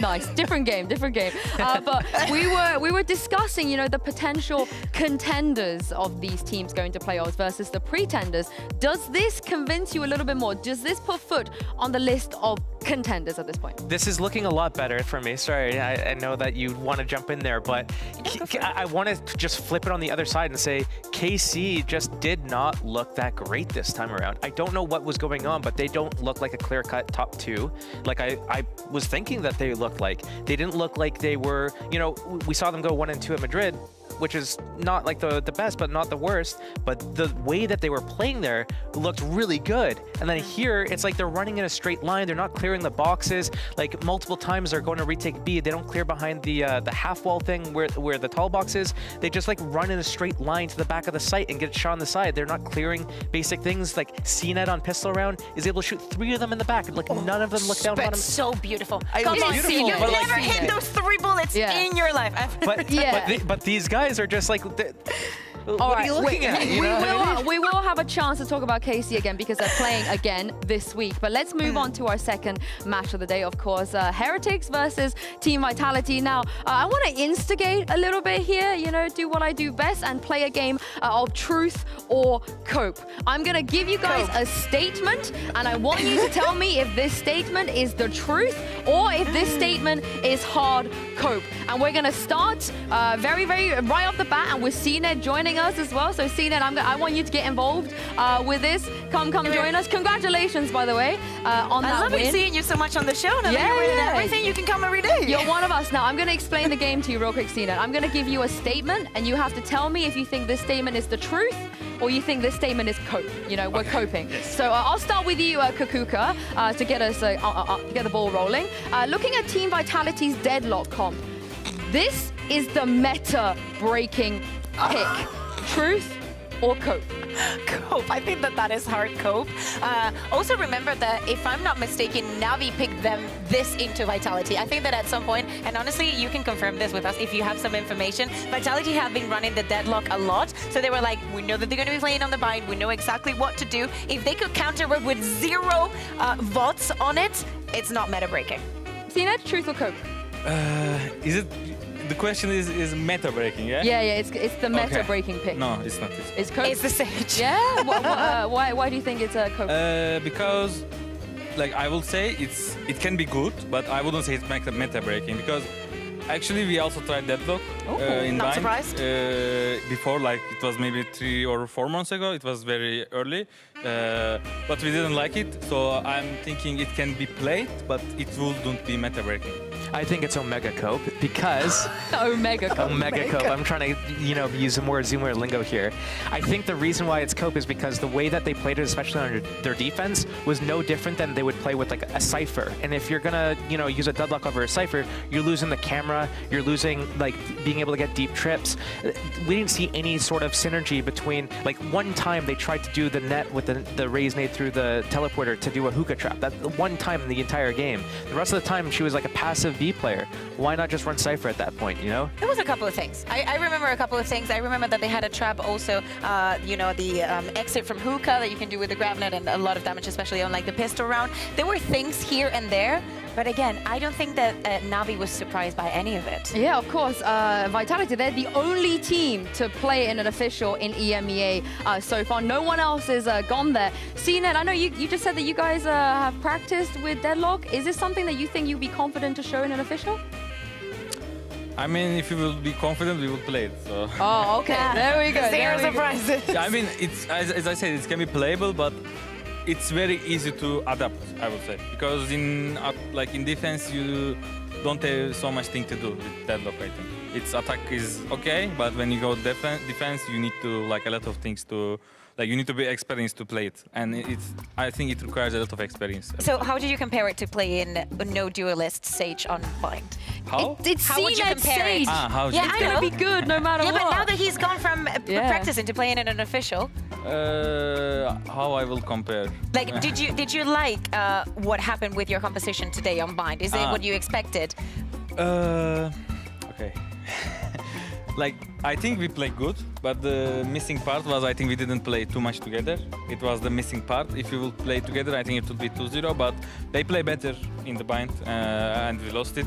But I think our bind is still good, so yeah. So we can expect no. I agree. I really enjoy that. But let's move on to the next Truth or Cope, and this time it's Team Heretics. I'm just going to throw it out there with this statement. Heretics are nothing without Mini Boo. How do you feel about this, Kakuka? Is that a Truth or a Cope?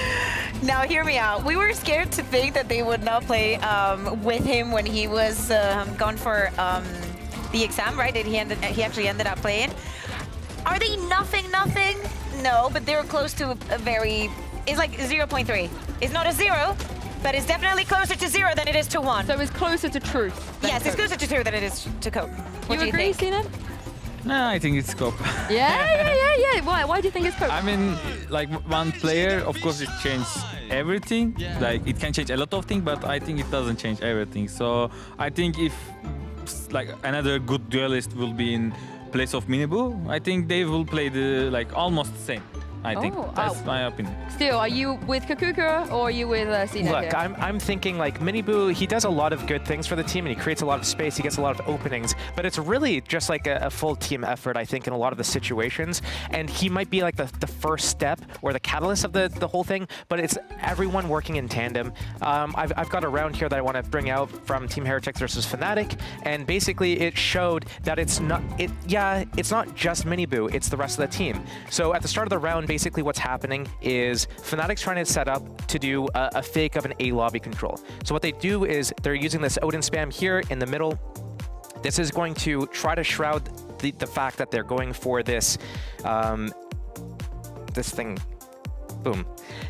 They've been using this Odin spam on their A defaults a lot, and this is causing Team Heretics to fight A lot, and what this happens is Patatek decides he's going to push into B, try to steal this info and this map control, and he's going to walk into the trap from Fnatic. So now it's a 4 versus 5, and Team Heretics is going to have to play the retake on this round. And when you're playing a retake and you're down a man, you need to do everything perfectly. So what we're seeing here right now is Boo is throwing the Omen Paranoia. It's going to come in first, and at the same time as that, we're seeing Mini Boo throwing out of heaven the stun. Now Mini Boo's going to come out of heaven, gonna get the first kill, gonna get instantly traded, but gets the info on where all these players are around the map, and now it's time for the rest of the team to show up. It's now a 3 versus 4, and this is the rest of the team showing up and fighting together. Boo is going 1-for-1, then right here, we spot another player. Rienz is gonna throw a Gecko Flash through the hole, and then they're gonna be able to close up this 2 versus 3 together right here. So even though Mini Boo was the initial start of this, and the catalyst of the round, it was like the rest of the players that were able to do everything together with the flashes, with the paranoia, and just coming in together at the same time and capitalizing on that chaos. So it's not only Mini Boo, it's also Boo. That was what I said. No. So is this a cope, an Omega cope, as you were saying, you think? About Mini Boo being the only... Yeah. I think Heretics has a lot of good things without Mini Boo. Mini Boo just helps elevate them and gets them the opportunity so that they could capitalize off of, you know, what he's creating for them. Yeah, I mean, they do look like a very good team right now. Asinet, how do you think this matchup is going to go between Heretics and Vitality? Who said that? Someone said Vitality is very good in practice. Oh, Magnum. Magnum yeah. said. And after that, I expect them to play good against Navi at least, but I think they couldn't show up maybe, or maybe they are not good. I don't know. So I think we will see in this match, like Vitality, like what Magnum said is copium or hopium. If I would guess, I think Heretics will win because I think they are good team right now. Like I think they are top 2 or top 3 in the EMEA. So yeah, I will say 2-0 Heretics. Ooh. I mean, I think it's going to be more evened out than we think. I think that I think that this match right now that we just had has to be a mirror of what we're going to have in the future. Just because week 1 something happened, it doesn't mean that after that break, everything's going to be different. So I want to give some edge to Vitality. Well, truth or cope, all that matters is which team shows up on the server. You guys have heard from us already, so let's bring out the teams and see where we're going to go here. Please give a warm welcome to Team Vitality and Team Heretics.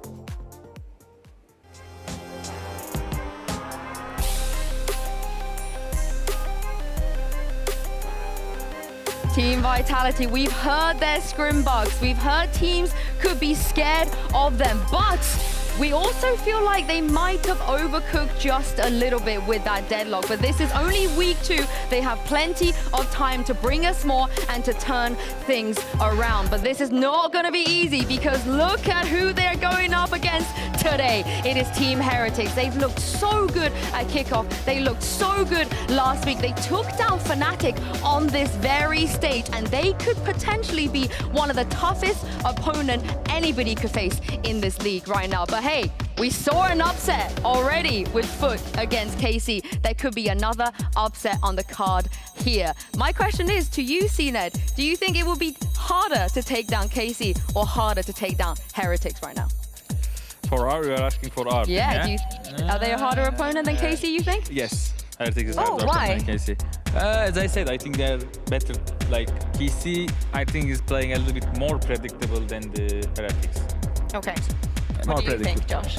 Yeah, I mean, I think Heretics has been playing at a higher level, and I was surprised, for example, during kickoff when KC was able to win the rematch against Heretics, because Heretics did look a lot stronger in the beginning, and they've looked good all throughout. Oh, wow. Yeah, let's take a look at this veto as well. Of course, we saw the deadlock bind stuff last week. Are we expecting that map to come up again, Kazuka? Oh, I want to see actually different maps because I want to see how Trex is going to play into all of this. Because as we know, he joined from the previous week. I'm surprised that they actually go and banning the Lotus. They don't want to play bind. They don't want to play bind. I just wonder if we're going to see the deadlock somewhere else. I think that the first veto makes a lot of sense if you know the Team Heretics is going to continue on that Ascent bind to maybe go for something different that you already know is very strong for Team Heretics. I'm very, very excited about this kickoff though. Yeah, it's How about this interesting. kickoff, about this breeze? Yeah, I do wonder what Vitality's got in store for us because, yeah, we've seen them trying off-meta like agents like Deadlock. Are they going to do anything crazy? But then again, they're the middle of the pack team, and Team Heretics is one of the top dogs this split. So what are we going to expect from Team Heretics? Great defenses. Is Vitality going to be able to break through that? And then they're really good with creating these chaotic rounds and making sure that everyone's moving in together, especially with explosive characters like Miniboo. So it's going to be interesting to see kind of what direction they do and just focus on their strengths. Yeah, in terms of this breeze, Sina, you just played a great breeze. Matthew, do you think the right thing to do is to go with the meta, play the Jet Viper, KO and such, or do you think there's room for other stuff? Of course, it depends on the team. If I answer this like if you should play like default combo, or you should play Yoru, it will be wrong. So it's just how fits the team. If you feel me. What about these two teams? If I will be on Heretic side, I think it's better to play them like play Yoru, Kaio, like something like stuff, different stuff. I think for Vitality, it fits more than like default like.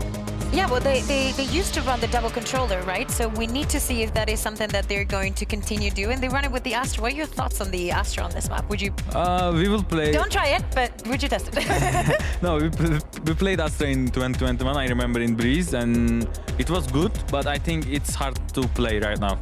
But yeah, who knows? Maybe they will play good. Yeah, we'll find out right now because we got Yoru versus Yoru. Hey, why not? What do you think, Josh?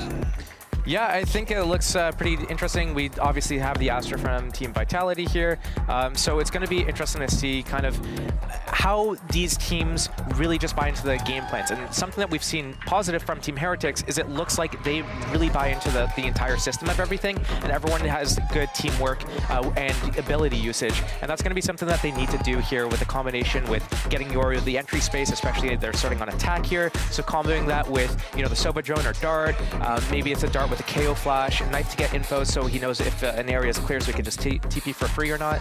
And yeah, Vitality just being able to utilize the Astra to create more like fakes and push pulls and retake potential. Yeah, exactly. From Team Heretics, it started on the attack. I know that Miniboo had a 20-4 on the one time that they play, so I'm expecting greatness from him. I'm expecting greatness as well. And to bring your casters in for this game, I just have one question for Pansy and Hypog. Are you guys friendly? Oh, Sue, I wish we could say yes. Hello? A reference for all 10 of you who know what that was about. But yes, Jackson and Jessica are indeed here today to bring you the content. I'm pretty sure Brennan Sideshow are probably, you know, co-streaming, partying. Yeah. So, hope you guys are doing well. We're not sorry yet. No, we're really not. We stand by our choices. But speaking of, well, not standing by their choices, Vitality, talk to me about this comp, right? Yes. What do you make of this? Because it's not weird and wacky. It's not it's not. I mean, the Astra, the Viper, the Cypher remain. And actually, if anything, the Astra remaining gives Runner a little more support on this Yoru, to be honest with you. So a little more, I guess, versatility in the smokes. There's some opportunities with the ultimate and the Cosmic Divide to kind of get him into a pocket to really run rampant in the backlines, really. And I'd love to see what Runner looks like when he's activated more, because he's got a big head-to-head here up against Miniboo, for example. That's a very tall challenge to take on. Already, though, drawing first blood and feeling comfortable about it. Benji Fishy going down, big scalp to claim. A player who's been impressing me constantly since, you know, kickoff through Madrid to now. And again, the same can be said for the Heretics roster. When we talk bigger picture here, Mike, as well, this is interesting to see us coming back to Breeze as well. Not taken away from the veto. Left in rotation. Heretics happy to leave it out there, and obviously Vitality clutching onto that as an opportunity here. And we hadn't seen Heretics lean towards this for quite some time. No, obviously previously Vitality, the 1-1 overall on Breeze, Koi and Gentlemates previous series here, but new comp, potential new look. You see here, Heretics now gathering outside B site. 2 members here to hold down the 4, but Trek still kind of playing towards a rotation.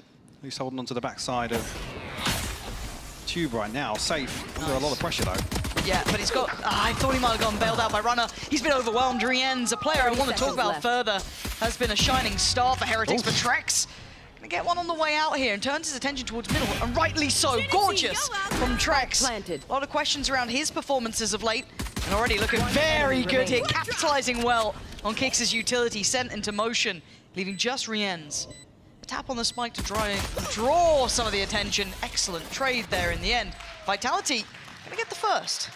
Comfortably done as well on the back of 4 kills from Trex. Beautiful timing The swing onto the dart here, not really much for Boo to do on default here. Maybe just a little miscommunication. Rien's obviously an opportunity to deal with that dart himself, but nonetheless, Vitality come out on top.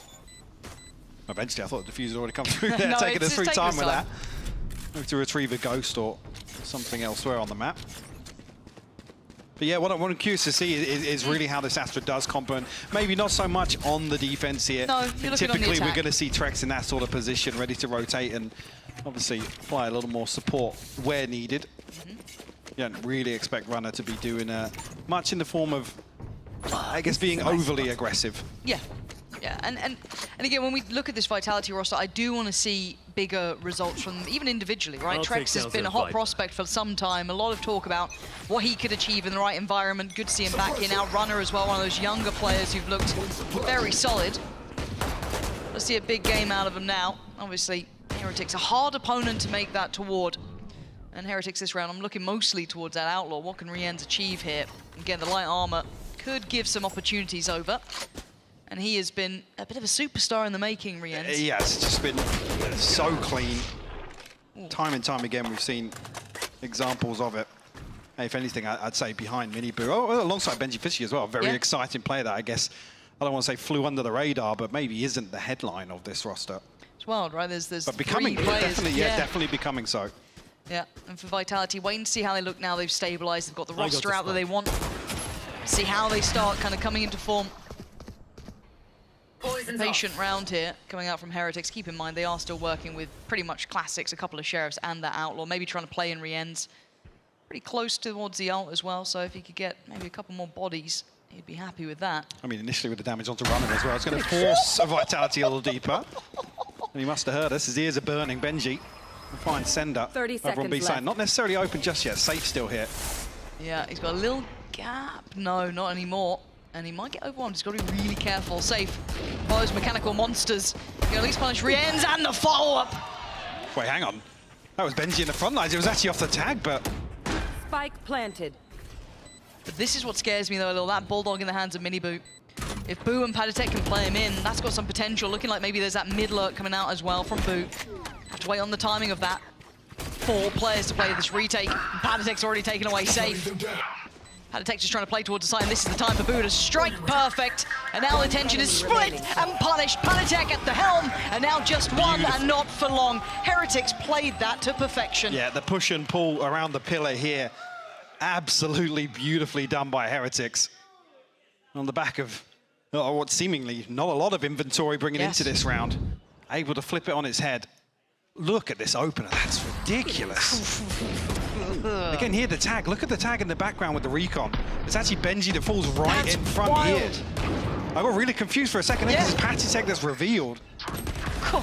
You take them when you get them. I guess luck is on safe side today, but not so much on Benji's, Yeah, not enough for the round though, right? So this is a bit of a turn of events here. This is going to shatter the progress Vitality were making with the economy and everything else. So they're going to have to sit back and basically deal with what's dealt with them this round. Time for Heretics to maybe get the lay of the land here. Slow setup outside A here, no contact just yet, but the drone will confirm presence. Well, they're trying to get him, but catches the backside of his own flash here. Miniboo and Boo to find the kills. Opens up A side a little bit, but a play down tube here from Vitality. Trex may be in a position to catch at least info. Oh, more than that. Yeah, actually safe though with a massive chance here. Yeah, Already done big up. damage, so that's great to take away those weapons. Those were Vandals now left on the ground, so you're happy enough with that, and that's going to be one to be able to be picked up too. Yeah, Sender's in a bit of an IMEX. They need to overwhelm him. They need to secure one of the sides of the map. Sender! They both step in! Sender, what is that? What in God's name is happening? And Rien's has been noted. Support's on the way, and Safe has that Vandal. He worked so hard for. Sender is doing the dance so well. He's buying so much time. Rien's is screwed, trying to bail himself out here. Can he keep this on track? I have the Safe. Oh, brilliance from Safe and Sender. Lovely work in unison, flipping this right back around. I mean, obviously, when Safe reveals himself, he knows obviously then there's an opportunity to upgrade the weapon. Heretics look to try and overwhelm Sender here, but they both step into the snake bite, making the classic at that point a deadly weapon. Boo and Patstech fall in here and safe to seal the deal. A little bit of a tilter, to be honest with you, after that round 2 flip. This is a nice spot. Heretics reset back, but 2 rifles board in. Koreans and Miniboo still going to try and make a go of it. Ult's just about coming online now. Gonna be honest, I'm loving the prospect of this game after these first opening rounds. Miniboo has actually found kicks right off the rip, and look at the pace. Miniboo is absolutely off the leash. Gonna know Runner pretty quickly, put a lot of attention towards it. I'm back. And he's committing. Oh, and it's gorgeous from Miniboo. That's Runner gone. Running rings around Using him. that rifle so perfectly. They only had 2 to come in with, already up to 3 now. Safe trying to make up for the absolute nightmare that's gone down here, but none of them really in a position to find any of these players just yet. Oh, and there's gonna be that late mid pressure. The timing on this, and Rien's too. Layers upon layers to handle. And look at his patience from Rien's. Perfect. Oh, he's seen it all. Doesn't need to overwhelm it here. Doesn't need to do too much. He's set up everyone with the information, but it's actually Benji Fishy to fall. Maybe still a little life in them yet, but Miniboo says no. And Zender, the last one, standing with a stunning shot. But 2 to find and no time to do it. I think he knows this one's wraps. Heretics right back at him. Mike, this game is volatile as you can get. Both teams going blow for blow here to kick Breeze off. I mean, the first blood comes through what feels like the first 4 or 5 seconds here. Miniboo straight up into double doors. Yeah, there's so much chaos that really Vitality, it feels like they just can't really get a grasp on exactly what's going on before it's already escalated. Sender again looking pretty deadly here with his back against the wall, but not enough for Vitality to maintain. And I mean, look, the Outlaw's good, but they're gonna have to hit some massive shots here for Safe. Dink some heads potentially, I don't know, but that's gonna have to put in a lot of work now. Patience being shown, I love this pace change. Cool. Just copped a whole lot of damage. Like Miniboo's time and time again been the same person to take, I guess, the brunt of the front line here. Force Heretics to reconsider their approach for a moment.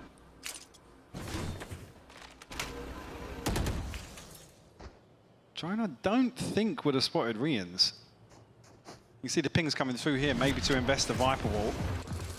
Yeah, alongside the drone. So Heretics continue to apply pressure towards A. Nobody actually dealing with the dart here, so a ton of information confirmed on the back of this. Starting to congregate towards this A site now. 35 seconds, and again, information free flowing. Save. The tripwire killed him. Oh, Miniboo. Not going to be happy with that at all. And this is just, look at them, they're all stuck here. All of them are stuck in the corner. Spike down. And Vitality just punishing them, Rien's. You're going to have to do some heroics here. Flashed up in the corner. They want him dead, and they're going to get it. Vitality answering back again. None of these rounds are safe. No, it's, I mean, clean in some parts, but it's scrappy to kick things off on Breeze. As I said, going back and forth here. Oh. It's. I think we saw another tripwire kill on Fracture. I think it was in EMEA as well. But yeah, maybe. I'm sure we've seen one other kill previously. That's not an exclusive club that you want to be joining, but no. Miniboo punches his name into the history books. And, well, one hero rifle on Patitech. Rien's ult is there, as is Patitech's as well. On the other side, Runner's got his and Trex with the divide. And the early utility, the early hand has been shown towards the B site. 3-2 split looking like. And again, rotation's already in.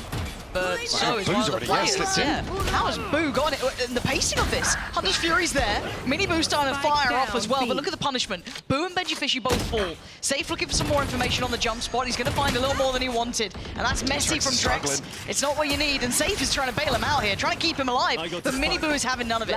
None of these can be recovered yet, though. None of those rifles could fall into Miniboo's hands. He's got his ult. Does he make a play on this? A 1v3 is a lot to ask from here. He's having a go. Though. Yeah. 48 seconds and a bit of a dream. He said though, no weapon to recover this time, at least looking healthy. He's not taking any chip damage on the way in. Does have his ultimate as well, but tricky to really guarantee value from that in a 1v3 post-plant situation. And they're aware of it. They're going to know that's on the cards. They need to stack up here, really, because he's still got a flash to work with. Yeah. If he can isolate somebody and get an upgrade, it's definitely doable. Michael, we're just going to wait. Please check. We're just going to wait. We're just going to wait. We're going to wait. We're going to wait. Thank you. It's all good. They checked. All good. Golf I like clap. the way we clapped. Golf It was clap. like, yep. Yep. Hey, we've seen stranger things happen. Different map, but whew, it's all good. All calm, all collected. First time we've seen the team with the rifles actually converting the round here, it feels like. It's been so unstable, and you saw the danger in this round, I've got to say, in my mind. I mean, there was still punch to this, yeah? Safe was the one who kept this round pretty much going Vitality's favor. Some really critical kills coming in. Being the player you'd want there is your safe pair of hands. Already sitting on 11 kills. So a big performance from him. Getting one of the longest standing players now in EMEA. Still yeah, it's punching wild numbers. when Sue and Kakuka were telling us earlier. But again, that's the guild gauntlet. It is, right? That the number long of series journey. what was it, as of today, I think, passing Nuki in 224 series now. Which is, the veteran of the region, safe. It doesn't feel like it. Thought? It doesn't feel like that sits right in my mind, but it's absolutely true, and he's showing some of that pedigree here. Very good reason he's been around for so long. But as it stands, pump the brakes. Heretics deciding it's time to check in. Let's let this simmer down a little bit. Again, we haven't had much of an eye test of Heretics on Breeze. They've not been early vetoing it out of map pool, so they've shown that they're willing to potentially play it, right? It's not something they've taken away. I think the last time was the Na'Vi situation. Yes, yeah. Again, we were discussing veto. It feels like Heretics, I guess, in terms of the bans, feel comfortable in floating maps. Again, whether or not we get an opportunity to really see them explore deep into the pool, we'll have to wait and see. But again, an indicator here. I mean, especially with even to just compare the comps now. We're talking about obviously having the Astra here for the new change of Vitality is going to apply a little more support towards Runner if they do have any set pieces cooked up around this. Obviously, composition here for Heretics. They do have 2 initiators, but kind of feels like this is more to let Miniboo stand on his own 2 feet almost. Yeah. Initial Hunter's Fury. Don't think it's going to find too much, no, but it does allow for some safe passage to apply this pressure. Trex now needs to pretty much commit towards A main, feeling like they've lost the rest of the map, and you're right, they've pivoted. But look who's still there, though, Safe. Out of all the players, he's the one I probably wouldn't want to meet, and that's why. The guy's dangerous. Spike as well. That's a big find for him. Massive trade for Benji Fishy, but the cross still not safe as well. Kicks! Desperate for that to connect. Doesn't get it, so this should be the plant now coming in. Runner, though. I'm going to try and find some information on the backside of this. Planted. I think Miniboo as well, clearing with his ultimate all the way into spawn, so Heretics now know what space they've got to work with, and do have the numbers advantage here as well. Gonna need to find someone soon. Waiting on the timing of the flank potentially, but Miniboo probably won't pull that trigger too soon. It does, actually. Gives a chance now. Runner with the first step to work forward. You can see we're both waiting. Oh, and he's got another! A freebie on Rienz, and now it's on Boo. A 1v2, and he's been noted. He's got the best of Runner. But Trex, he's not stopping on this. He's finally pulled away. Spray comes in. Boo's got to be real careful down to just that classic here. But time is on his side. And I don't know how close this is going to be. I don't think he does. Very well done by Boo in the end there, keeping cool under pressure. And a real gear shift. That fake absolutely bamboozled them in middle. Indeed, applying a ton of pressure. I guess no confirmation with the Hunter's Fury on the backside of that really leaves a question mark for Vitality. And they kind of have to commit to a couple of opening peaks just to find out whether or not it is a fake, or if there is any commitment behind this. Heretics with a response. We'll keep it within touching distance. 1 round separating now. Sender and Boot, both with pits available. See what they go for this round. Seeing a variety coming out from Heretics, so I have to see how they adjust accordingly on the other side for Vitality. Already a bit of a different look here. Maybe just using that Outlaw in a position they feel viable. It puts a lot of strain on Sender. Now going to commit the ult, trying to dissuade any approach, but already the Aldrin coming through. Sender's got to be careful. They might challenge this quite early. And yeah, he's in danger. He's lucky to be still alive at this point, but they can clear. Runner on the other side of the map has somewhat bailed them out in unison, right? Finding Boo is big. That indicates there may have been something else happening, but still, they look like they're just going to commit this way. Spike's on the way over. Pressure from Safe, who's just thriving, but this is just madness. Brawling out on the side, and Sender somehow still alive. 25 HP. I don't know how he's lived this long. No stray bullet catching inside the smoke here. Able to get Patstick back on his feet though. Sender still looking to do some damage. I know Benji Fishy caught him that time. And now it's Trex. Spike down. Trying to catch him before they can get that plant. Already going to take away Benji Fishy, re-ends on the trade. And again, this is all ahead of the plant here. They didn't fully stabilize. Maybe Vitality trying one of those almost pre-takes. But it looks like, again, Heretics happy to fight in that chaos. Yeah, they are. It's a number of rounds now. We're looking at almost, I guess, a visual test. It looks like they're really not showing much respect to these site holds. They're happy to brute force their way in, slow things down as Vitality look to try and re-challenge onto site. Bro. Let's go. But initially, I guess it's paranoia built around Miniboo. Whether like he's really just gonna run it down at you. Surely he wouldn't do it again. I mean, he has been. I'll return. So this is gonna need a bit of an answer back soon. This is 2 on the trot for Heretics. The scoreline's still sitting at 4-4.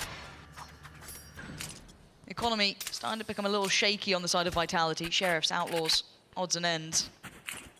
Maybe hoping Safe can catch someone with that.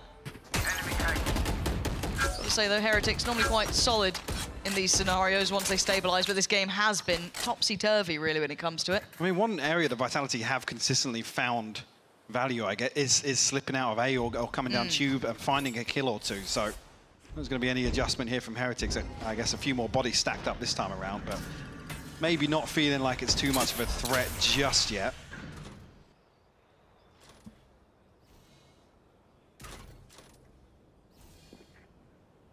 Just getting a little bit of peace and quiet to kick off around this time. 45 seconds left on the clock.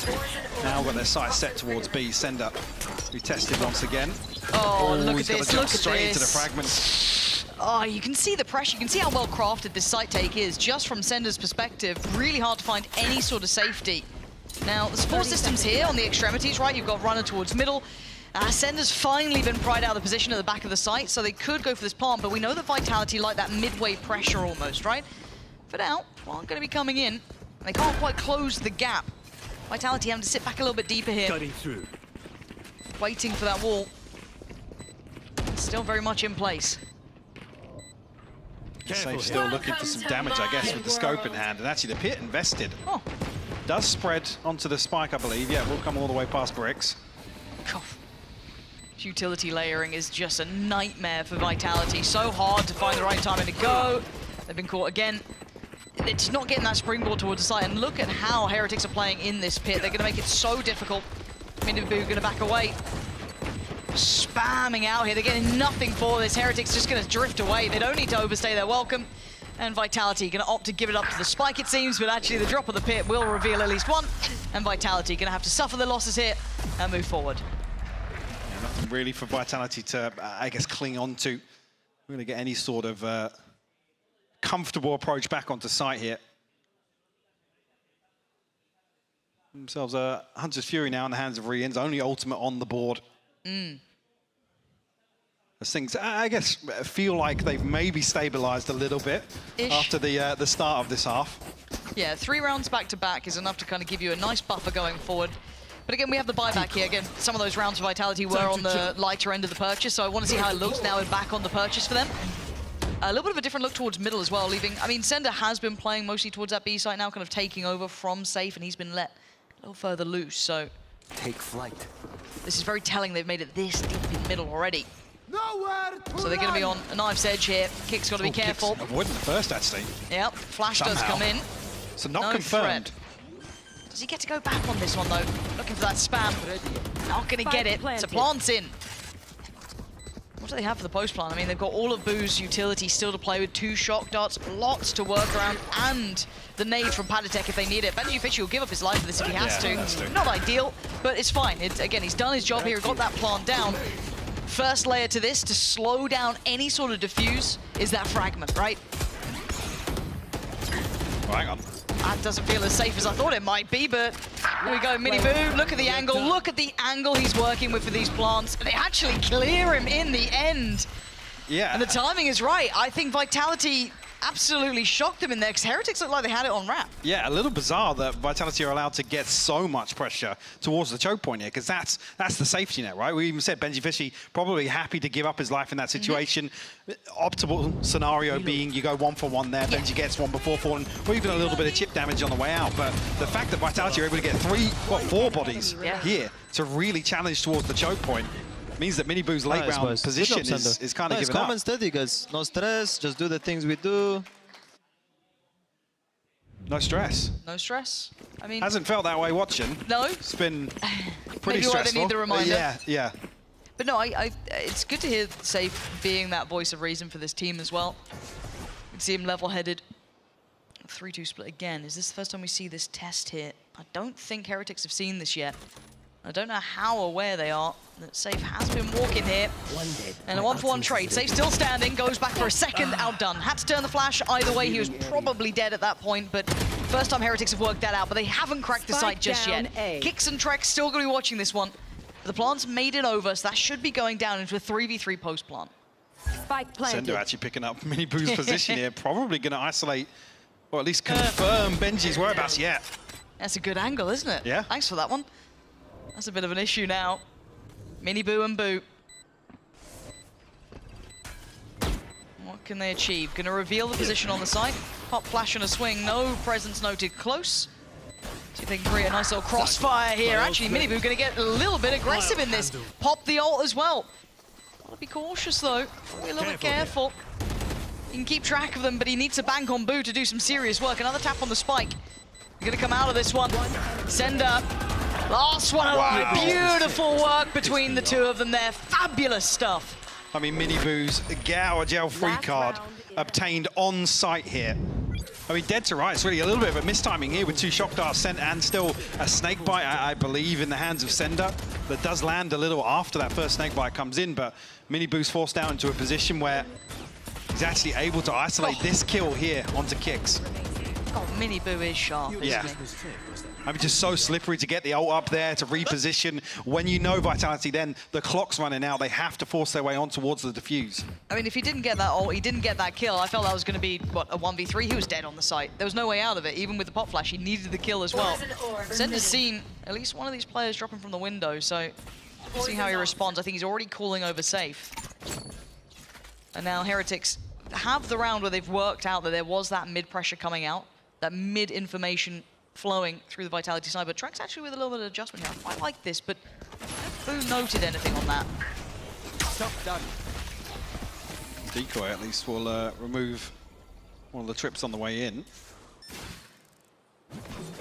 The Heretics just looking to plant that seed of doubt once again. Now, talked about finding value here previously. Trek's looking to apply further pressure. Just at Heretics' end. Yeah, and Boo seemingly aware. I think previously he was one that was isolated. Yeah, drew the shot earlier. Now confirmed. Trex will find it, but I guess maybe a little bit of a red herring. I mean, it's a Viper. Maybe if he saw Miniboo, I don't know if maybe he saw on the minimap a ping come through there with vision, but I mean, it's the Viper, so maybe reading that it's the lurk, but you're absolutely right. Vitality seemingly still aware of the possibility it's a fake. And Safe seems to be the one reading this really well, but he couldn't convert the kill. Benji Fishy lingering around long enough to catch Safe. Now, do they get the success on the side? They're not going to have as much of an easy time as they imagine. 15 seconds. They've got to stick the landing. Sender's right here. He knows they are just behind that wall. The flash was not good enough at all, and it's a massacre. Beautiful read from Vitality. Yeah. Whoever called that out, whoever figured that out, kudos. I mean, you got to argue, like I said, whether or not Trex gets the minimap ping on the second, you see the Viper, I mean, it's either Boo or Benji Fishy, right? That's almost like the one person you see that doesn't necessarily give the game away. Miniboo to an extent as well, you could have a TP set up somewhere, but beautiful call to stack up here. And late round, you're walking in towards potentially a Cosmic Divide and a Snake Bite to really shut down this choke point. Really well maintained by Vitality. No, that was very impressive. It has kept this scoreline very close. If you're just tuning in, it's 6-6. Somehow. This game has been, the scoreline almost feels irrelevant sometimes because it's been so, hot and cold at times.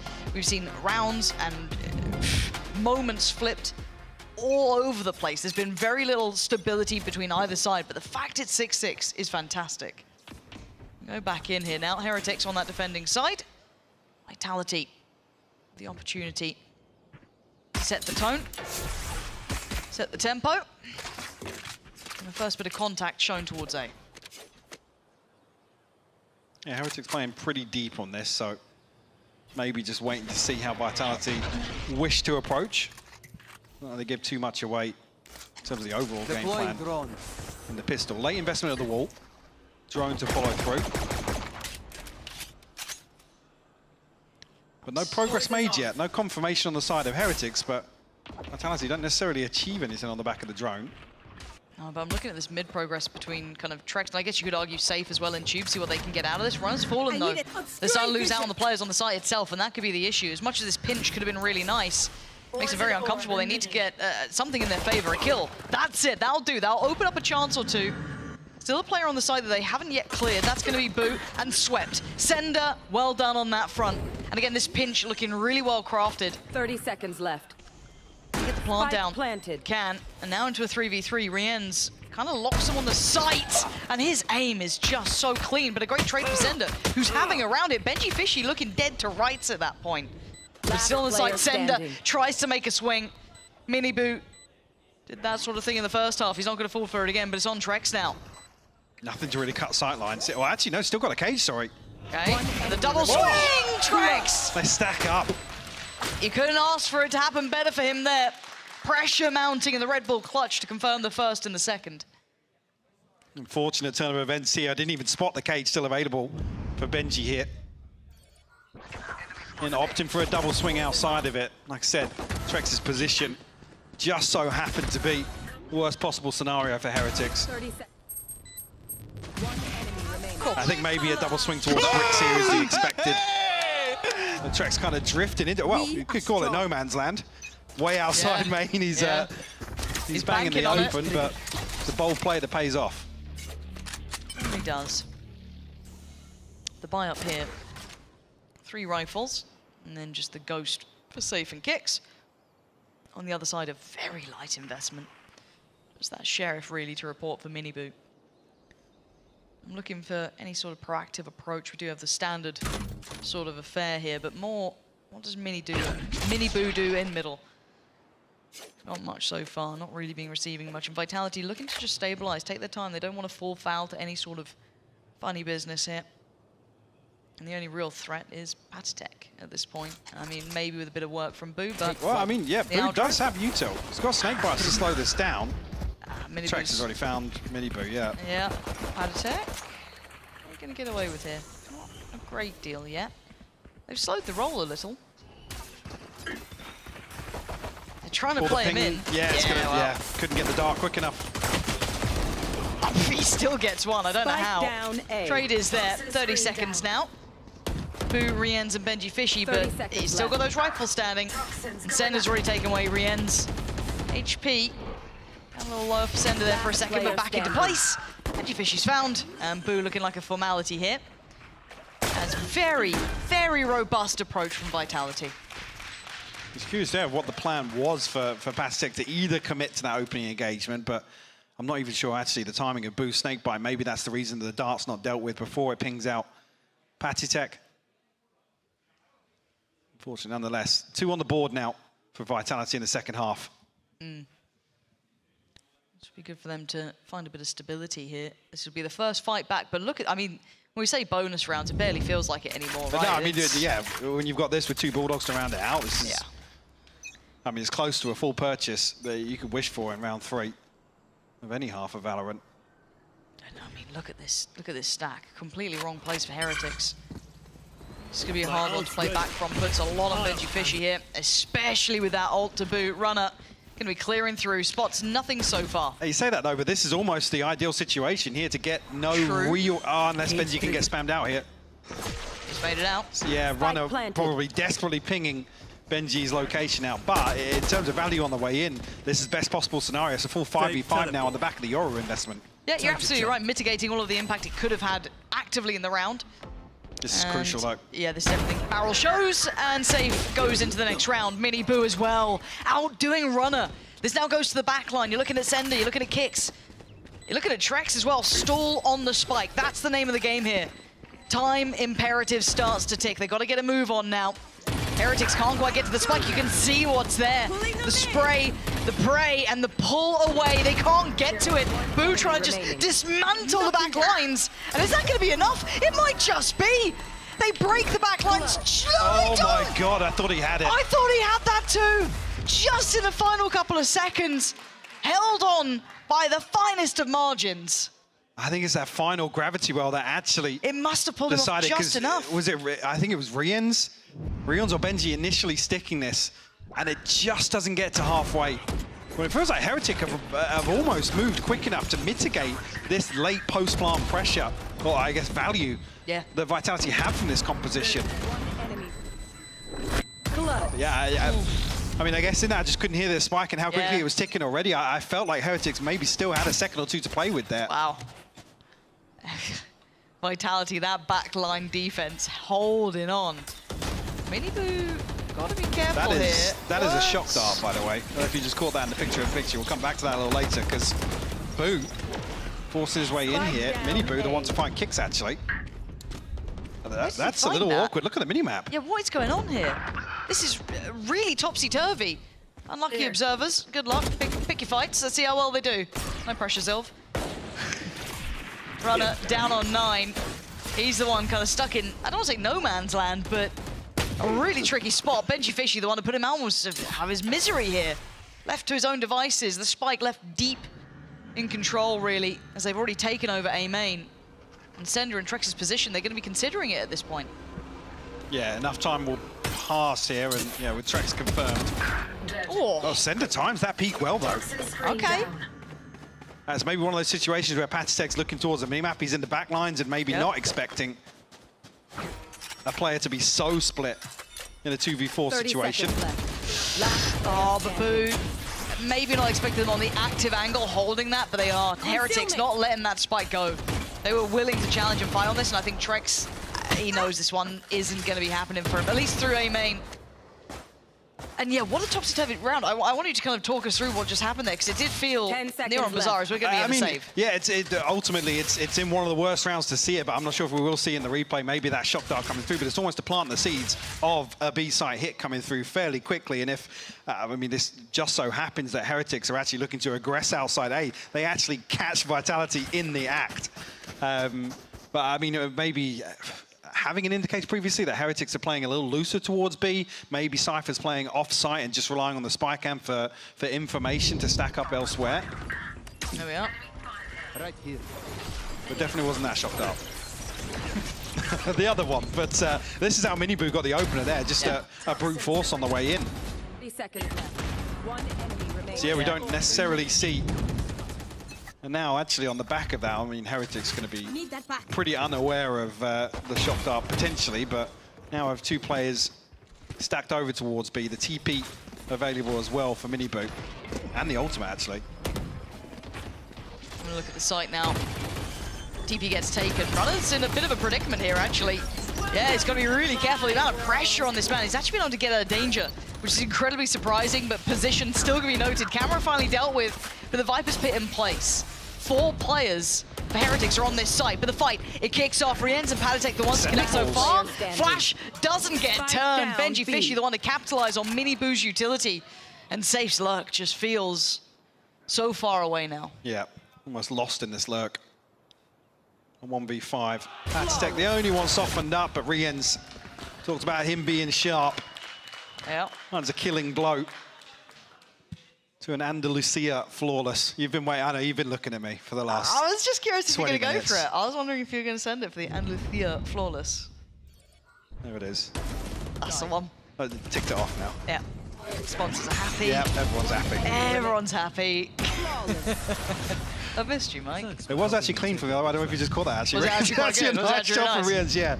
It was It's always nice when our points it was a one tap from Safe's POV, but it actually looked pretty clean. I mean, Rienz leading the charge for Heretics. Like I said, who quietly consistent in the series we've seen Heretics so far. Yeah. And I think the bigger thing for me with Rienz is that it looked good on LAN, right? Yeah.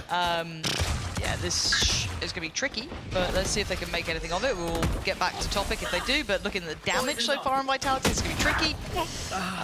Soph does remove Rienz, but yeah. I think it was the impact on land that really had me on his side. Young player looking good on it. Actually, hold on. Runner going to find Boo. And that's a rifle. Not easy to recover, but it's within touching distance.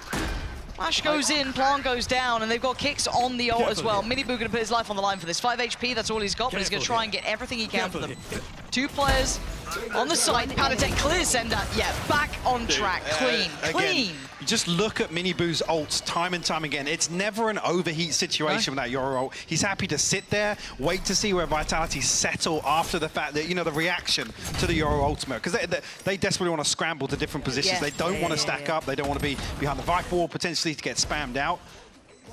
Miniboo walking the line here, guaranteeing value from that sort of situation, while waiting for his teammates to be in a position for him to pop out, potentially off the back of a flash, but not seeing that value continuously from him. Another concept just to come back to Rians as well.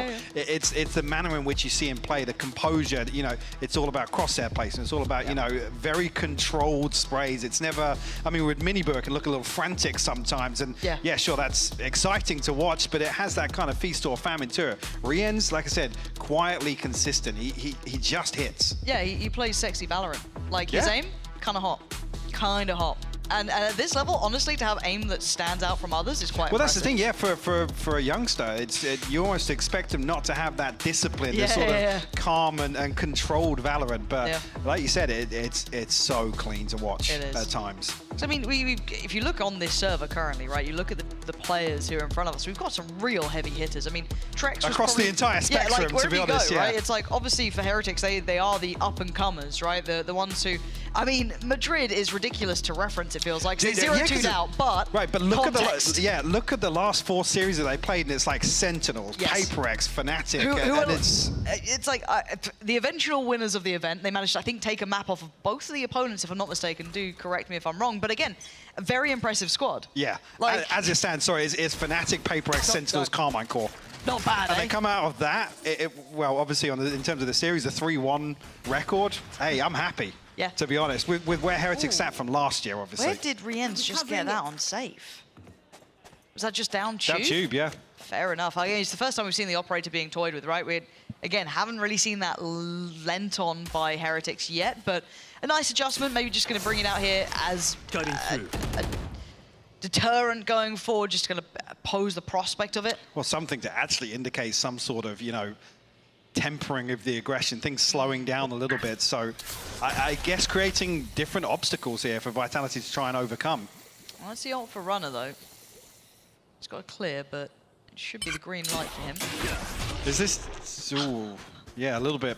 He gets too scared to go for it, I guess, at this point. Would have been nice. It looked like there with kicks as well, positioned over towards the beach there. Maybe he's trying to set up the Hunter's Fury on the back of that ultimate, but I mean, it would have been perfect. Yeah. The thing it has done is drawn out the pit here. We haven't seen Riens rotate just yet, but Heretics should be in the know about this B site here. 30 seconds. Do they know about the man at the back of the site? They don't yet. Miniboo's already here. This man is omnipresent. Hard to get around him. Benji Fishy's still standing as well. They're struggling until then. Trek's going to start removing some of the players on the site itself. 15 seconds, though. That's really nice, but they are running low on time. You're right, 15. They need to get that plant down, and look who's watching. This gets trickier. The divide going to make things a little bit easier. Could have caught a pixel there. Luckily looked away. Hot flash through doesn't swing off it. Now going to have to work in unison. Riens, Boo, and Panatek. That operator suddenly becoming a bit of an issue to try and make work at this range. But hang on, though. They're not going to have audio here. And this becomes a horrible situation to try and play that deeper post plant. They're not going to have the same freedom. They can't fall away from the Sender and Kicks, maybe both looking towards that. You can still see the kit of utility with Kicks, but it's Sender to find Riens. And now it's down to Panatek and Boo, right? Can they get back on the site here? Sender trying to toy with the time, running that clock so low. Kicks has got his 1v1 and he wins it, but Panatek going for the defuse here as best he can. He's got it halfway. 11 HP. He's trying it. He's trying as much as he can. He's run out of time, and Vitality clinging on to the round. Yep, no panic there, unlike me from Kicks to throw the Hunter's Fury out. It looked a little dicey on sight, but yeah, Riens. Quick to once again to find this onto safe, but what a response from Trex. Yeah. To find these 2 kills. Felt like he was the swing factor in that. Yeah.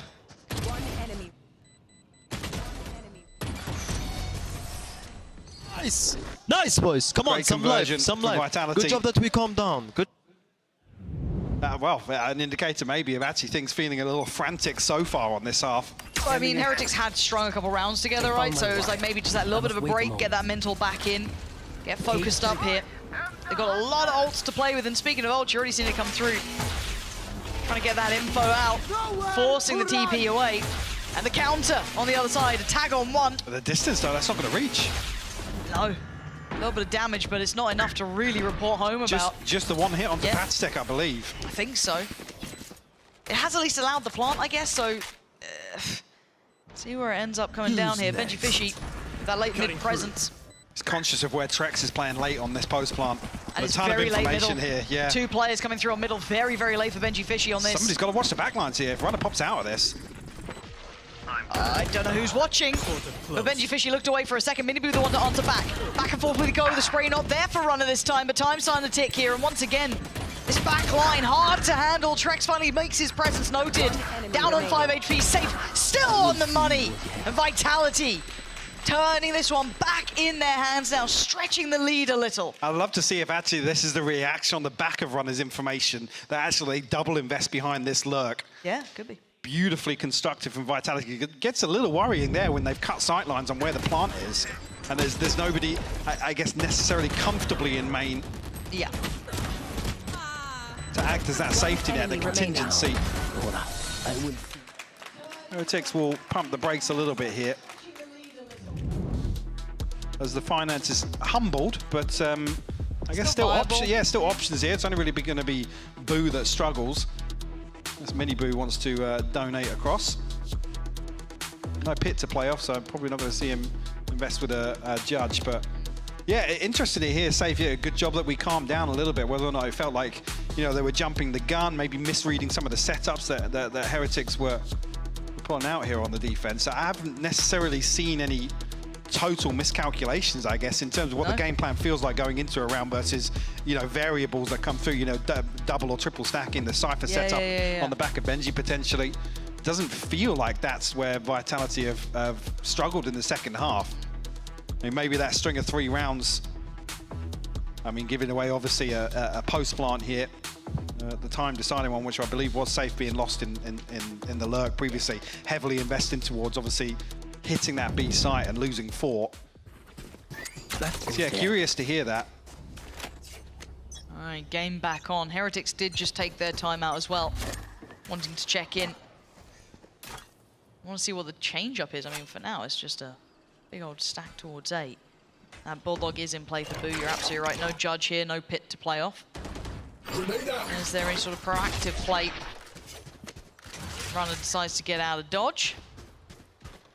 Vitality seemingly aware that Heretics might try and go for something like this out of the timeout. It's a very, I mean, as soon as you see this orb, basically outside shop, it's like, yeah, they're trying something. It looks like it might just be Boo to move up and try and take that space back. And it's actually Runner to find Miniboo. So already, Impact off the back of this, not getting away with what they wanted. They look like they're considering doubling down on this. Going to invest the ult as well. Miniboo's corpse going to be giving all that info across. Palitek on the left, and on the right, we know it already. It's going to be Boo waiting. Big info here if that connects. That should be pretty much all of them, but the swing together makes Palitek irrelevant, and it's just the red carpet rolled out towards the A site. Plant in place, and this is beautiful. Look at this mid pressure as well from Kicks. Layers on layers. Vitality should be really stretching their legs now at this point. Boo, I don't think there's much to be done for him here. A 1v4 is a great deal to ask.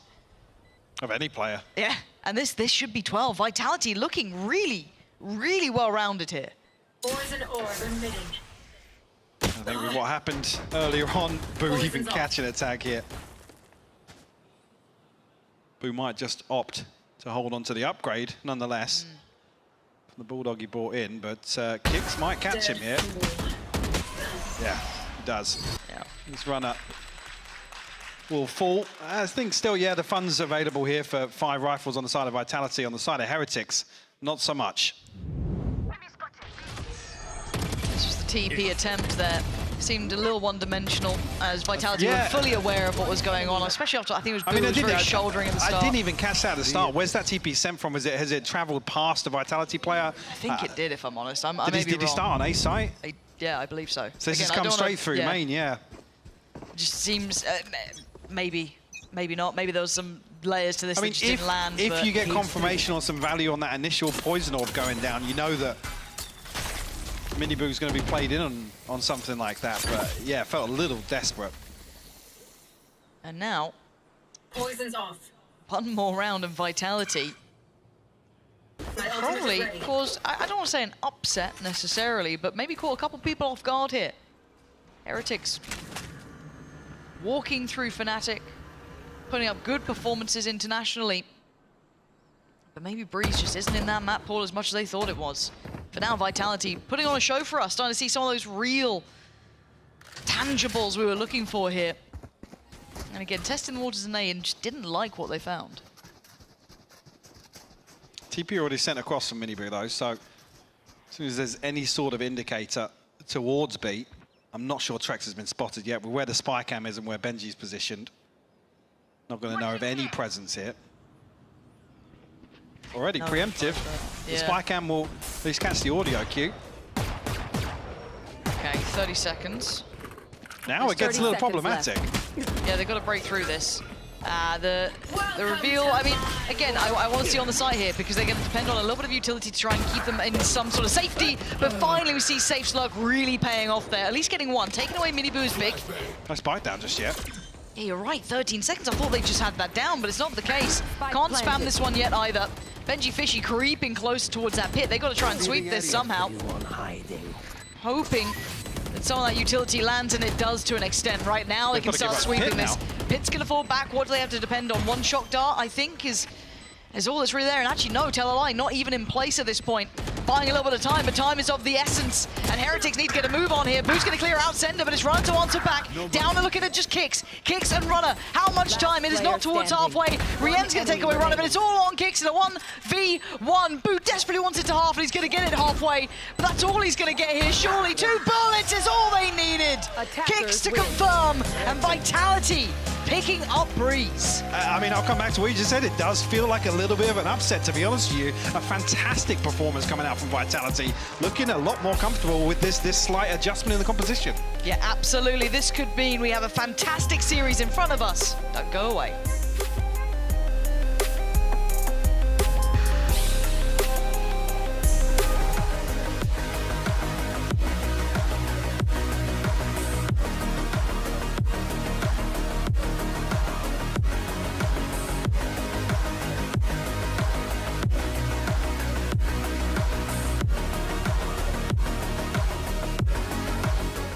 I know a place that will break you into 1,000 pieces.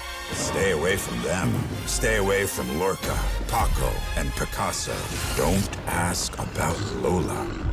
Ay, Caballo Grande. Ay, Dolor de Nieve. But in spite of everything, it occurs to you to visit Andalusia. Don't say I didn't warn you. Be careful of the Andalusian crush.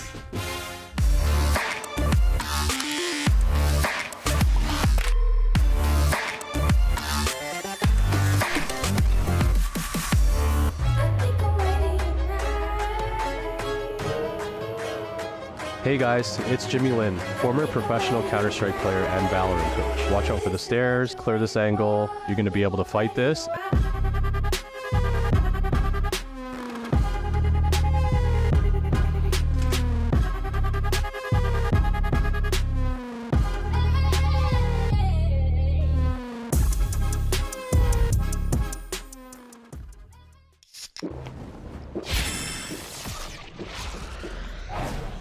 Red Bull gives you wings.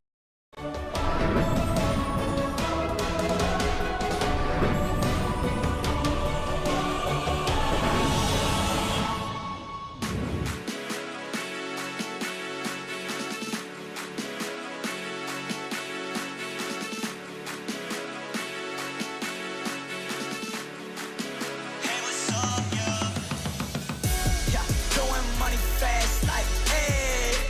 Yeah, my foot up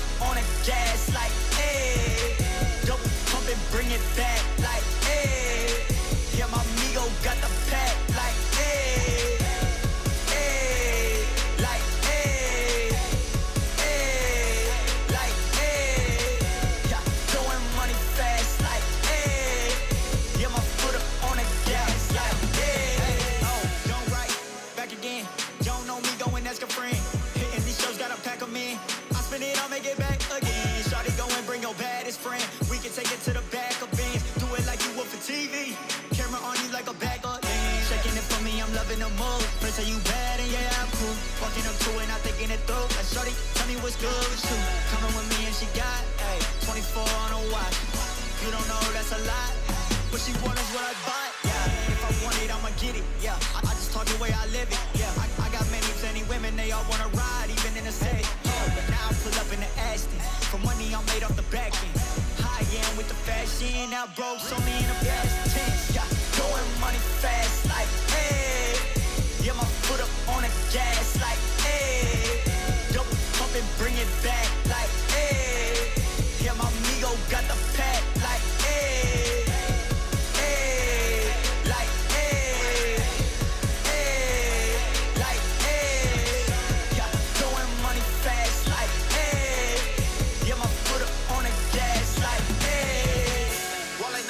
Check. Whoa, VVS all on my neck. Whoa, we talking power, respect. I be blowing on gas and I'm high as a jet. Like, whoa, shorty can't breathe no air. Yeah, red bone body, long hair. Yeah, everything I do real rare. Yeah, can't buy one, need pairs. Yeah, I get paid now. I was in them streets and I ain't never do no playground. I just kept it real, stay 100 and I stayed down. Made it out that jungle, now we shopping when we touch down. We riding around, my windows down and my speakers loud. Hate my grind down like my shine, I'm one of a kind, no stopping mine. I'm certified, can't copy me. Got the bank like Monopoly. My tie fly, that's all design. I'm dripping shorty, know it's hard to see, but best believe live. Yeah, going money fast, like, hey. Yeah, my foot up on the gas, like, hey. Double pump and bring it back, like, hey. Yeah, my amigo got the pack, like, hey.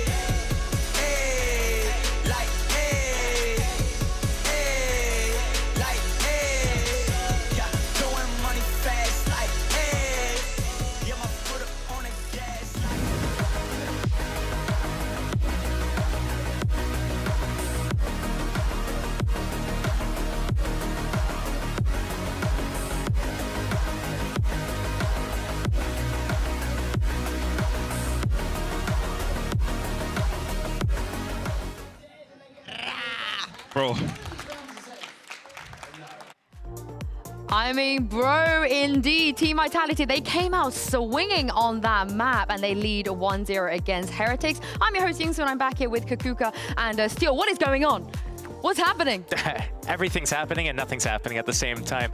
I think what we saw there was there were a few good things that happened, and not a lot of bad things that happened. Like we see Team Heretics, they're losing a map. It's like, well, Heretics, they're like one of the top dogs. They shouldn't be losing right now. I don't even necessarily think they played poorly there at all. The pistol rounds were basically the only bad takeaway from Team Heretics. Yeah, and to me, one of the greatest takeaways, Josh, was Trex feeling comfortable, feeling in actually directly what Destron was playing on this map, and it was the Astra. This ultimate, we've seen it a lot. We need to think about what it brings to the team, and this one was also massive number for team. The moment that he pulls in the exact moment, Benji's not able to take it to half. And even though Team Heretics clears every single one of the players, they do not have the time to defuse the spike. It's rounds like this that give you the edge and actually give value to the composition once you play the Astra. Yeah, I think one of the other things that they did with the Astra, obviously they timed the gravity wells really well, but on top of that, they also positioned themselves inside of the main so that they could jiggle out in like those 1v1s. They could continuously jiggle out, and it was never an opportunity for Heretics to be able to defuse or even like get to half in some occasions, but they also had that layer of coming in with the late flank through mid doors when it's A plant, and coming in through the tunnel elbow area when it's a B plant, and those late lurks really helped. Yeah, it's good to see Trex back on form as well. I also want to quickly mention his teammate, Safe, of course, here first in the AIM Labs warm-up. Not that he needed to, he looked absolutely great, but for Safe and Trex, both doing well. It feels like a throwback to Guild. I miss someone from Guild. Anyway. Does it rhyme with Honka by any chance?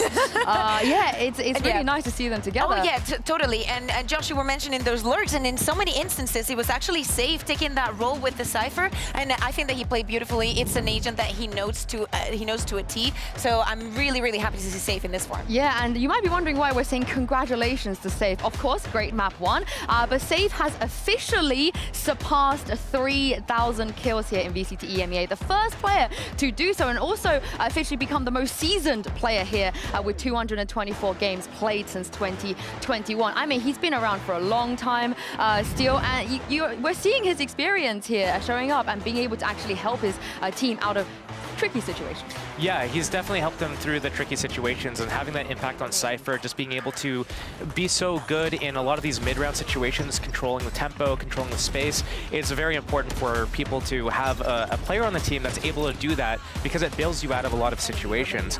And I mean, there's one thing that we're seeing right now is that the gap is getting closer between all these teams. Like even before the show, we were talking about, you know, where's Vitality going to end up? And I'm like, well, you know, they'll probably make playoffs, but past that, I'm not sure. But now we're seeing the gap is even closer than I thought, at least. And it's so important also to get that first slot, you know, if out of your group, because then you get the free win, a free extra point. You might get literally out of playoffs on the first match if you get second or third. So it's very, very important to see them this confident and actually seeing things that work. It's still not everything is done. Remember that we have a second map coming up, that this was just Vitality's peak. And now going into Sunset, things have to take a turn, because there is a lot of tape on what these teams do, but for the side of Vitality, not with Trex. Yeah, I think when we're going into Sunset here, like one of the things that Team Heretics looked really good on, even though they weren't able to win, and there's a lot of back and forth rounds, they were really good on their retake still and their defense, and that's what they like. That's pivotal for their Sunset defense. So I'm interested to see what Vitality's done to prepare for Team Heretics and understand kind of like what are they gonna, like we know what to expect on the retakes. We know how they're gonna retake and come into the positions. Are they gonna do something like having that Astra-esque element? Yeah, we are going to find out in just a moment with Agent Select, as you said, Kukuga, without Trex, but also nice to seeing some of the veteran players showing up when it's just been all about the rookies. Yeah, exactly. We need to see that kind of face-to-face. It's all that every 2024 is about. I want to see, as Josh is saying, what they're going to do regarding Team Heretics defense. Kicks is going to swap that Sky for a Gecko. Trex is going to go on the KO. I mean, many things are different. Safe is going to be staying on that Viper, and they're just going to run it with double control, and probably this is my favorite comp to run on this map. Yeah, this is looking very interesting here. I think the Gecko definitely has a lot of value on this map, especially on attack, getting that plant down. Wingman? The wingman coming out, yeah, got to steal that wingman. Getting the spike planted, and then using the, just like all of his abilities that are able to refresh that he'll be able to use in the post plants is going to be very important for these guys. And I think that KO knife coming off cooldown as well, if it's able to interrupt Team Heretics in the middle of the retake, that could be something that is a wrench in the gears. Do we smell an upset? Is it coming? Probably yes, because I think that also the setups that that Benji has on B with Cypher are pretty easy to read. Well, we spoke a lot about the experience of Team Vitality, and speaking of experience, I believe these two have casted a fair amount of safe games in the past. Back to you, Pansy and Hyper. You're probably right, Sue. Yeah, I haven't been counting. Forgive me. I wouldn't want to count that string of guild, Sierra, because I feel like we got a lot. We did get a lot of guild. Yeah. Joyous Valorant to watch. Truly, the pinnacle. The good old days. Yes. But we do get something fun here, right? We get to see if it is a map veto issue that Heretics maybe overestimated and underestimated how good Breeze would be in the hands of Vitality, or if it's just one map. Yeah, and especially to come back to that comment I made, where if you look at Heretics vetoes, it feels like they have comfort across the pool. Yes. There's nothing really that it feels like, you know, they shy away consistently from. They're not afraid to bring out some quirky comps as well. Yep. But we come now to Sunset, where both teams have had success, a 3-1 record for both teams. Should be good. And a little bit of a switch up here, and I'm all for the Gecko. Yeah, same, and we can kind of dive into that and see its validity, and already you're seeing, well, how little Boo could see in that situation. Already Sight not quite under control, and Boo gonna find Runner very early on here. Denial on the spike plant too, so Wingman not gonna have his way. Strange exchange here, but safe. Back to me. He's looking to slip into market here, not caught by. God, they're so close. Yeah, very, very close, but numbers advantage, and look at the HP bars as well on the right side of the screen. Okay, he's seen it. It naturally saves, absolutely saved the day. He's made this look pretty much done. That round looked wrapped until Safe found so much value then. 3 critical kills. And Benji Fishy now, I don't know how you're meant to pressure this. I mean, normally it takes a lot of utility and, you know, mistakes, and they're already getting that mid lurk going. They're already going to get that flank on the way. Oh, Benji Fishy, this one's not looking like it's for you. No, absolutely not. And keep in mind, they had so many players there, Mike, and to not consider Market is surprising. And this is the thing with Benji's position deeper at top mid. Again, the utility's not here, it's invested over towards A site. To have 4 players here, kind of exposed to this angle, nobody wrapping back through Market to retake that control, and with Benji Fishy not picking up the slack in mid. I'm going to keep talking, I'm just pretending it's not there on the screen. We're going to bring it up afterwards. There is a huge hole in this formation on the defense. Yes. It is a little baffling, to be honest, and whether or not they just think, it feels invested, it feels all in. The Viper Walls here, we're expecting them to come off the, the other end of where we see the Viper Wall invested from. Somebody had to have been asking the question there. Yeah. Because Benji was committed to assuming the flank's going to come through top mid and all the way into the backside of B site. Now on to the real topic, Michael. You've returned for one day. I've been back for one map. What have you been touching in the break? Maybe sticky little fingers been fiddling with cables up here and all sorts, kicking things, and yeah, there we go. Yeah, I kicked it back. Oh, that's thank you. Well, we should be resuming shortly. Thank you for your patience. Nice to know it is Michael and I'll not sit me. perfectly still now. Well, you've already done it. It's already happened. It's over. That's just the first one. A series of unfortunate mishaps. events. Oh. All right, first round Vitality, and Miniboo, well, not gonna get what he wants at all. And look at Vitality, so aware of this pressure now. Actually, Rienz and Patatek can still sometimes find value, but I mean, it was classics. Yeah, you're not gonna get much more than that if you're gonna play it out differently. You might as well just try and brawl, maybe it cost him a rifle or two, but not to be the case here. And this is the key thing as well, whilst we do have this dead time now. If Vitality want to continue with this approach where they create a little pocket in the corner of sight with the Viper Wall, then Market becomes such a crucial position in terms of maintaining control of this B site, making sure that they don't get these free plants that you really want to kind of negate as much value from the Gecko on the way, the free value, I say, from Gecko on the way in as possible. So certainly on the buy rounds here, I'm looking for maybe them to actually start exploring mid a little bit if Vitality are a little linear in terms of their approach to the attacking side. And I guess the Viper Wall is going to be even more indicative of what Vitality's initial approach will be. Yeah. Then Market becomes pivotal. Yeah, the Thrash is there as well, which is... The problem being now, I'm going to see Vitality potentially walk through mid and look to take that control away. We've seen an adjustment here of Benji's utility. The pace in which they're doing this, they're going to be pinched, they're going to have nowhere to back to. Fortunately, Patatek saved them in this to give them somewhere to fall away to, right? Falls away towards Pillar, but Center does find Rienz. Now, site-wise, they're managing to identify all of the loose threads in middle. Exactly the response you want to see, and maybe this is just an example of the stars aligning for them, but you can see here Benji's adjustment of utility, a trip inside Market here.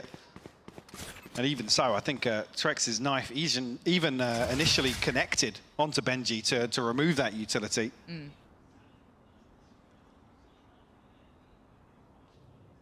Now things will slow down just a little bit. Kicks outside the map.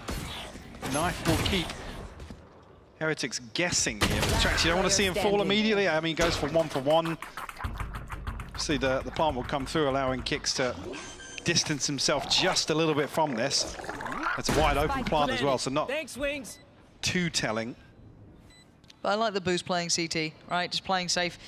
Oh, actually, I don't like it now. I don't like it now. He's definitely heard the steps of Benji. Oh dear. Oh dear, okay. I mean, Patatek a hero of the round because that got really dicey.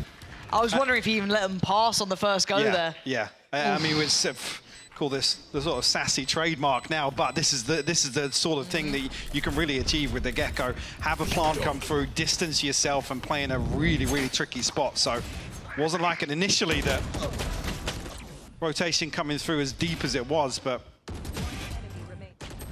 you see it, Boo didn't overstep the mark in that regard.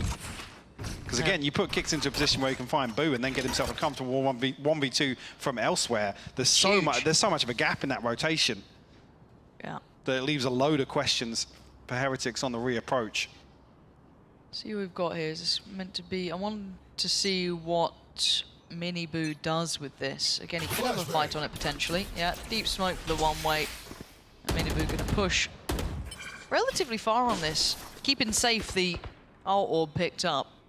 But it does mean that they can't really keep an eye towards middle here. So as you highlighted earlier, that adjustment and utility from Benji Fishy pretty paramount to keeping this in hand.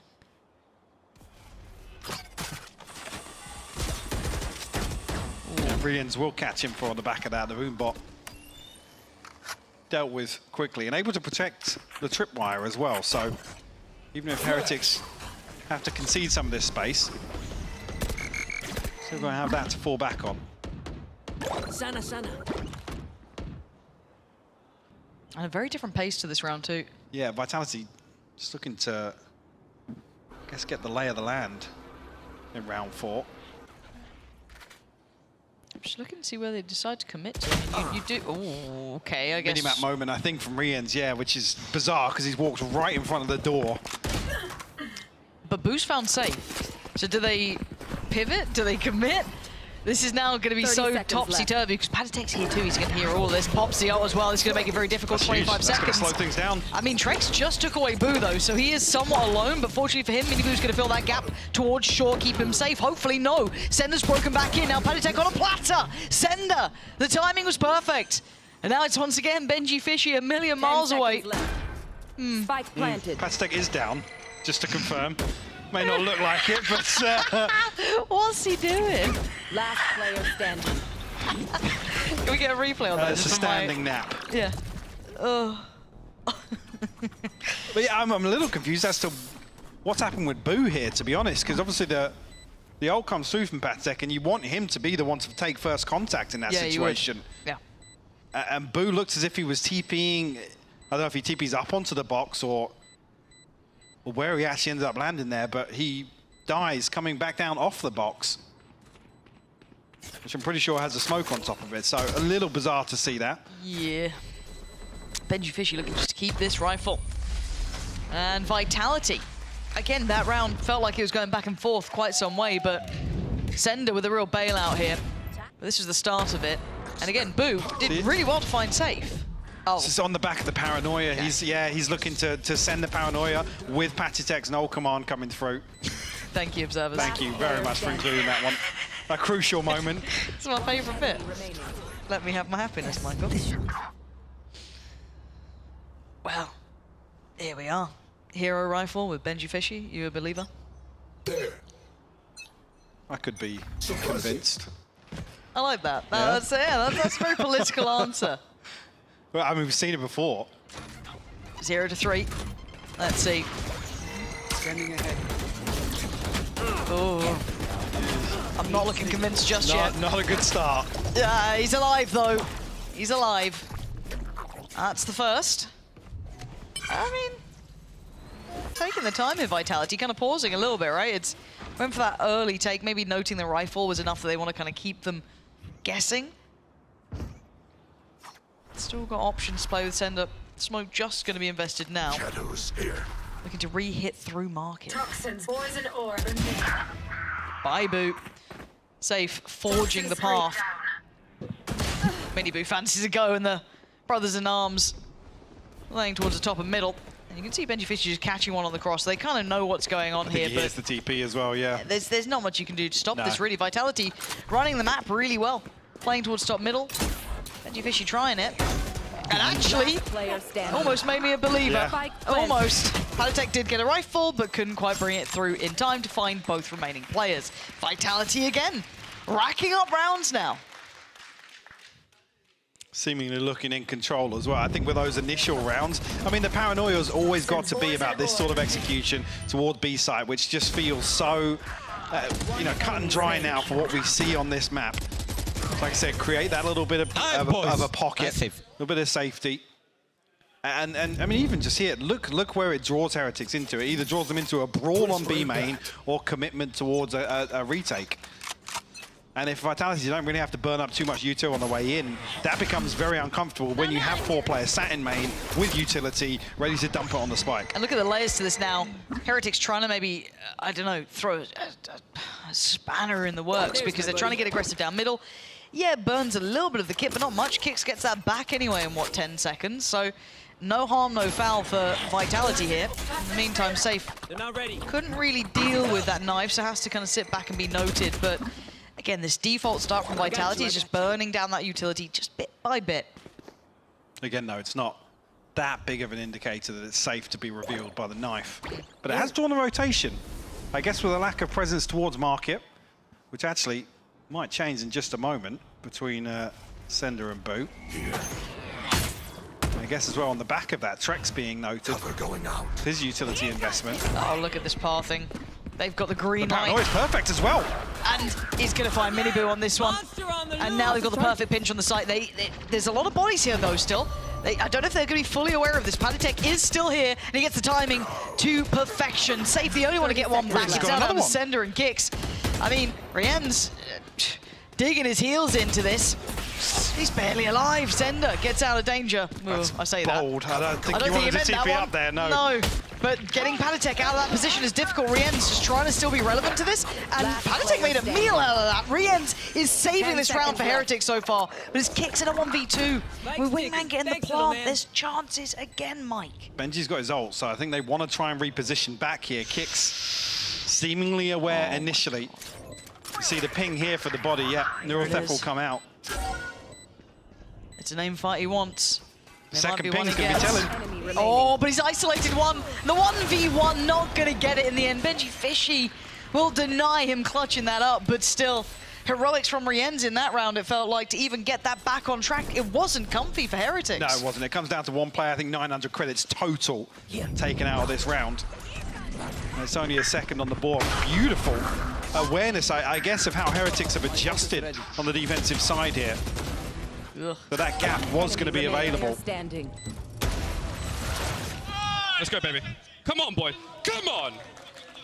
So yeah, 2 successful retakes now. And I actually do want to note something. Just pause for thought here. I want to keep track on this throughout the game, though. This has been the first real challenge we've seen from Miniboo, who's normally running, right? This guy is, I've rarely seen him have a quiet game. He is on he has one 0-6. mode. He has one mode. So I want to see how well he does if he's now been challenged here. Already dealt with, put down. Safe has had his number here. Gonna take away Miniboo and open up that man advantage right off the rip. You couldn't ask for a better beginning. But open up the map as well. That being your lurker. Safe over on a solo mission to take away Miniboo. Rienz does find a response. The spy cam there as well, so can give up that space for the time being. Yeah, I guess after that initial adjustment, though, Heretics not really getting too much value in terms of Benji's utility here. Well, at least Vitality not playing into it. Now exploring towards A couple of late round hits as well have left Heretics guessing. Boo needs to call in the cavalry now. Welcome to my world. Hit's going to come down, and it should cover just enough of the site, but Ooh, just a slither, though. not much, yeah, which...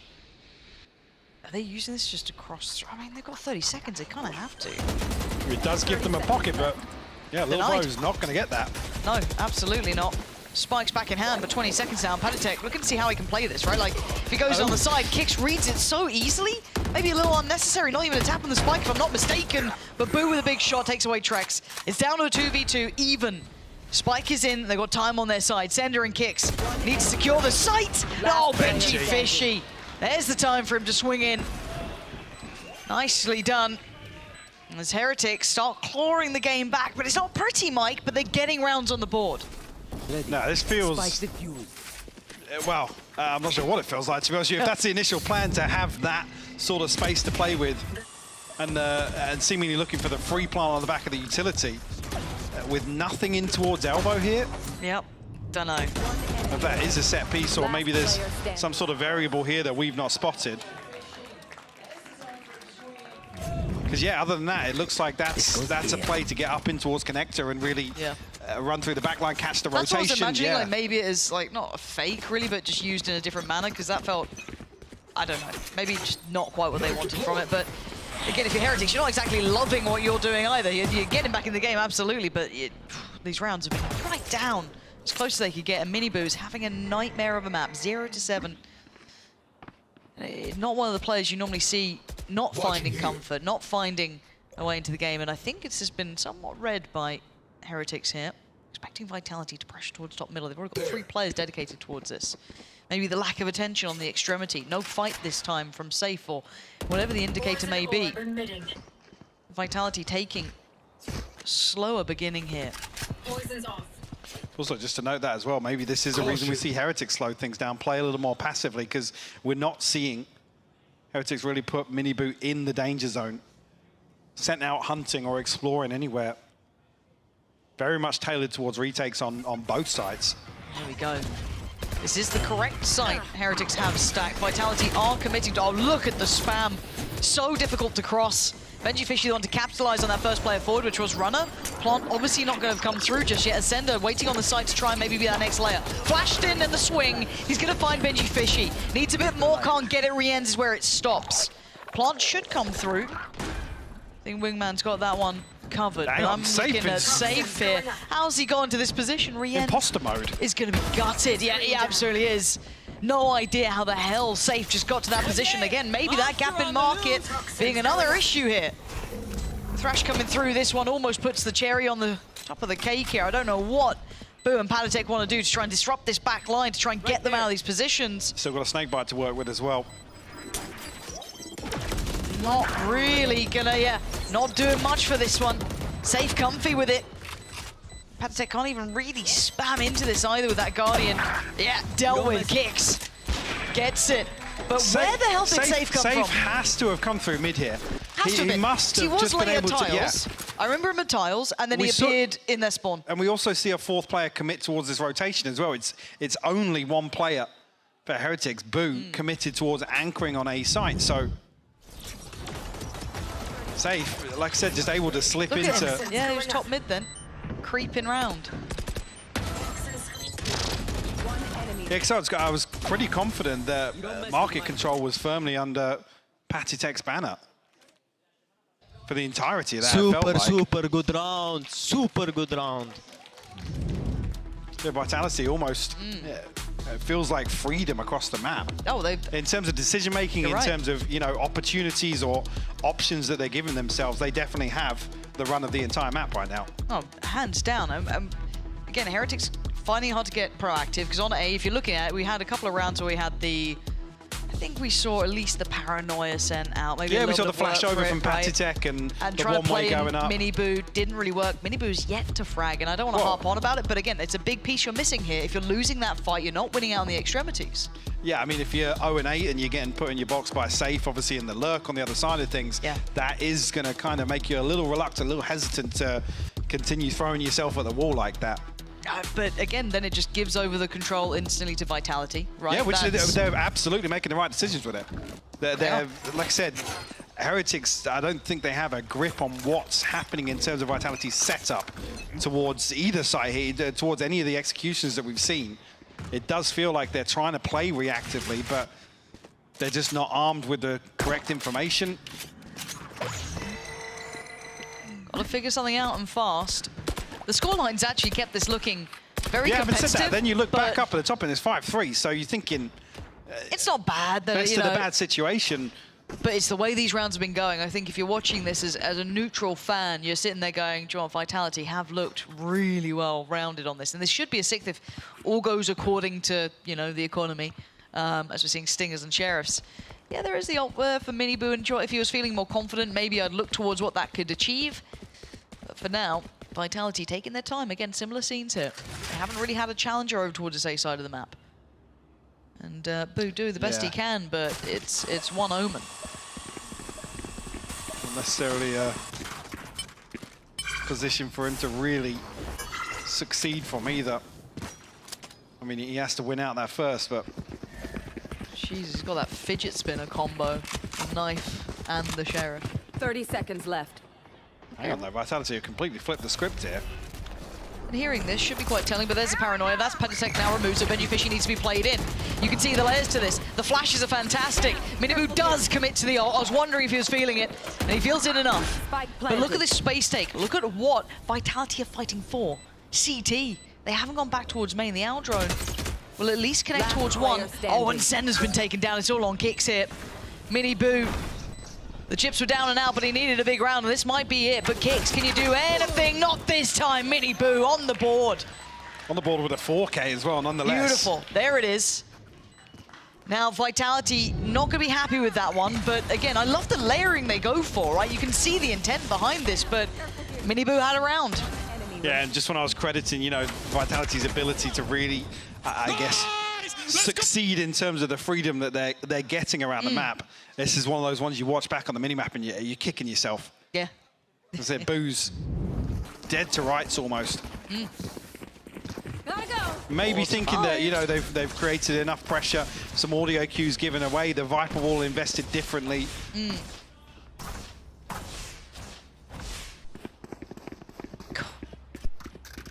the swing on the economy on this too, right? This That's a becomes big little round, bit difficult, yeah, because we're looking at 6-3 there. Yes. We're looking at definitely momentum building even further behind Vitality. This is the one that ultimately keeps them in check, keeps them honest. And now for you a got remainder. Mini Boo back on a fight, right? Like after he wasn't here before for a little bit of time, right? He wasn't maybe taking these active fights. Now he's back to this, but will he win the fight? Because on the other side, they are here. This could be another confidence builder. This could be good for him. Boo on the other side too, but Vitality, if you're forgetting the first map, you shouldn't, because there's a reason they were dangerous here. The paranoia looks good, but Boo can't crest that corner. He'd have been spammed out. Mini Boo the one to bail him out a little bit here, keep him safe, and dip away. Doesn't overstay his welcome. Keeps him down a little lower. Keep your eyes towards Kicks, and look at Sender's position again. Trying to slip the net. This time Rienz catches him. Yeah, noted with the adjustment here of the spy cam as well. You see the ping coming out on the minimap. Kicks. Rifle in hand, yes, but 1v4 situation. Oy. All right, Kicks. If you're Heretics, you're sitting safe, right? You're not taking any risks here. Want to keep all four alive, keep that money building, and if you're Kicks, how do you carve up any of these into individual pieces? That, not great. That doesn't help matters. 30 seconds left. And he's down in 28 seconds. Hoping someone would give him a chance, and I think the call's been made of do not give him an inch, and they don't. Rien's waiting, and Heretics stabilizing now after what was a very rocky start to this. Yeah, because I mean, up to 5 apiece. Yeah, even looking at the 5-3 scoreline, we're coming away from this feeling like Vitality are firmly in control of the tempo, in terms of map control. So yeah, the fact that 2 rounds just separated us now from it being tied up, and actually the comfort being there financially for Heretics to close out the half. Ultimates on the brink here. I mean, a TP for Sender, no command for Trex, but looking towards both Runner and Kicks, 1 and 2 orbs away respectively. Another switch up as well here, feeling like maybe Benji's going to find a little more value here if Vitality start to explore A. Toxin screen down. I mean, because we've mostly seen when Vitality do go for that B approach, it's a lot through market, it's a lot through middle. So maybe feeling that was the right adjustment to make. Hang on, why has Aztec not got a gun? Huh? He's got a ghost. Yeah, I don't really know. Runner has also been taken down by, like, okay, that's... Yeah, because Rienz is 6.8k. Yeah. We'll come back to that because he's just gone down, so we're going to have a little look back at that at the start of this. And this could be another round that you don't want to be losing, right? This could be key. This could have really taken that scoreline into your lead, give you that comfort on the half. Can't stop it coming through. In. They cannot. They couldn't spam it away. Still paranoia for Sender too. This is huge. But now you look at the ultimate, Kicks his ultimate in the post plant here. Oh, you're right. Could be pivotal. Spot on. Mini Boo looking to try and get involved. And he does, takes down Sender. Rienz on towards safe. How the hell did this just happen? It's Kicks and Trex. The last 2 alive, and they get overwhelmed, swarmed. As Kicks is the one to stand to try and face him down. The defuse beginning, and a nice attempt, but not nice enough. Heretics, even after leaving Patitech nearly weaponless, they get away with it. This is one of those moments where you're just hoping there's nobody that's recorded the buy round. What just happened there? Like, who gets exposed after Patitech's frantically requesting a rifle? Yeah, they're just chatting They're still celebrating the previous round. Well, because I think like Benji Fisher was on like 6k, or at least a couple of players were towards 6k. I was just talking about how much money Heretics had. Yes. Sorry, Patitech, you're not worth it, actually. I'm just gonna keep that instead. He's got a gun this time. He's been blessed. Yeah, he's been blessed. He's safe for himself, to be honest. Oh, Oh, Mini Boo! He's been battered by Safe this whole game, and he just got given that. That's the way to respond. The god started smiling on Heretics in the last couple of rounds as Vitality somehow falling out of favor, it seems, after having what was a blistering beginning. And now with these ults aplenty, 2 ults to play with runners is there, could be critical. They even get the chance to use this. Now seemingly getting a bit more value from adjusting Benji's utility as extra set of eyes, the spy cam towards mid allows them to maintain these heavy stacks. Run. Give it a shot, but doesn't find it. Does catch the back end of the showstopper, but still 46 HP. Okay. All good. Calm. Coming in. What we got for the retake here? Plenty of flashes with Padatek. Speaking of Padatek, there's the ult, but he's flashed up as well. Runner trying to send out the flash on that. The trade comes in. Rien's the one to be absolutely tearing apart. Benji Fishy wanted in on the action. And Vitality, as said, felt like they fell out of favor with the gods. This game just got ripped away from them. I don't know even how. Yeah, what a response from Heretics, because early on, the 2 successful rounds that they find are on the back of like a Benji Fishy clutch and another one where it comes down to the wire in the post plant. And now they're getting shots through smoke, all sorts. I mean, what, Miniboo started 0-8, and he goes to 8-10 at the end of the half. Beautiful, beautiful play back in by Heretics. To actually come out with a 2-round advantage. It doesn't... It's not computing, the math is not mathing. No, you're right. You can see here the string of rounds where actually the adjustment, I believe it might have been round 6 or 7 where they do adjust Benji's utility and they start putting him over back towards A site, the spy cam towards top mid and removing some of that free control or free opportunity across the map that Vitality were just running away with. Like I said, they had so many options. There wasn't really a challenge on the end of any of them. Heretics were huddled into sites, backs against the wall, trying to absorb these executes. A turn of events. And Heretics have crept incredibly deep towards Sender, having to depend on the paranoia to give him a little bit of space, but starting to peel away. Call in Kicks to the equation. It's runner to connect towards Benji Fishy. That's nice from Kicks. At least catches Miniboo, but the site's starting to wave the Heretics banner. No plant to be seen just yet, and they're lacking in the bodies, but Padatek trying to make up for it. Yeah, maybe a little bit of an overcommitment there. Going to give Padatek a play back in here, but Boo will fall to the boom bot. It's tough viewing. The X-ray was hilarious. They're just trying to run. Player standing. And Sender gonna get Rien, so they know it's Padatek. They knew he was on the site. He does find the 1v1. On for the ace. 10 HP. Go on, Padatek. Oh, I was so ready for it. That would have been pretty wild. Trex and Sender do manage to survive, but okay. I just don't know where this game actually sits, right? Like, because generally you kind of get a feel of who's in the lead here, who's setting the tempo, setting the pace, and it's been very, very up and down this entire way. Again, I'll still commit towards, even though Heretics come out on top in the first half, it was Vitality. I mean, it feels a little better when Boo's not even trying to break the boom bot that he dies to it. Nice. So, well, do I sit in this corner and die, or do I try to move and give die? it to the boom bot, to be honest. Off a pop. The aggressive Roomba. We've seen some wild kills already. We went to the trip earlier as well. Yep. Yeah. I'm waiting for somebody else. Oh, there we go. Again, Miniboo can only kill safe when he can't see him. Nice. Nice shot. Beautiful Valorant on display. Look, I said it was Rienz who plays sexy Valorant. All right, not Miniboo, so you reel it in. But that is a safe remove from the start of the round. I mean, Runner gonna make up for it? Yeah. Joined by Sender. Gonna keep safe the other side of the map, so not gonna let this slip through their fingertips. What I was saying though is I was expecting somebody to go home and do the homework and look at what the other tripwire kill was, because I'm sure it was Fracture and it was Fnatic. So. Okay. Oh. Okay. I'm getting nervous in this round. Why am I getting nervous? I feel weird about it. I feel weird about this round. And no rifle recovered just yet, but good. Okay, Kicks and Runner to... What was that, 4 Bulldogs brought into this though? I don't know. Trex will retrieve one of them, so the investment... Bit ropey. Yeah, and now it makes round 3 a little Thanks for that beautiful replay, boys. Appreciate that one. Up for the highlight reel. Oh, another potentially there. Just giving Rian's POV for the rest of Sunset now. Yeah, good damage.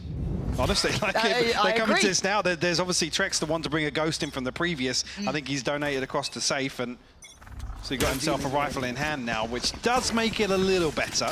Yeah.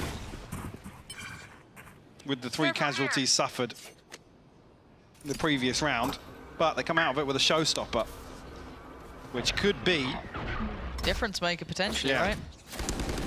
They've got the early work done towards A, and I'm waiting to see the commitment. There it is.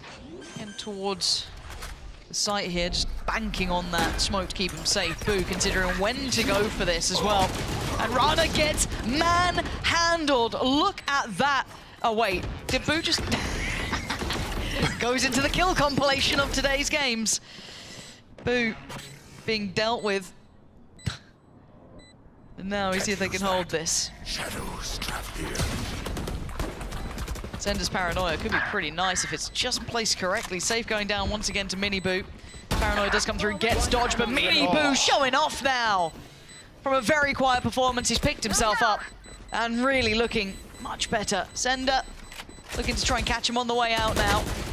Yeah, not gonna happen. They got this one now. Starting to feel out the game. I didn't clock it. Was Patitech 1 or 2 off the ultimate there at the start of that round? I actually didn't notice. The timing on the null command to shut down the key piece of the puzzle for Vitality.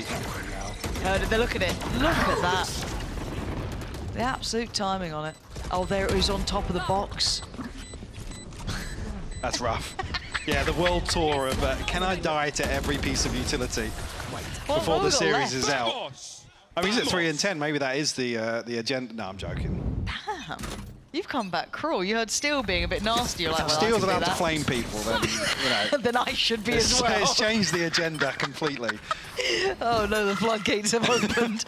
We've got Michael unleashed. Well, let's have a little look. What's in front of us now?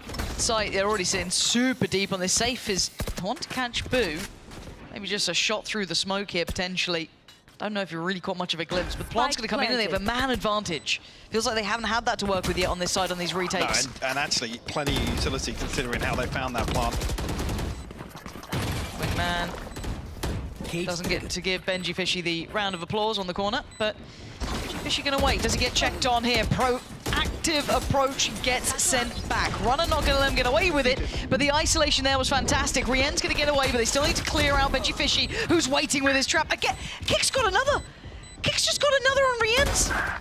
Oh, this is ridiculous, but Benji Fishy isn't losing this round. Wow. The fact that it comes down to that again, that same tripwire, I think previously catching Runner off when he gets shut down on the showstopper. Benji Fishy isolated here, flashed by Kicks, still goes down swinging. Or doesn't even go down, sorry. No, he's just still chilling. digs his heels in.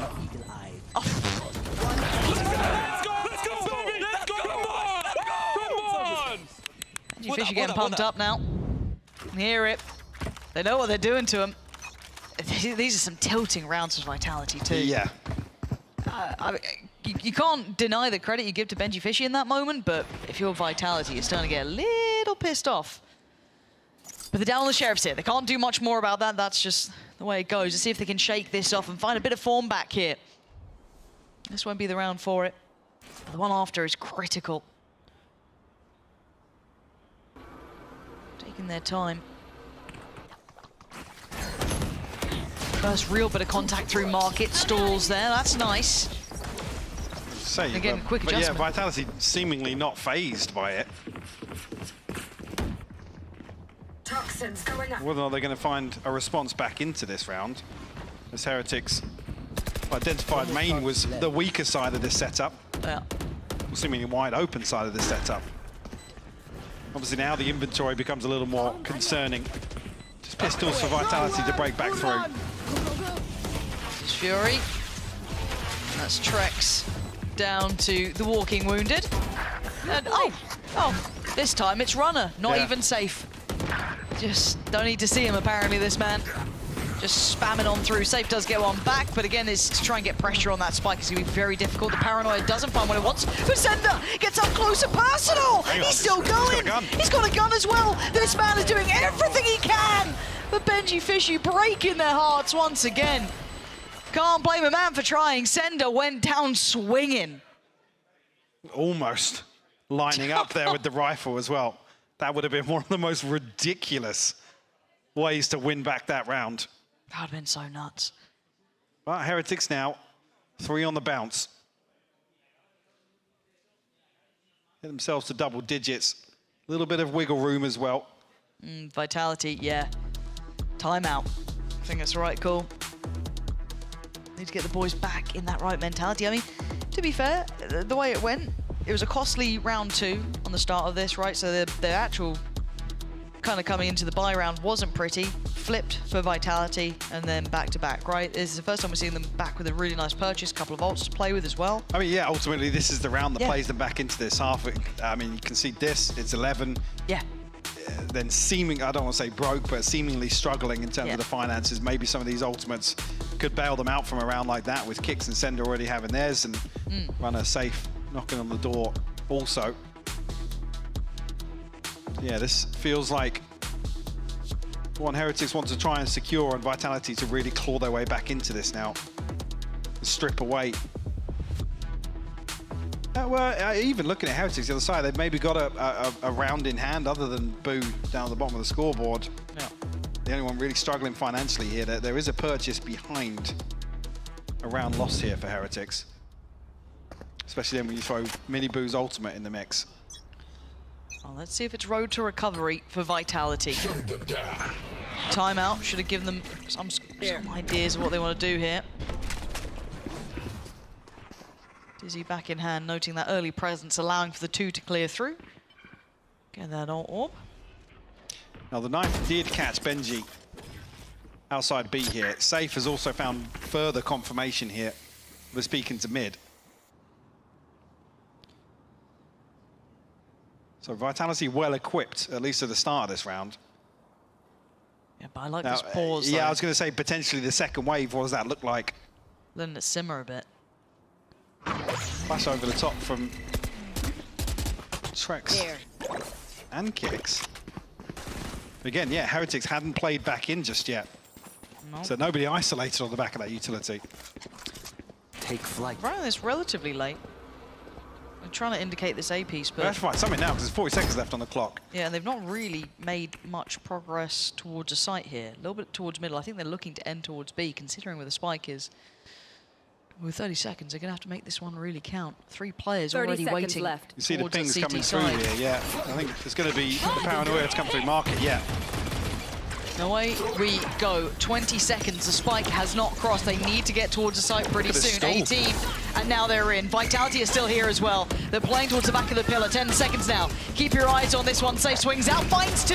Masses of value, but Benji Fish is still here. He's got to get towards the plant as well. Boo needs to be the bodyguard, and he can't quite handle the pressure. It's down to Rienz and Benji Fishy. How much can they do? Not enough. Vitality playing to the clock. Going to get the defuse. They are back in this game with 3 standing. Really good mid-round protocols from Vitality. Honestly, Heretics, like I said, able to evade that, I guess mitigate as much of the risk as possible by not really jumping the gun in terms of finding a response early on. But yeah, and even just looking at this, it feels a little frantic, a little chaotic. And where Heretics have previously found some success in that, this one, you have the pressure of the clock. This is very different to some of, some of the faster hits we saw on Breeze, for example, where it's, first 20, 25 seconds, everybody committing towards the site here. Yeah. This one, the clock's the clock is the deciding factor. I'm not going to find what they want, but Kick's waiting. Trying to maybe play and runner off this. Dizzy, not going to get any info. Spotted. But yeah. And Sender actually takes a ton of damage behind runner there. Yeah. I don't know, maybe they were spamming onto runner's jump peak and Sender's the one to eat it up. It looks quite similar to last round to an extent, but I wonder what the change is now coming back through. Now actually looking as if the paranoia is going to be invested towards Sender, actually. Yeah, identifying that he's probably going to take this space after the early aggression. No confirmation off the owl drone though, so not going to be able to catch him. And no ping actually on the minimap, so they don't even note his reposition. No, but re-smoking top middle, trying to maybe sell him. Still don't know what's happening, but this is quiet progress. The knife, I don't know how much I got. Just two, probably I think. two. Yeah. I think it's two. Which is enough to call the rotation. Now they're walking into the site where actually Runner has the showstopper, and he can post it into this smoke on the choke point. 30 seconds left. Going to go for the paint shell first. Sender is lower, and actually the flash was exceptional. But no Sender kill. alive? Huh? They're still next to each other. They have no idea. How is Sender hit? And now he dies! And Palitek's fall into the showstopper. This, again, these rounds are so strange. And look who's back in his known position. Miniboo needs to make some damage happen, and he is. Heretics still firing off here in a 1v1. Benji Fishy up against Safe. The rookie against the veteran. And how does he play now? 21 kills for Benji Fishy. Did he see a barrel? I think he did. Benji Fishy outdoing Safe here, putting Heretics one round closer. Okay, but show me again how Miniboo has come flying out of elbow. Yeah, so this is the confirmation here at the start. Yeah, send it to eat it on the backside of the jump peak, but this was... Oh, the flash catches! Oh my god. That was hilarious. The fact he still dies. Yeah. Yeah, that's tough. Again, even, what, down to 26 HP after that initial damage taken at the start of the round, but Heretics now 11, and this is the eventuality that I was talking about. Now, Vitality are in a must-win round, it feels like. Yep. And they're struggling in terms of the equipment at their disposal. But I like this mid-walk. It's the first time we're actually seeing, though, Heretics kind of go for a more simplistic B approach, right? This is the first time we've seen that. Now we get the pressure on the back lines, but how do they deal with the utility that Benji Fishy committed earlier on to keep that back line safe? I don't know how you do it. And Miniboo get in their faces. A little bit dangerous when that rifle could get dropped in very reachable positions. Palitek now on an island, and now here comes the pinch. They're tucked on the side. They can't really back away from this. Palitek trying to delay at least one side. He's got to keep back two players, though. Boo's going to find Runner. Can't quite convert on towards the other, but still overwhelmed by Rienz. This is ridiculous. And now we look at what they've got here. Sender's got that rifle, as does Kicks. They've made something out of nothing. Yeah, but the plant's in the spot right against the wall where it's a pretty easy spam. How are they going to get that defused now? Yeah, you can see desperately Kicks is looking for an angle to try and find a cheeky defuse. Recon going to come through, but Sender's found Boo, blind. That'll do the job.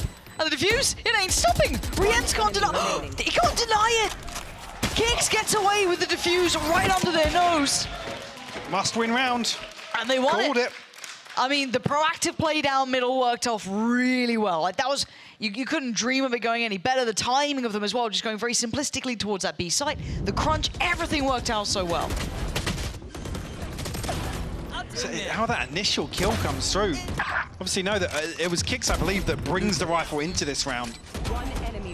One enemy remaining. Yeah, after that initial contact is taken, to come out of that situation in a 4v3 for Vitality, you're absolutely laughing.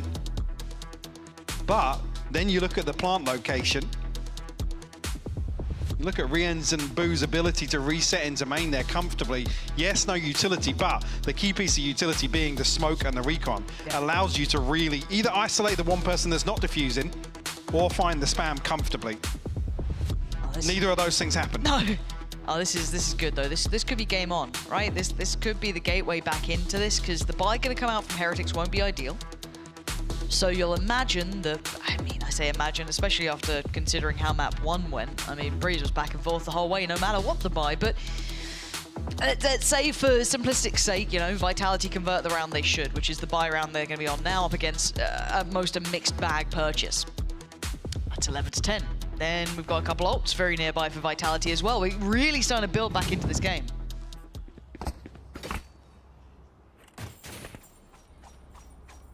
I mean, potentially we're on the brink of a snowball round as well for Heretics, so even with that gap, they can maybe play with it a little bit. You come into the next one with potentially an ult command and a Hunter's Fury regardless. Miniboo, only 2 orbs away himself. Right here. I guess actually the key component on the other side of that is Track Sammy's ultimate. he's able to shut down as much of that as possible in the next round, because called round 20 a must-win. Vitality have to follow through now. Trying to keep this alive and potentially push towards a 2-0. I think Heretics this round kind of pausing, hoping something gets presented to them. Rienz does find Trex, so Trex not going to be happy with that. You did good.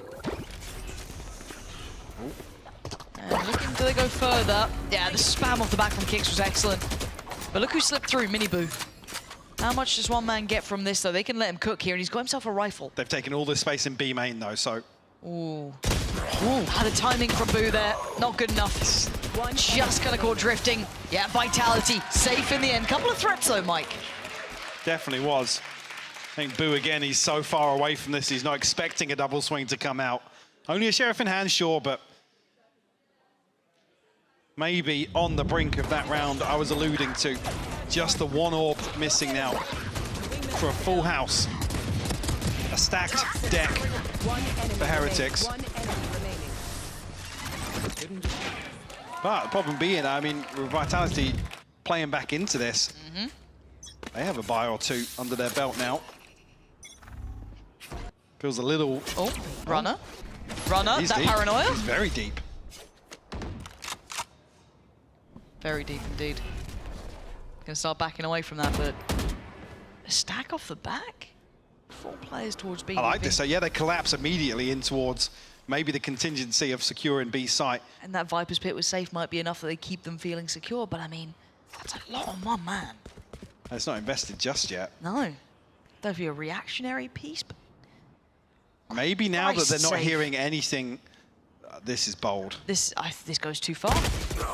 He gets away with it, but I don't know how. Now he's got a pit. Oh, just looking to slow down with the snake bite.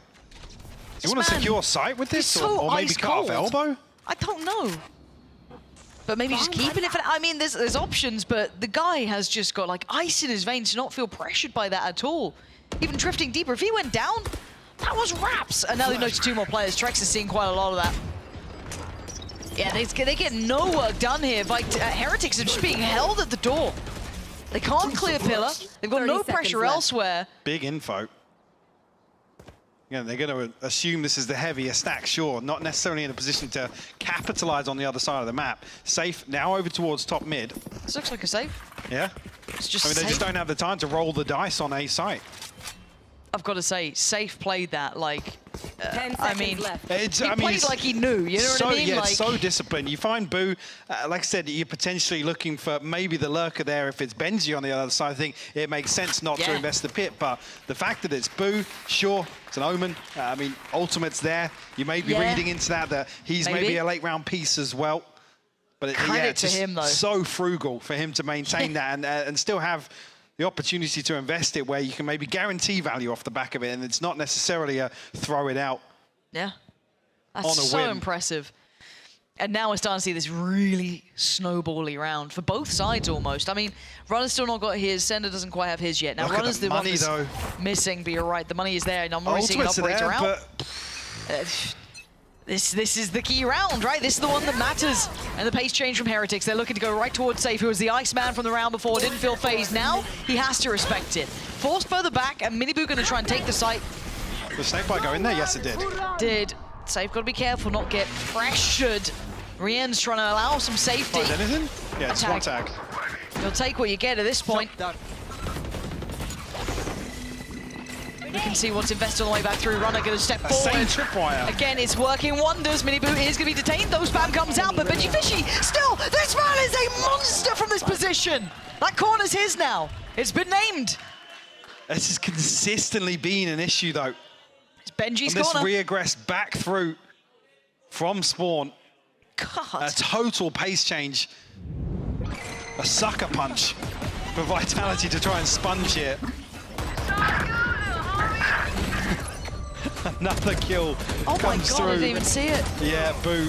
Let's go! Has he suffered 2 of those Let's now? go, baby! Nice!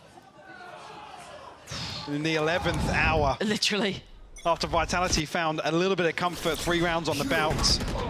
Well, Pace, Heretics Michael. now feeling like they want to follow through with this. Yeah, Miniboo, never down, never out. He wants in, wants the gap closed, wants to try and chase down Zender.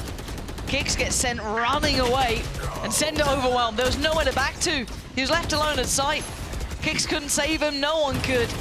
And now Kicks safe and Trek's gonna have to try and work this back in, or Heretics have snuck this one away. The pit finally invested, but to what use? Yeah, to what avail? Not gonna be an awful lot. Not even really giving yourself a firm grasp back onto site, finally dealing with that tripwire before it finds a kill. That set will be noted, but it's an exchange of utility that doesn't really favor Vitality.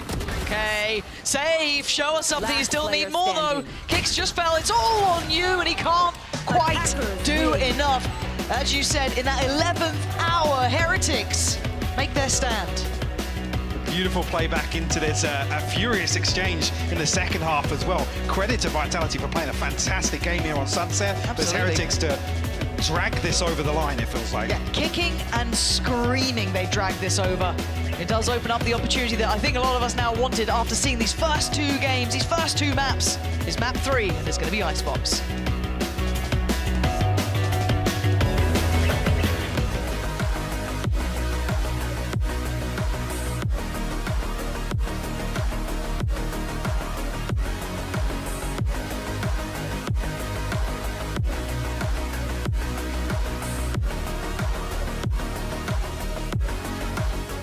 I know a place that will break you into 1,000 pieces. Stay away from them. Stay away from Lorca, Paco, and Picasso. Don't ask about Lola. Ay, Caballo Grande. Ay, Dolor de Nieve. But in spite of everything, it occurs to you to visit Andalusia. Don't say I didn't warn you. Be careful of the Andalusian crush.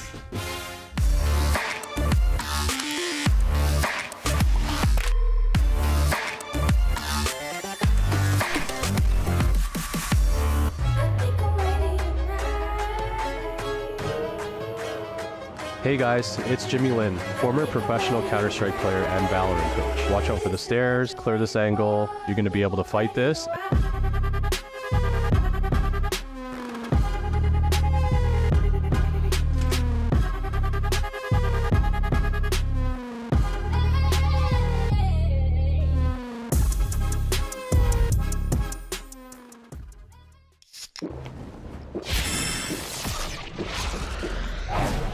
Red Bull gives you wings.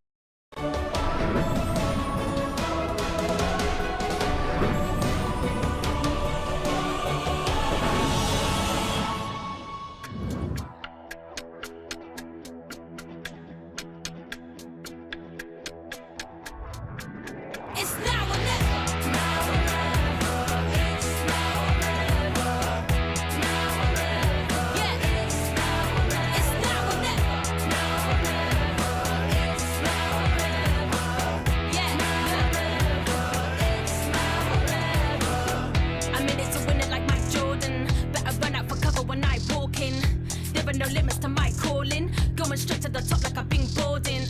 Taking the title like there are no rivals. Doing the eyes closed, give me a blindfold. This shit is easy, like a recital. I'm taking my shot like my hands on the rifle. Yeah. It's now or never. Yeah. It's now or never. Now or never. It's now or never. Woo. Now or never. It's now or never. It's now or never.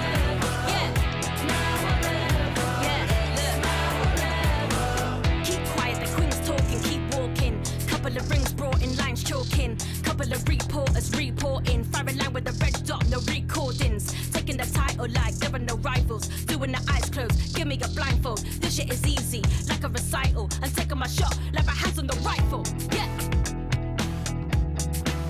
It's now or never. Woo. It's now or never. Now or never.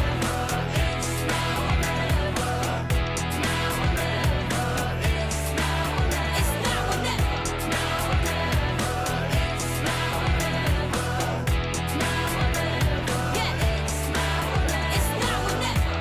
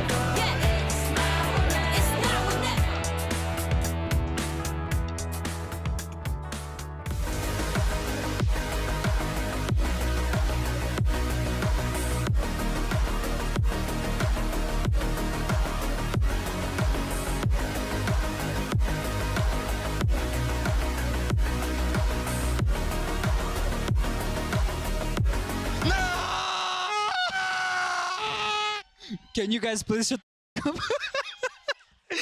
I'm gonna jump off the stage. にゃー123にゃーありがとうにゃー1 I feel like still you can relate to Rians there when you're spending too much time with me and Kakuka. But what a response that was from Heretics. They were down, but definitely not out. What did you guys make of their performance? And a bit of a comeback there too. Crazy singing from Patadeg, actually. He's bringing the vibes. You love the vibes. Yeah, sometimes, yeah, okay, we're doing the vibes thing again. Yeah, I think for the most part, it was like a pretty tight race. For the most part, you had both teams, I mean, Vitality won both pistols. So I think right then and there, we have to say it was probably a little bit more favorable to Heretics overall. But there was a little bit of back and forth where at one point, 4 players from each team were really like tight with their kill distribution. But then you have like the outliers. You had Boo at 3 and 12 at round 18. You had Trex 5 and 10 at round 18. And it's just like, what's really going on here? Because there was like a round in specific where things start falling apart for Heretics. It's like, is Vitality going to make this comeback? And that just like tight race when one player is not having a good game, I wonder if that affected his calling as well. It was not solid from any of them. We also saw a couple of at least one that I can remember from Heretics, where they actually understand exactly what they want to do in the map, and is those rounds where they have the least pressure that they feel most comfortable in. And if we think about what happened at the end of the match, how they were just chaining those rounds together, instead of working around the map, trying to get on the lurks, trying to get on the safer positions that would give them the upper hand in winning the duel, and just focus on those straight hits. In many occasions, it was between Vitality shooting themselves in the foot to go in very weird moments onto the retake, and them just knowing exactly how to enter the site. Yeah, I'm glad you mentioned some of those rounds. We have one here actually to show you guys. Round 19 here. I feel like you guys hit the nail on the head. It was a lot of back and forth. Yeah, exactly. This is, I think, a perfect example. It doesn't matter what the idea that Vitality has. Sender is completely shut down. Yes, we know they're both flash. Minibu is not going to get the kill. And even with that, even though Sender knows exactly where he is, Minibu gets the kill. Everything happens so fast. We talk about the chaos, and specifically with this kind of compositions, with having the Gecko and everything happening at the same time, is a team that feels more comfortable in the agents that they're playing, in the movement around the map. But look at the timer. Most of these rounds ended up in the clock actually dictating when the executes were going to happen. What I actually thought when I was like watching the game, I was thinking, oh, okay, Heretics is doing a lot of like these push-pull things, and it looked like they were indecisive about where they wanted to go. And then I was thinking, like, when are they going to start doing these more explosive hits? Because I feel like, you know, when they get into those explosive hits, that's when they're able to convert things. And even like of the last few rounds, Benji was able to get like at least 2-3 Ks back to back, but he had like 4 overall in the entire series. And a few of those came in like locking down those late rounds on attack and the post plants. But I just like look at a round like that where like Boo's TPing up onto the boxes in the middle of the site, and like that to me is just like, okay, when you're having a really bad game individually as a performer, what happens as like an in-game leader and stuff? Like, is that affecting how you're calling the mid rounds and like what types of executes you're doing? That's kind of what I was like thinking when I was watching it. Well, the good news is they managed to secure it. Yeah. It was very, very close, but they pushed for a map 3. And this is where I think things are going to get interesting, because I don't know how you felt, Kakuka, but that Icebox comp they brought out against Fnatic was so annoying to play against. It looked like incredibly annoying.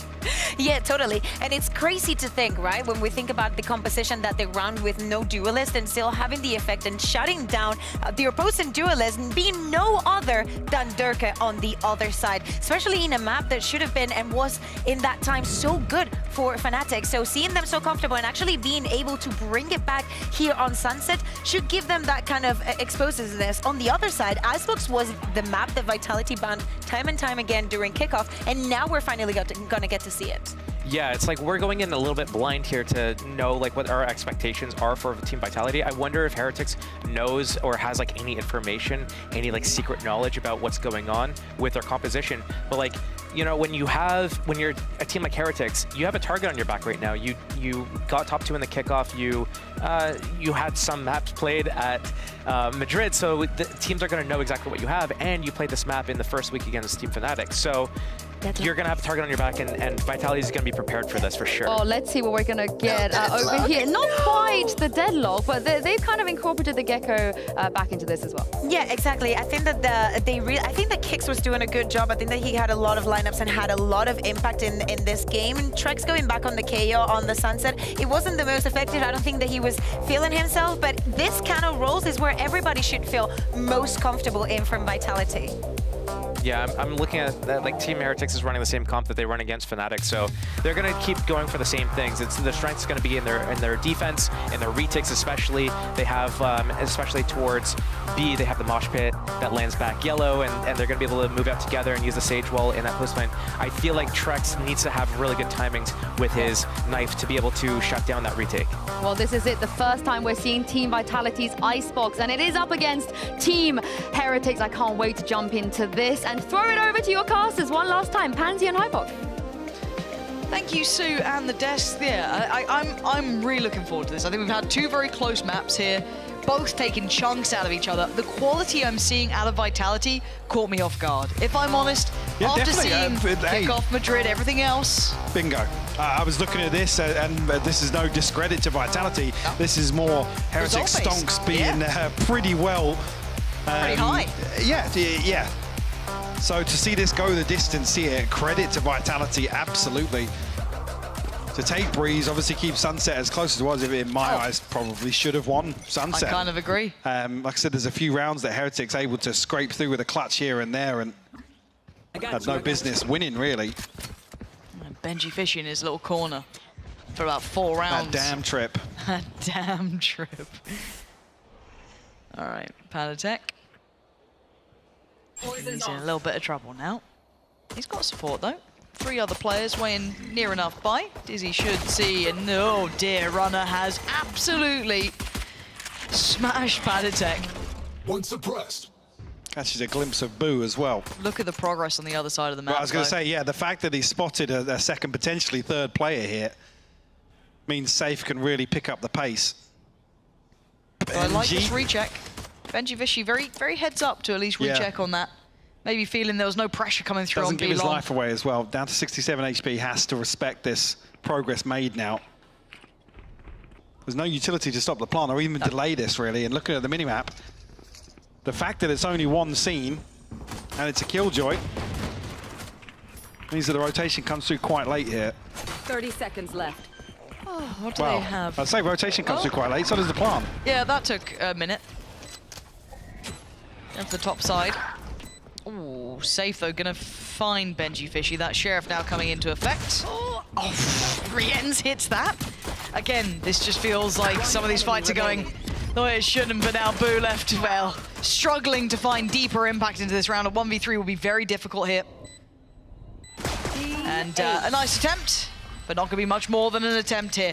Very nice pivot off the back of the space that Safe managed to garner for them over towards A. Yeah, like I said, and timed it perfectly as well. The fact that obviously this information is relayed on that recheck and Boo is spotted, I don't believe a second player, but you could maybe argue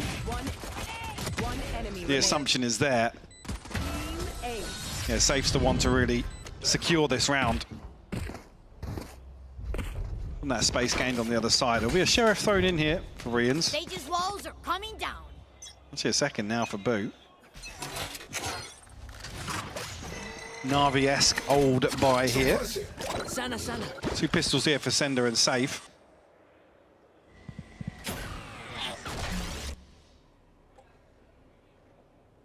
And again, does Safe get to thread the needle? I'm pretty sure he's heard the steps backing away from the site, so I wonder how long they sit on this. Or do they commit regardless? This time, looks like a commitment, but denial on the first attempt of the plant. That's Wingman held back. And Safe didn't make the same level of progress here. Not a million miles away, but again, drawing all players over. What does Kicks have for us? Blow him up, Mosh. 2 players down on ground level here. Be forced into the open potentially, but no wide swing coming through on the back of the mosh pit. No, looking to get Safe potentially in a better position. The timing of that. I think Benji Fishy might have considered it, but no, not early enough at all. Safe again, this lurk is filthy. Heretics were in the right place, but Safe is just continuing to unravel them with a ghost. 30 seconds. Oh, and he wants a bit more. Not going to get past Boo, but still, his job should be done. He's done everything you could possibly ask. Spike planted. Finding that much with the ghost. Around here where there's 3 rifles invested elsewhere. Finally, the plant comes through. Yeah, pretty difficult for Boo and Rians to find anything, but they are the 2 with sheriffs. So if they can do some damage, potentially. Oh, kicks. Just kicks him in the side of the head. Riens goes down. Boo now. Fidget spinners aren't going to get you too far. 4 players against you, and they are wanting to remove you from the server. That, however, is a denial. And these are the 3 remaining rifles, so you don't want to risk those too much. And no, Sender just sprays in. Gonna catch him. 3 stand. They're the 3 rifles they wanted to invest into as well, so they don't really lose much from this. If anything, gotta say, Safe just nasty in these last couple of rounds. Really, I mean, the first one finding all the space, right? He's the one who played that timing perfectly towards A, hitting that all the lurk. kills. And then round 2, finds everything they need kill-wise, with that mid-pressure coming out. You couldn't ask for a better start from him. And now they've got kicks with his ult as well, so they can really space take, like, if they want something on the map, they can pretty much take it. The first stab towards A site here, an adjustment here being Benji over towards B now. A utility won't be noted early on. What will be noted is the positioning here of Rians and Mini Boo. What can you do to stop this? Well, that will help. Boo gonna find a runner as he tried to make the most of getting around that corner. Work off the back of the timing from Kicks' ult. Again, keep your eyes towards Safe. His lurks are just giving me nightmares. I mean, obviously there's a poison orb to cover the cross here, but no to pick up the other side of it. So whether or not he can find value, I think Heretics is going to be seemingly aware of the possibility somebody slipped through. But now, if they do decide to rotate towards B, or faking the steps away, and maybe it's just going to be Sender to try and create a little bit of pressure elsewhere, to try and play, ultimately, Safe in on this lurk. At the moment, Safe currently is just kind of relay of information, right? It's, do I hear steps on rotation? Do I know anyone moving anywhere? And with no one moving, they could maybe extrapolate that they're going towards a favorable site, right? There is still the utility here, though. Left. That is a factor. But then he gets to try and get the presence. He's going to note these steps now. He knows they're going to be rotating off the back of this, but they should have a favorable site to work towards. But whether or not they can land this is yet to be seen. With that sort of flash of the push, they certainly could until then. Denial on the plant. 13 seconds, it's getting close here. Kicks might have to give up a whole lot for that. His life get chunked down, and now we look for the lurk. They haven't seen Safe. They've got to know he's a problem somewhere. Rien's considering it. This time, turret's still in play. Trex does find Boo, down to 3v3 now, and look at the timing on that. The push and the pull here. As soon as their attention gets drawn away, then he strikes. Benji Fishy answering back. This is back and forth the whole way, and now Safe tries to lean in. Mini Boo's caught him. Perfect from Mini Boo. And man, they were made to work for that. Definitely were. He's Safe playing the timing to perfection. Doesn't give away the game too early. Doesn't pull the trigger, obviously, as soon as that rotation comes off A site. And like you said, the push and pull, that's the perfection in terms of the timing coming through. 2-1 now. Response comes through from Heretics. Alright, that's quite nice. See there on the X-ray how much Safe was going to find on the other side of that peak. I guess in that position, it does then become the one and done, right? Unless there's going to be any other side, a second piece to the puzzle, I guess, for Vitality, but nobody's really going to try and bail him out from that situation. No. 2-1 now. We've got Safe one away from his lockdown. Boo one off from the res. Riens does have ult ready to go. Back to me. He's going to have to back away from this Kicks. An early tester towards B, but no commitment behind it. You're seeing them kind of shifting away from this. It's going to be that Outlaw. Has anyone got light armor? Yeah, a couple actually do. So only Mini Boo and Riens opting for the full armor. So it could be effective in this. Safe's given that opportunity. I don't know how much he's going to get played into this, though. No one's really looking for those sort of picks here. But they're very paranoid about a lurk. They definitely are. Exploring mid now, and this is the sort of round where really you want to see Heretics try and figure out that sort of thing. Boo! Oof! Give up the space, nearly punished on the retreat. Been stalled out here. Not crossed the site at all. Maybe banking a little on the pressure from Sender towards Tube. I think that is. Yeah. I don't know what you're meant to do though, because you're still going to have the turret there from Benji Fishy, so it's not going to really allow you safe passage. The Dizzy up high, no one going to swing off the back, but they're still going to hold the site. 14 seconds, they're running low. Sender decides it's time to strike here. Benji Fishy should have his number, but now Plant is down. Look at him, ooh, safe needs to get out of there, and he does. Still staying close enough by though. Vitality aren't really backing away from the site, not sitting deep. Boo looking like he's considering the res here, but how's he going for this one? Considers Get the Mini Boo safer. back. Yeah. Back to a 3v3, yes. Trex and Sender tagged up. 4 HP down. Safe actually forced off the angle here. Sender's still got utility. He's got time to be bought. And Safe punishing Boo. It's down to Mini Boo and Benji Fishy doing well on the one, but they still need to get towards that defuse. Trex down low, swings it. Beautiful from Mini Boo. Full faith from Benji Fishy. Didn't stop for a second. Heretics closing back into this now. Nice close game between these two here. And the ability here to really, I guess, reset for just a moment to find that res. But like you said, the awareness is there already. I think Heretics are going to have their head on a swivel now. I'm probably happy to give up initial site control, I guess, unless they have a comfortable fight. Oh my god! Tommy! Holy... Weird, the audio cut out there on the Funny that clip, yeah. I wonder what... Don't know. Shame. Nice to see Subtitles, PGL's maybe. audio engineer found a new job though. Shout out to you. He did it because he probably swore, right, before there's like a Reddit thread. Bye though. Mike, what are we making of the Stingers and the Outlaw here? Yes, that sort of feeling, huh? Well, I mean, they've got themselves on a site. I was going to say the initial concern would be finding a ranged engagement that feels comfortable. Spike planted. Runner still trying to make use of the Bulldog at this point, but now actually they're in a position where the lockdown comes through pretty early on, ahead of the null command as well. Okay, but they got to get moving if they want to commit to this, and Gix is right there. Trying to get that defuse on the go here. The lockdown still ticking, finally gets dealt with. But look at the bodies just littered on the floor here. Runner still trying to stand and hold, and Sender can't do any more. That was so messy, but it works out in the end. They make it through the absolute gauntlet that was that A site. Yeah, and the wall and the wingman in combination to secure the defuse coming through here. There's a moment where this lockdown, I don't know what was left on the clock, but... Not much. It was very much down to the wire. Almost became really, really awkward. So you had the situation where wingman was defusing the whole time. Yeah. So... yeah, that's when you don't really want to see the assumption coming through that the lockdown will prevent the defuse.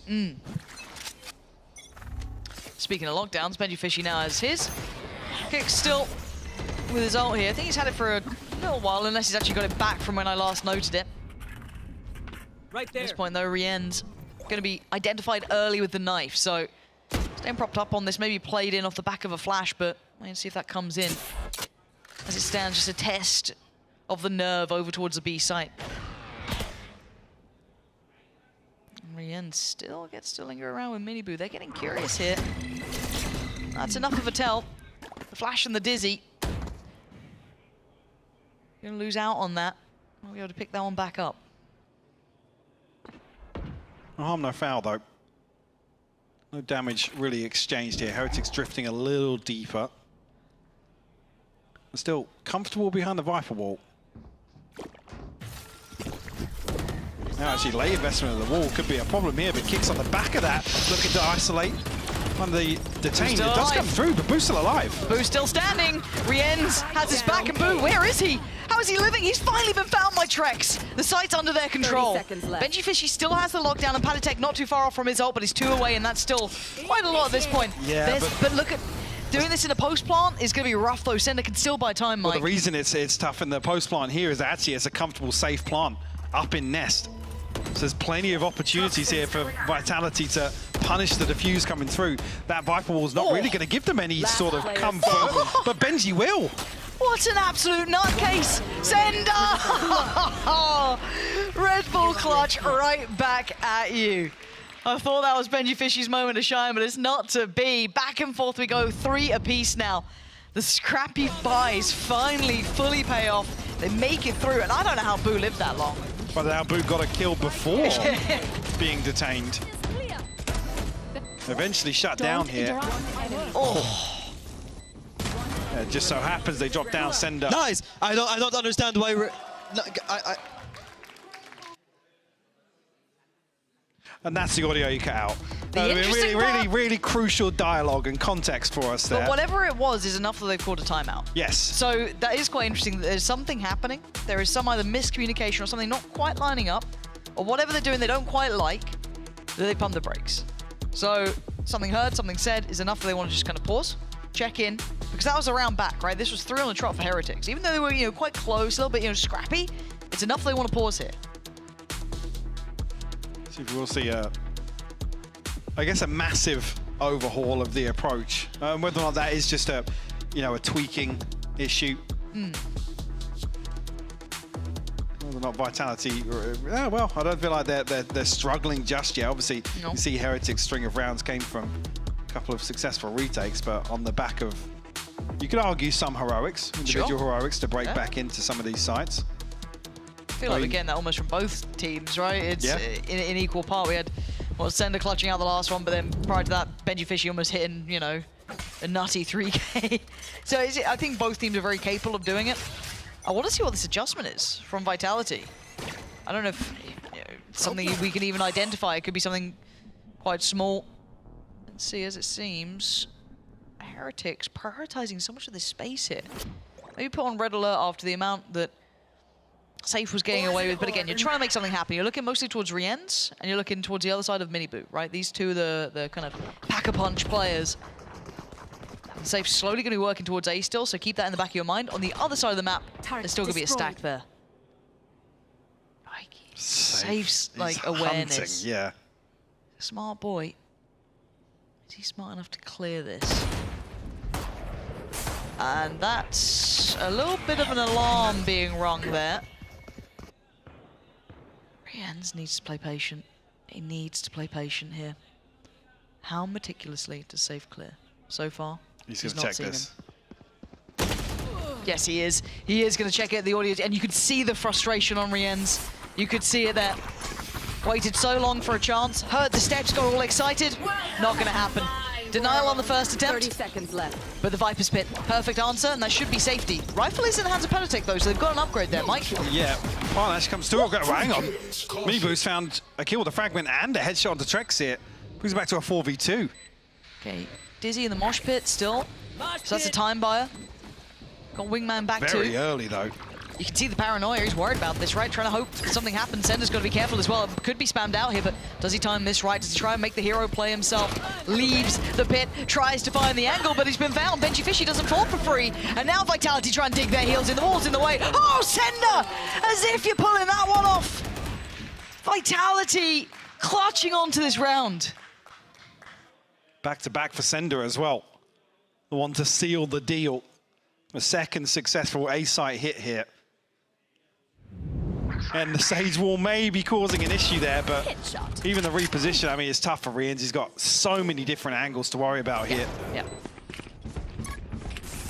Might look like a comfortable position, but not so much. And again, though, this was a half buy. This was one rifle on Rienz and the we got Guardian. 2 with Classic. What? Oh, we won. I mean, yeah, look back at that one. Hang on. Hold that up. What is that from Rienz? It was taking him out of the sky. Safe now, wants to be involved, they've read it, but he still takes one with him. They knew that's what he wanted to get back. They're starting to read this team a little better here, but with Sender still standing, there's still gonna be a chance. The guy's been worth his weight in gold in the last couple, but now they don't have any layers to depend on. They've got an ult from Trex. They feel they can use it. Z-Kick's trying to get proactive. I like this. I like what they're trying to do here. That's really heads up work from Vitality. Turning the odds. Using Wingman like that. Getting aggressive with Sender. Now what do you do here though? They needed a kill and now they get to sit back deep. Oof. Trex will be seen, but no harm, no foul there. The pit's going to come through, going to cause some issues here. So But it doesn't necessarily feel comfortable. No, still a flash, and Sender's still got utility. How do you get past him? Even with the Viper's Pit, what does it matter? Yeah, there it is. Look at this. What are you meant to do here? They can't get past Sender. They finally take him down, but by now, is there even enough time for this? Really? Spam on. They've got to check on this. They've got to check on this. Panic take down to 29. No one. Oh my God, he made a go of it. But Vitality again, even it's down to one man, it still works. At least that, the one to reset the finances potentially for another round.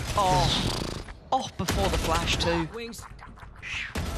But this was so good, taking this space. Yeah, so they're sending Wingman out and using that, almost that sound cue to then double swing on. That situation where, you know, Heretics are looking at it, it's like, yeah, numbers advantage. There's no way that, you know, we're going to have two people swinging onto us here as the spike comes through. It's those little plays with Gecko that really catch teams off guard. So it throws a spanner in the works. Oh, it does. And I think there's going to be more and more of that. And we see Clove get brought into play potentially as well, if it gets utilized to, you know, that, again, just kind of, I guess, subverting expectations, kind of playing aggressively in scenarios you're not used to. Similar to when we saw, you know, Neon board, it really throws off timings and, you know, expected outcomes of certain situations. It's a really exciting prospect to look into, but I like what we're seeing here. Vitality really scrappy in these rounds, but it's working for them. In my mind, Sender has been just magnificent in what he's been doing for him. Really, really impressive work. Now you can see Vitality really having to check through on this, considering we know that, I think it was Rien's last time, did manage to slip the net. Did get punished by Safe, but still, you can see them very careful in their clear. It's Boo this time. He's trying to back away quietly. Maybe he has a little look. Safe doesn't quite punish quickly enough, but no harm, no foul. As Boo will have to somewhat respect this. Trying to get cheeky, but he's just not finding the shot he wants. No. I mean, Milky comes away with that with 90 HP, to be honest with you. It will just be Sheriffs in the retake. Utility to make use of, but Vitality going to be able to set up a stranglehold here. Yeah, they've got site control building, but Runners, yeah, he's sticking around a little late there. Careful Didn't now. get anything from that, but the wall's removed now. Yeah, Boo going down. Removes one of the pieces of the puzzle. And you can see all that time being purchased on the spike. Very little for them to be able to get that comfortably in hand, and Sender waiting. If it gets a bit dicey, if it gets a bit dangerous, Sender can creep a little bit closer. Miniboo, the only one to really draw blood, and Runner and Trex wants to do the damage here. And Heretics, I'm waiting for a timeout. I want to see if they can pump the brakes and maybe get a grip on this game again, because Vitality stringing 4 rounds together now. I think we've just seen the panic button pushed. Yeah. Yeah, unfortunately, I mean, it looks as if maybe it's going to be that was good. a little bit threatening. With Heretics getting back onto site so comfortably, Runner unable to really pin down much damage or a kill before dipping out. But as soon as Boo's removed, that's then, you know, the window of opportunity to find a half defuse, you know, ahead of the curve, kind of a little off beat, I guess, off tempo. That then makes it very, very difficult for Heretics to recover anything.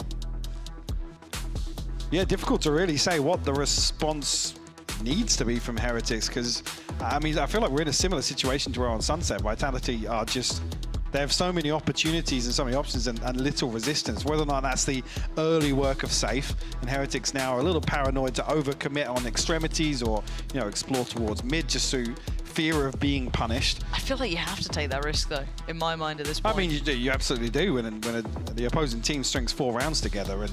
And I just feel like at this point, Heretics are just working in the dark a lot as well.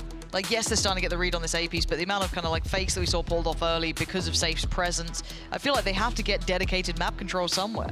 I mean, it sounds almost counterintuitive because there has been that lurk, but at this point, you got to try and do something to get, you know, players in the right place. Or you play fully for the retake. But again, then how are you disrupting the backline? There's something you have to identify. Yeah, it's the lesser of two evils, because at the minute, they're kind of just sitting watching this half pass them by, to be honest. Not even slip through their fingers, pass them by altogether. And I'm looking at what I'm seeing is potentially a 2-man mid split. Wait and see if that comes in. Could have a fight there potentially with Benji Fishy and Sender. For now, Miniboo actively standing on this. It doesn't look like he can really back. He can, actually, surprisingly. He can back away. Trex is going to find Rienz, though. And there is that mid lurk. There is that ult coming in. Benji Fishy trying to control that mid presence, but they can't. Sender's already slipped the net. This is a disaster. Vitality are now just adding layers to this. They found the pain point and they're pushing it again and again. Be it through middle, be it through just, again, a good A take here, but Sender the one now to kind of supplement what Safe was doing. Yeah, investing twofold now because they've had freedom in terms of progress towards site. Now they can actually sacrifice another player towards this lurk, punishing the backlines, catching rotations You want more? of Heretics, Here's more. and ultimately, hang on a second. Recalling I my mean, bot. yeah, runner's close enough. No. Open sight line. No. Yeah, it's not happening. Oh. Oh. I don't think there's enough time, there isn't. sadly. It would have been quite fun. We haven't had a Ninja Defuse in, what feels like, years now. A long time, a long time. But then you also don't get tripwire kills, so, you know, anything can and will happen. Those bingo card players for today will be kicking themselves after that one. Thank God it was an open plant. Yes. Oh, where's the spike gone? Oh, good. When did you last play bingo? Like actual bingo. Actual bingo. Actual bingo. Down, you know, maybe not a bingo hole, but you know, actual bingo. Skegness 2008. There's a reference for phrase you. that, oh God. Never before said on an esports I was about broadcast. to say, the word Skegness probably has never been said, but here we are. Look at the ults that are stacked on Heretics. They just haven't had a chance to use. They've just been living in the shadow of Vitality, and they didn't really have a good grip on this side of the map either, if I'm honest. And now, considering they've got Sheriffs, it's going to get a whole lot harder. Runner overwhelming Paditech. Site now available and free for the plant. Trek's going to clear Benji Fishy. Where are you, Heretics? Because right now you're being pushed aside, maybe feeling that they finally dealt with the A problem, but look at this switch up. Vitality going, oh, we'll just look at the other side of this map. We'll go towards B. How delightful. They haven't even planted yet. Wingman off and away. Probably going to be denied. Yep. Boo.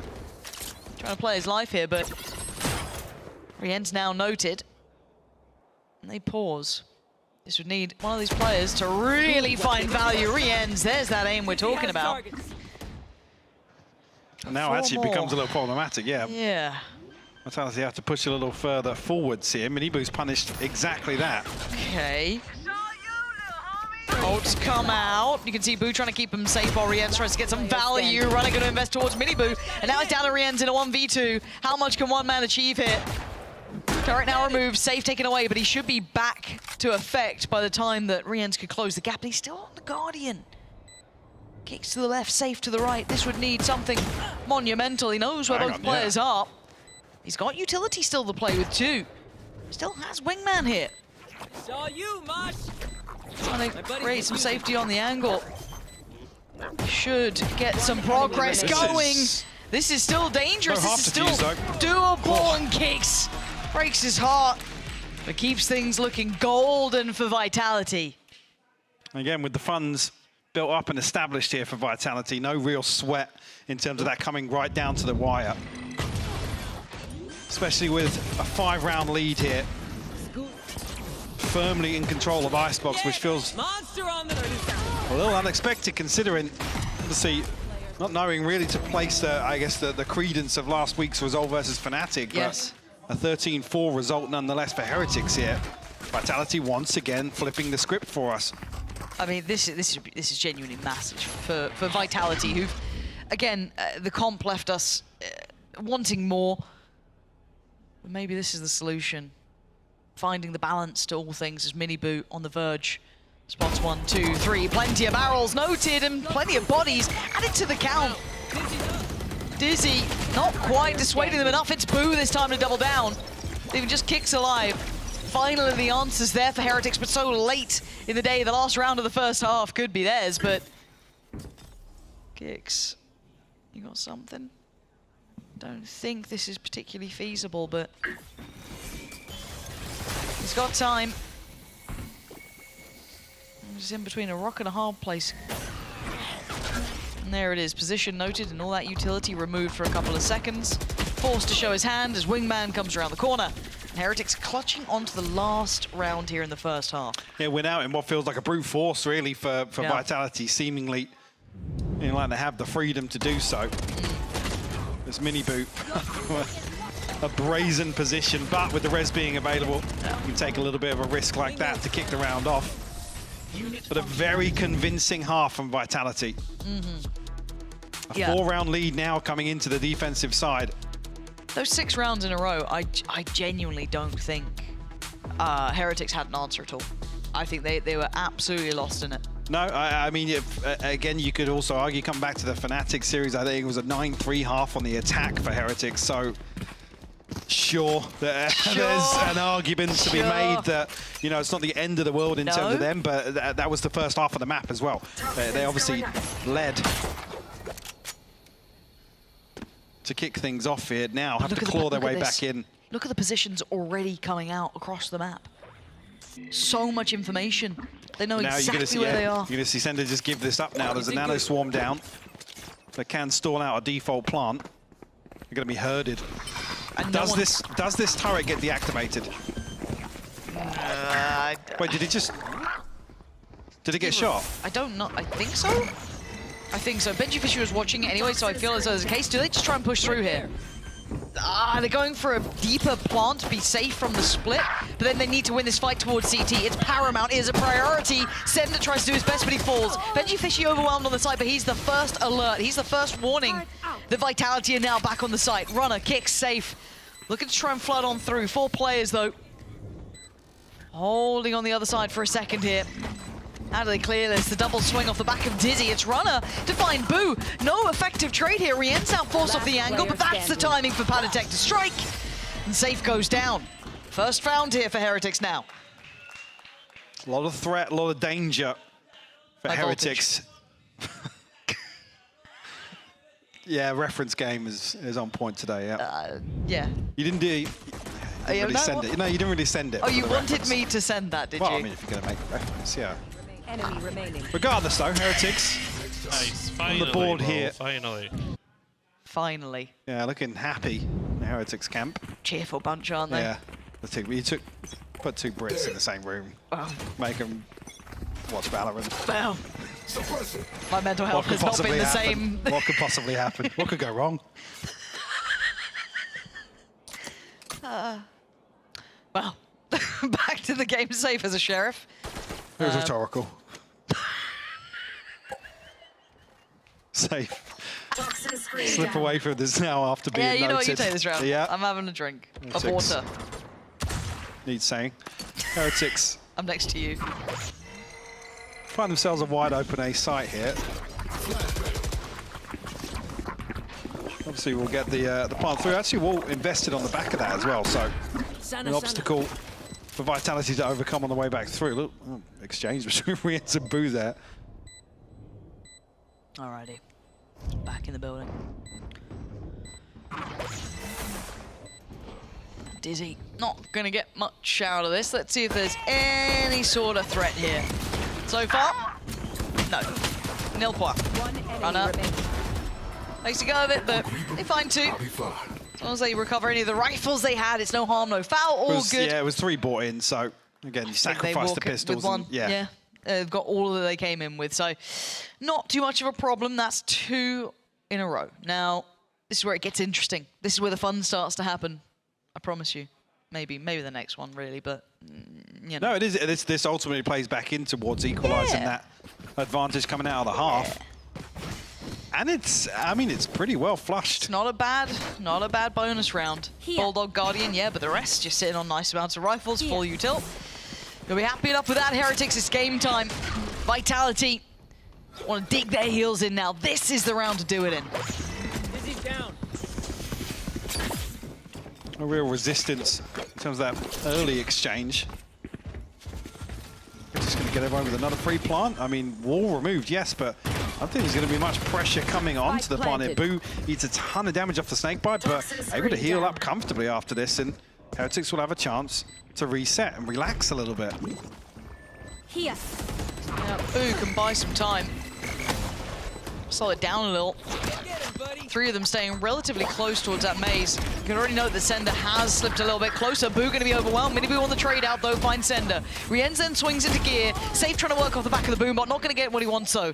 It's Kicks to draw blood, but now they got to look towards that spike, and that's where the problems truly begin, because time can be bought here. So much post-plant cheese Look at being it. applied. So That's it. difficult, Wingman's but gonna get... not going to happen. And again, this is where it becomes horrifically dicey. I don't think there's going to be time for... Runner? Wait, Runner? hang on. Runner! Oh my word, that was close enough. It got me nervous, but the Red Bull clutch in the end. Heretics continue on closing the gap. It's a moment there where you think Runner's got the time, but again, the sideline's not actually perfect all the way on the top of belt here. You can see Heretics probably try and run this Hayside execute time and time again behind the comfort of that Sage wall. Vintage Icebox approach, obviously with the Gecko sprinkled on top as well. A dash of Gecko. The micro wabe. I've been watching a lot of weird cooking videos, Michael. It's been very dull without you. Sorry, Steel. Okay, well, that wasn't, you know. I mean, you said it. No, I meant in my private time. Right there.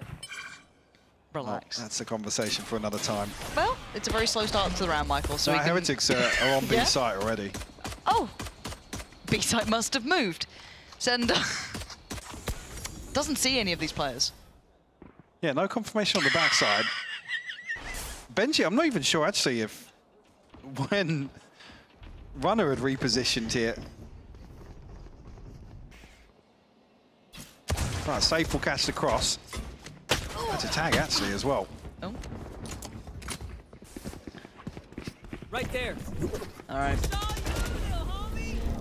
Yeah, and something we generally gave Heretics pretty high credit for was their usages of these ults, you know, making sure they find value, and even rounds like this that could have been a bit more dangerous, but you can see that danger now starting to really mount. It's Kicks and Runner to connect, and Miniboo going down. Ult on the other side. Make it to Psych get the information, but no detains here. Rien's on guard duty. He's got to try and keep this safe. It's an absolute nightmare. It's an absolute minefield. Runner's absolutely popping up. So is Sender. It's on Benji Fishy with 13 seconds and 2 to find. What the hell does he do with this? 10 seconds left. This is all kinds of screwed up. Remaining. He's trying to go for the plant. He read the position initially. Kicks goes back for. He's got the plant down. How does he do it? You've got Kicks on one side, Benji on the other. 5 bullets for Benji Fishy. Kicks trying to play the time. Drops down, it's been heard.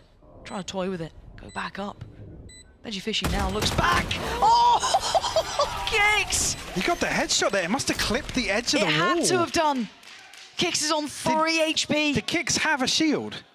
I mean, he brings the Sheriff into this, so maybe a light shield, yes, but the Thrifty comes off nonetheless for Vitality. But how? I'm not sure how this headshot doesn't fully connect. I'm desperately waiting for it, because that... Was it through the... Oh, kurwa. What the fuck? How that's... Nice try. How is They agree with us. Yeah, they didn't censor that clip. I don't blame them. Leave the audio in for that one. Same. Yeah, honestly, I'd be heartbroken as well by that, because that was... I mean, you can see that Vitality are loving it, right? They're like, cool, we've just been given potentially a gateway back into kind of you continuing this to double digits now, because that was a nice build back in. That was 3 rounds for Heretics. That could have been 4. That's frustrating. Also the one that really seals or cements their play back in here, but it's the one that gives a big boom to the economy for Vitality now. A little bit of breathing room.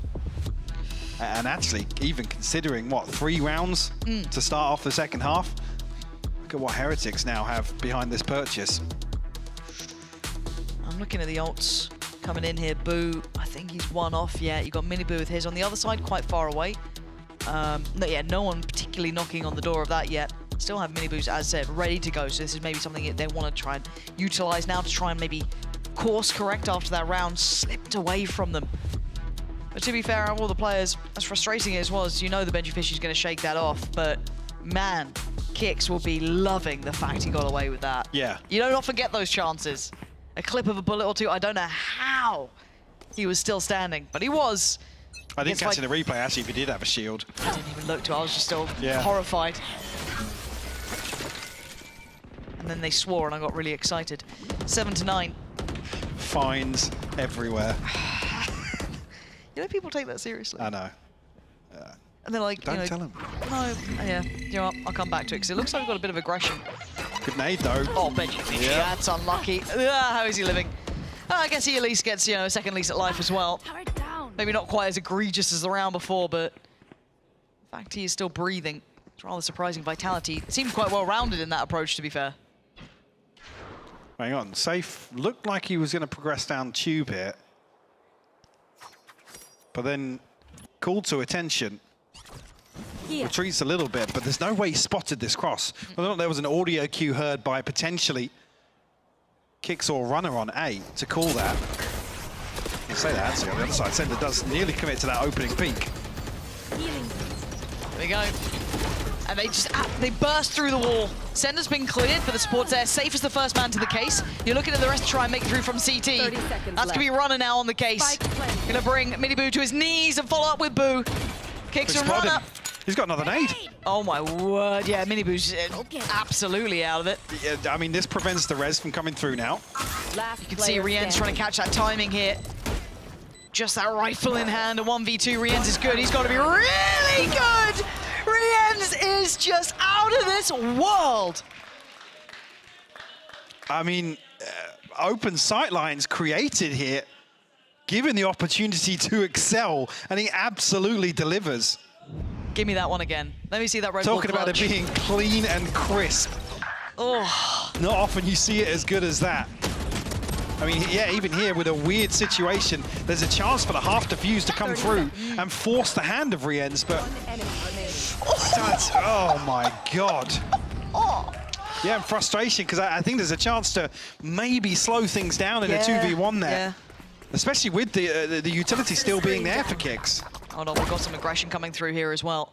Patatek's got to be so careful. He could be on a platter. And Boo's want to find Trex, but it's safe! Right up the guts, finding Rien's and Boo. I don't know how he just managed that angle, but and they're going to know about both. They're going to know about the cross as well. Patatek has to cross it. Behind the orb. But Vitality do disengage. Concede some of this space now. I guess the only benefit if you're Heretics is those guns can't be reached easily. But, I mean, you're clutching at straws there. You got the lockdown lingering as well. Safe, what a nightmare moment to face him like that. Finds two. If Runner can get one, this might be the round. It's wrapped. He can't get the shot. It'd be a little audacious to repeat. Did he tag Patatek then? Or was he already down to 5 HP? I couldn't tell you. I didn't catch that yet. Maybe he did. I'm not 100% certain. But they're banking on Miniboo, finding a lot here. Left. Benji Fishy. He's forced into an awkward plant, though. Yeah, that's not ideal. This is all on Miniboo in my mind. You should run. And then lockdown. Well, an awkward plant now that actually gives him a very valuable spot for the lockdown. Okay. He didn't get caught. He didn't get caught off guard. Miniboo gets away with daylight robbery. The flash to check and sees nothing else here, but it's going to be that mid-pressure. Patatek audacious to go all the way back around, making them work. Safe gave them that window, but I think Heretics just closed it. The fact that Safe got two this round felt out of this world, but Miniboo on the bailout didn't get noted by Dizzy, and then Patatek going all the way back around to pressure the pinch coming in. Yeah, show me that from Miniboo's POV again. That looks ridiculous. The finest of margins. Yeah, show me Safe at the start and show me Miniboo. You can ignore me, production. Don't worry, I won't hold it against you. But it'd be nice to see because that was wild. So the sight lines looked clear as well. I mean, I glanced back just to see the position of where Benji slips into. Because I thought, oh wow, Miniboo was as I thought Miniboo was as good as dead. I mean,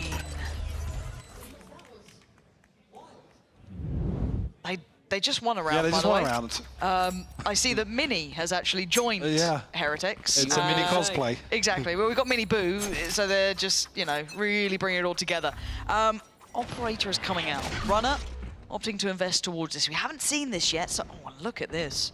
It's aggro as well. Deep fact-finding here. Safe on guard duty in middle. Benji Fishy might have just been put to task to try and deal with this man who's been a problem. Rienzo going to take away Trex, but they still haven't noted the forward position from the two players we were talking about earlier. No, you see on the minimap, that's the deeper Site anchor here on 8. Operator's still posted up. Is he close enough to hear that alarm bot, actually? I mean, it could be a bit of a red herring that, you know, maybe the rotation coming through, but forced off here, flash, and a mosh pit, and actually further utility to apply pressure to runner. Yeah, that was well timed. The lockdown. That's good timing on the lockdown, actually. Yeah, wondering what they do with this. You got 4 seconds, and you're not going to get a plant, so the plant is now under a safety net. And you can already see that re-lean from runner. Gets another chance at this.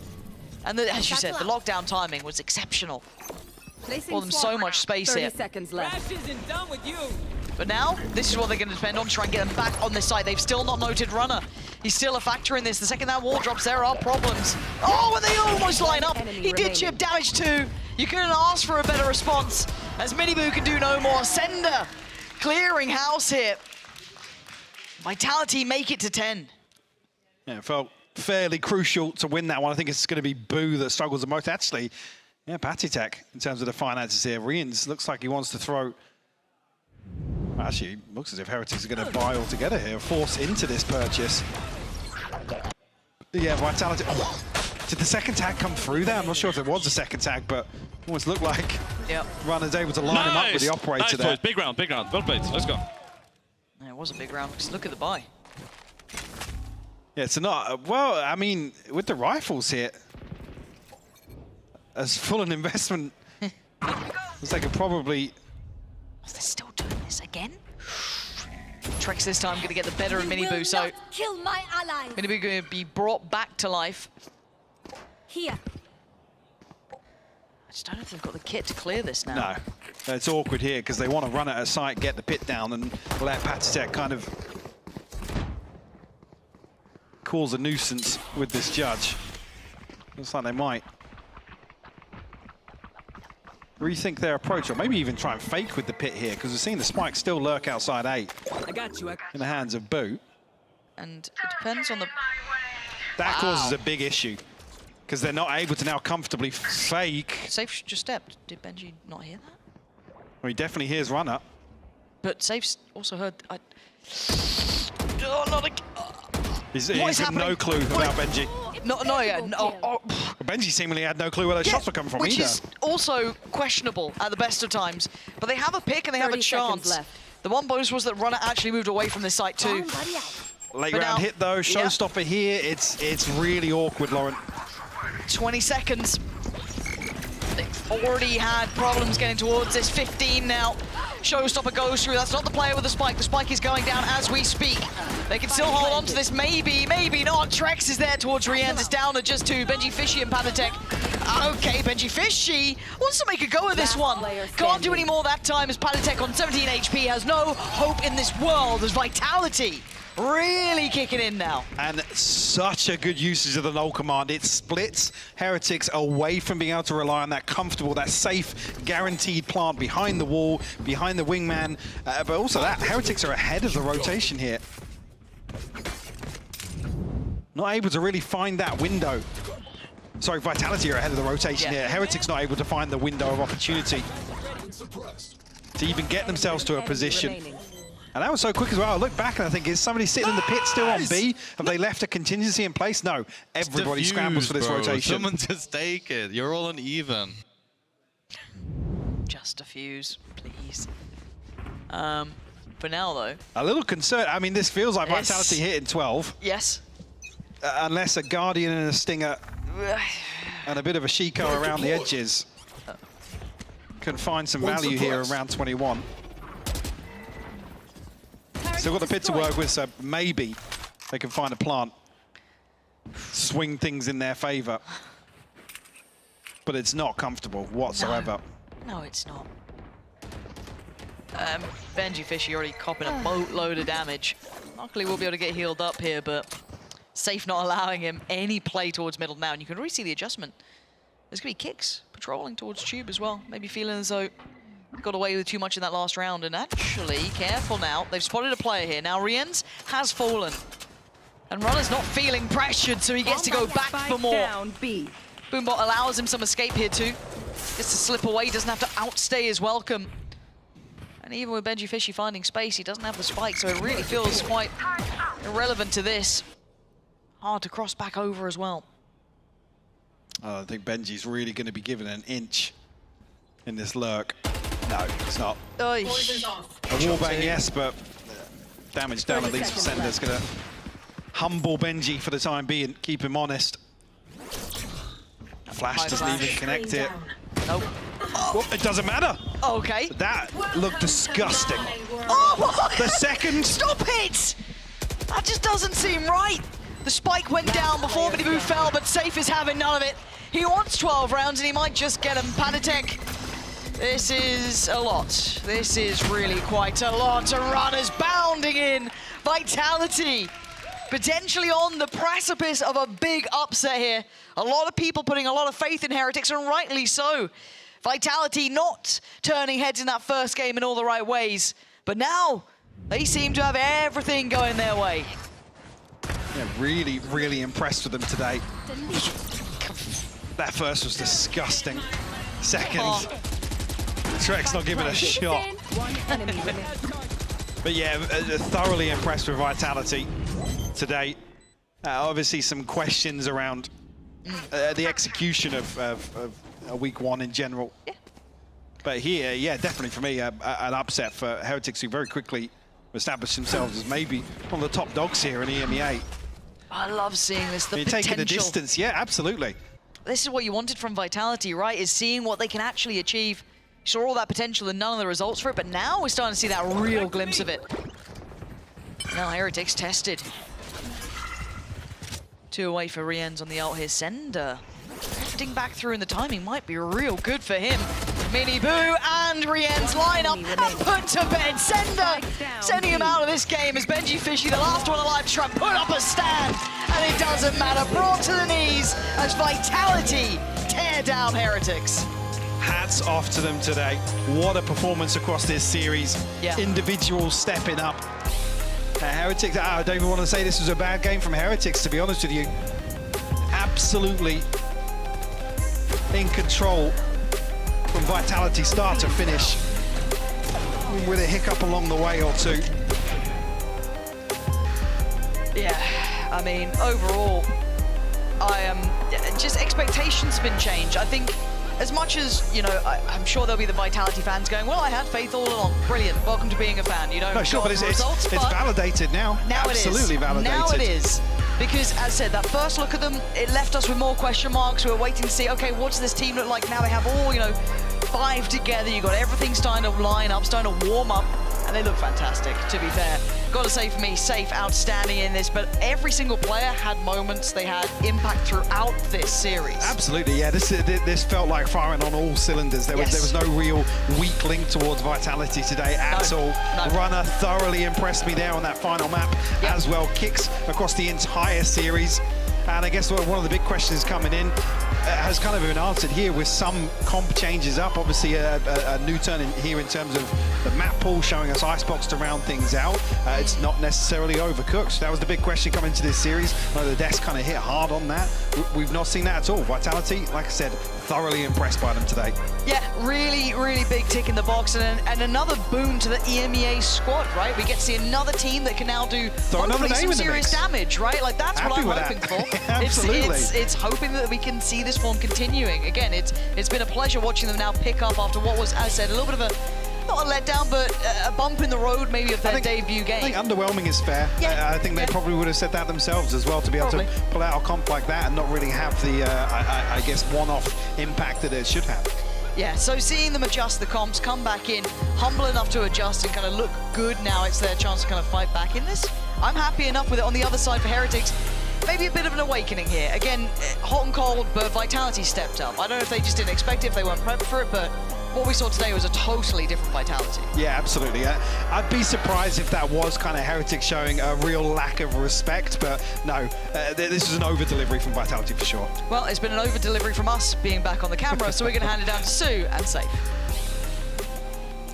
Thank you very much, Pansy and Hybog. I am joined by Safe from Team Vitality. First of all, huge congratulations. What a victory that was. You just managed to take down one of the best teams in this league right now. Tell me, how did you guys manage to turn things around so fast after last week?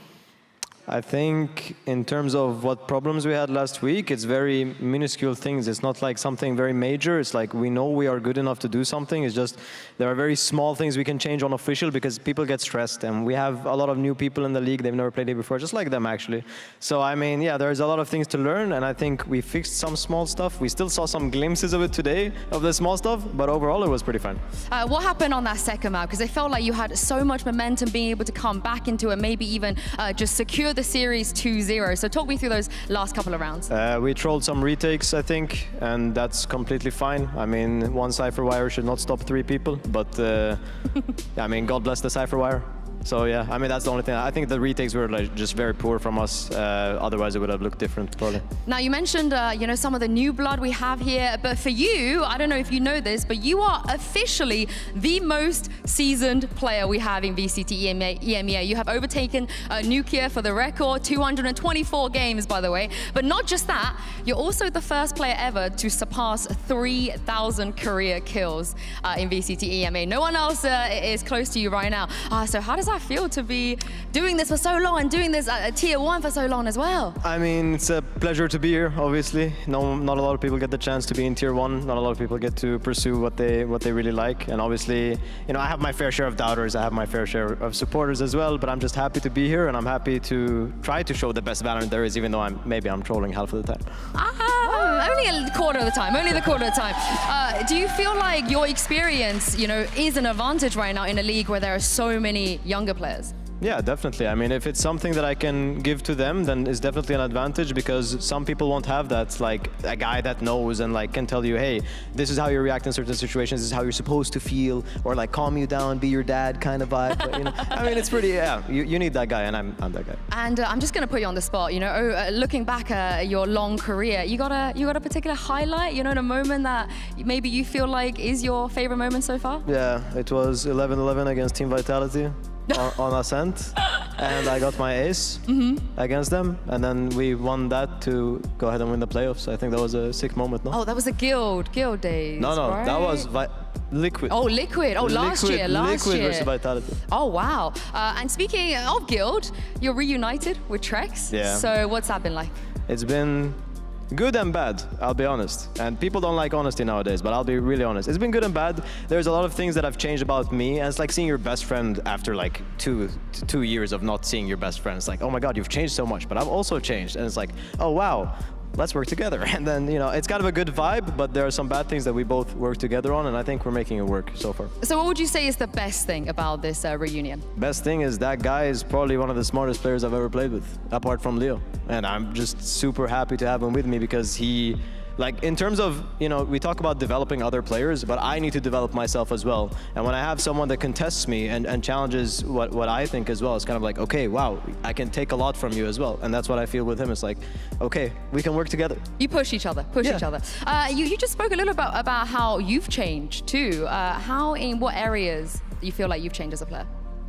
I feel like I've become less like energy high all the time, and I've become more the calming person. I wasn't the calming person before, like, hey guys, chillax, do this, do that, because I was playing duelist. Like, for example, I was just sending it everywhere, I was doing whatever I wanted, I was gonna peek if I wanted to peek, and right now it's like, okay guys, relax, we killed one, relax, do this, relax. And it's kind of like, it's not me really, but I feel like I'm also like new into trying to teach people other things. That's something I've never done before personally. It's like, okay, I have these amazing like people in my team that I need to like tell them what I know about the game as well, and you know, it's just new, but it feels good.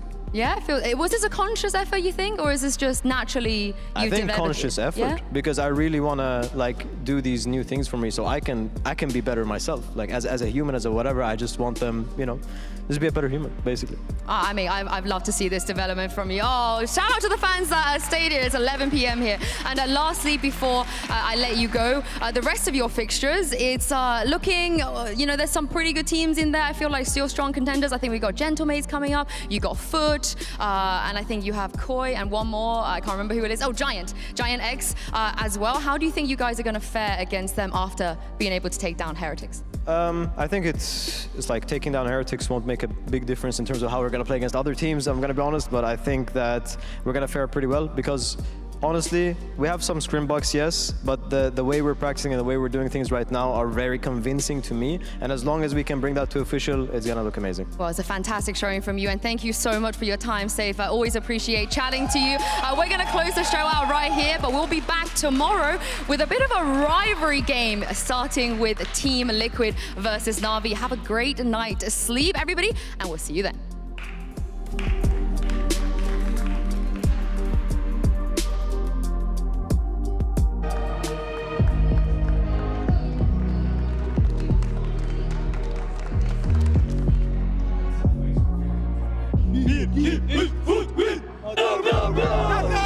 Alright guys, let's have a fun scrim right now, boys.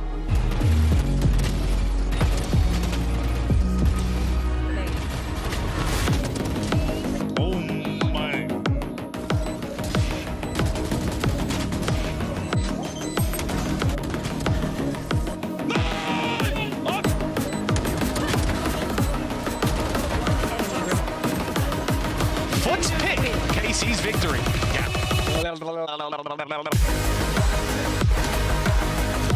It's only a matter of time. There's the peak. Foot thinking on levels we can't comprehend.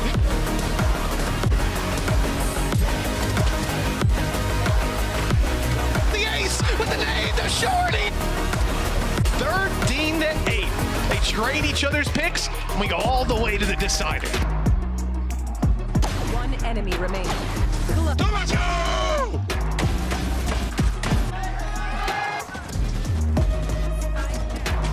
KC took him down last time, and now they step on that regional stage and show him it ain't happening twice. There could be another upset on the card here.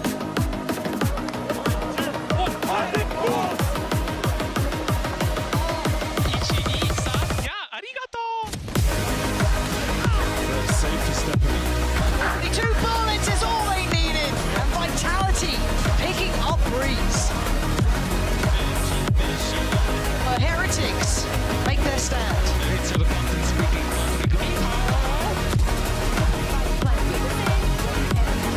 Put up a stand, and it doesn't matter. Brought to the knees as Vitality tear down Heretics.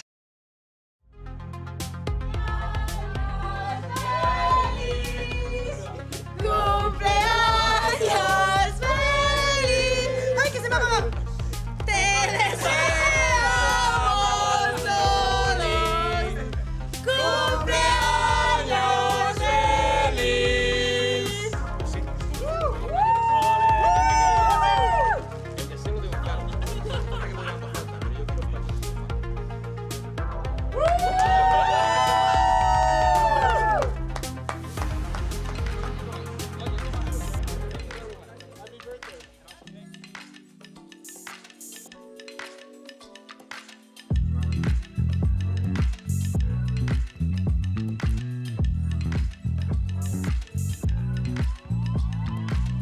I know you're stressing, right? You need some meditation. Don't let them ruin your vibe. No time for rumination.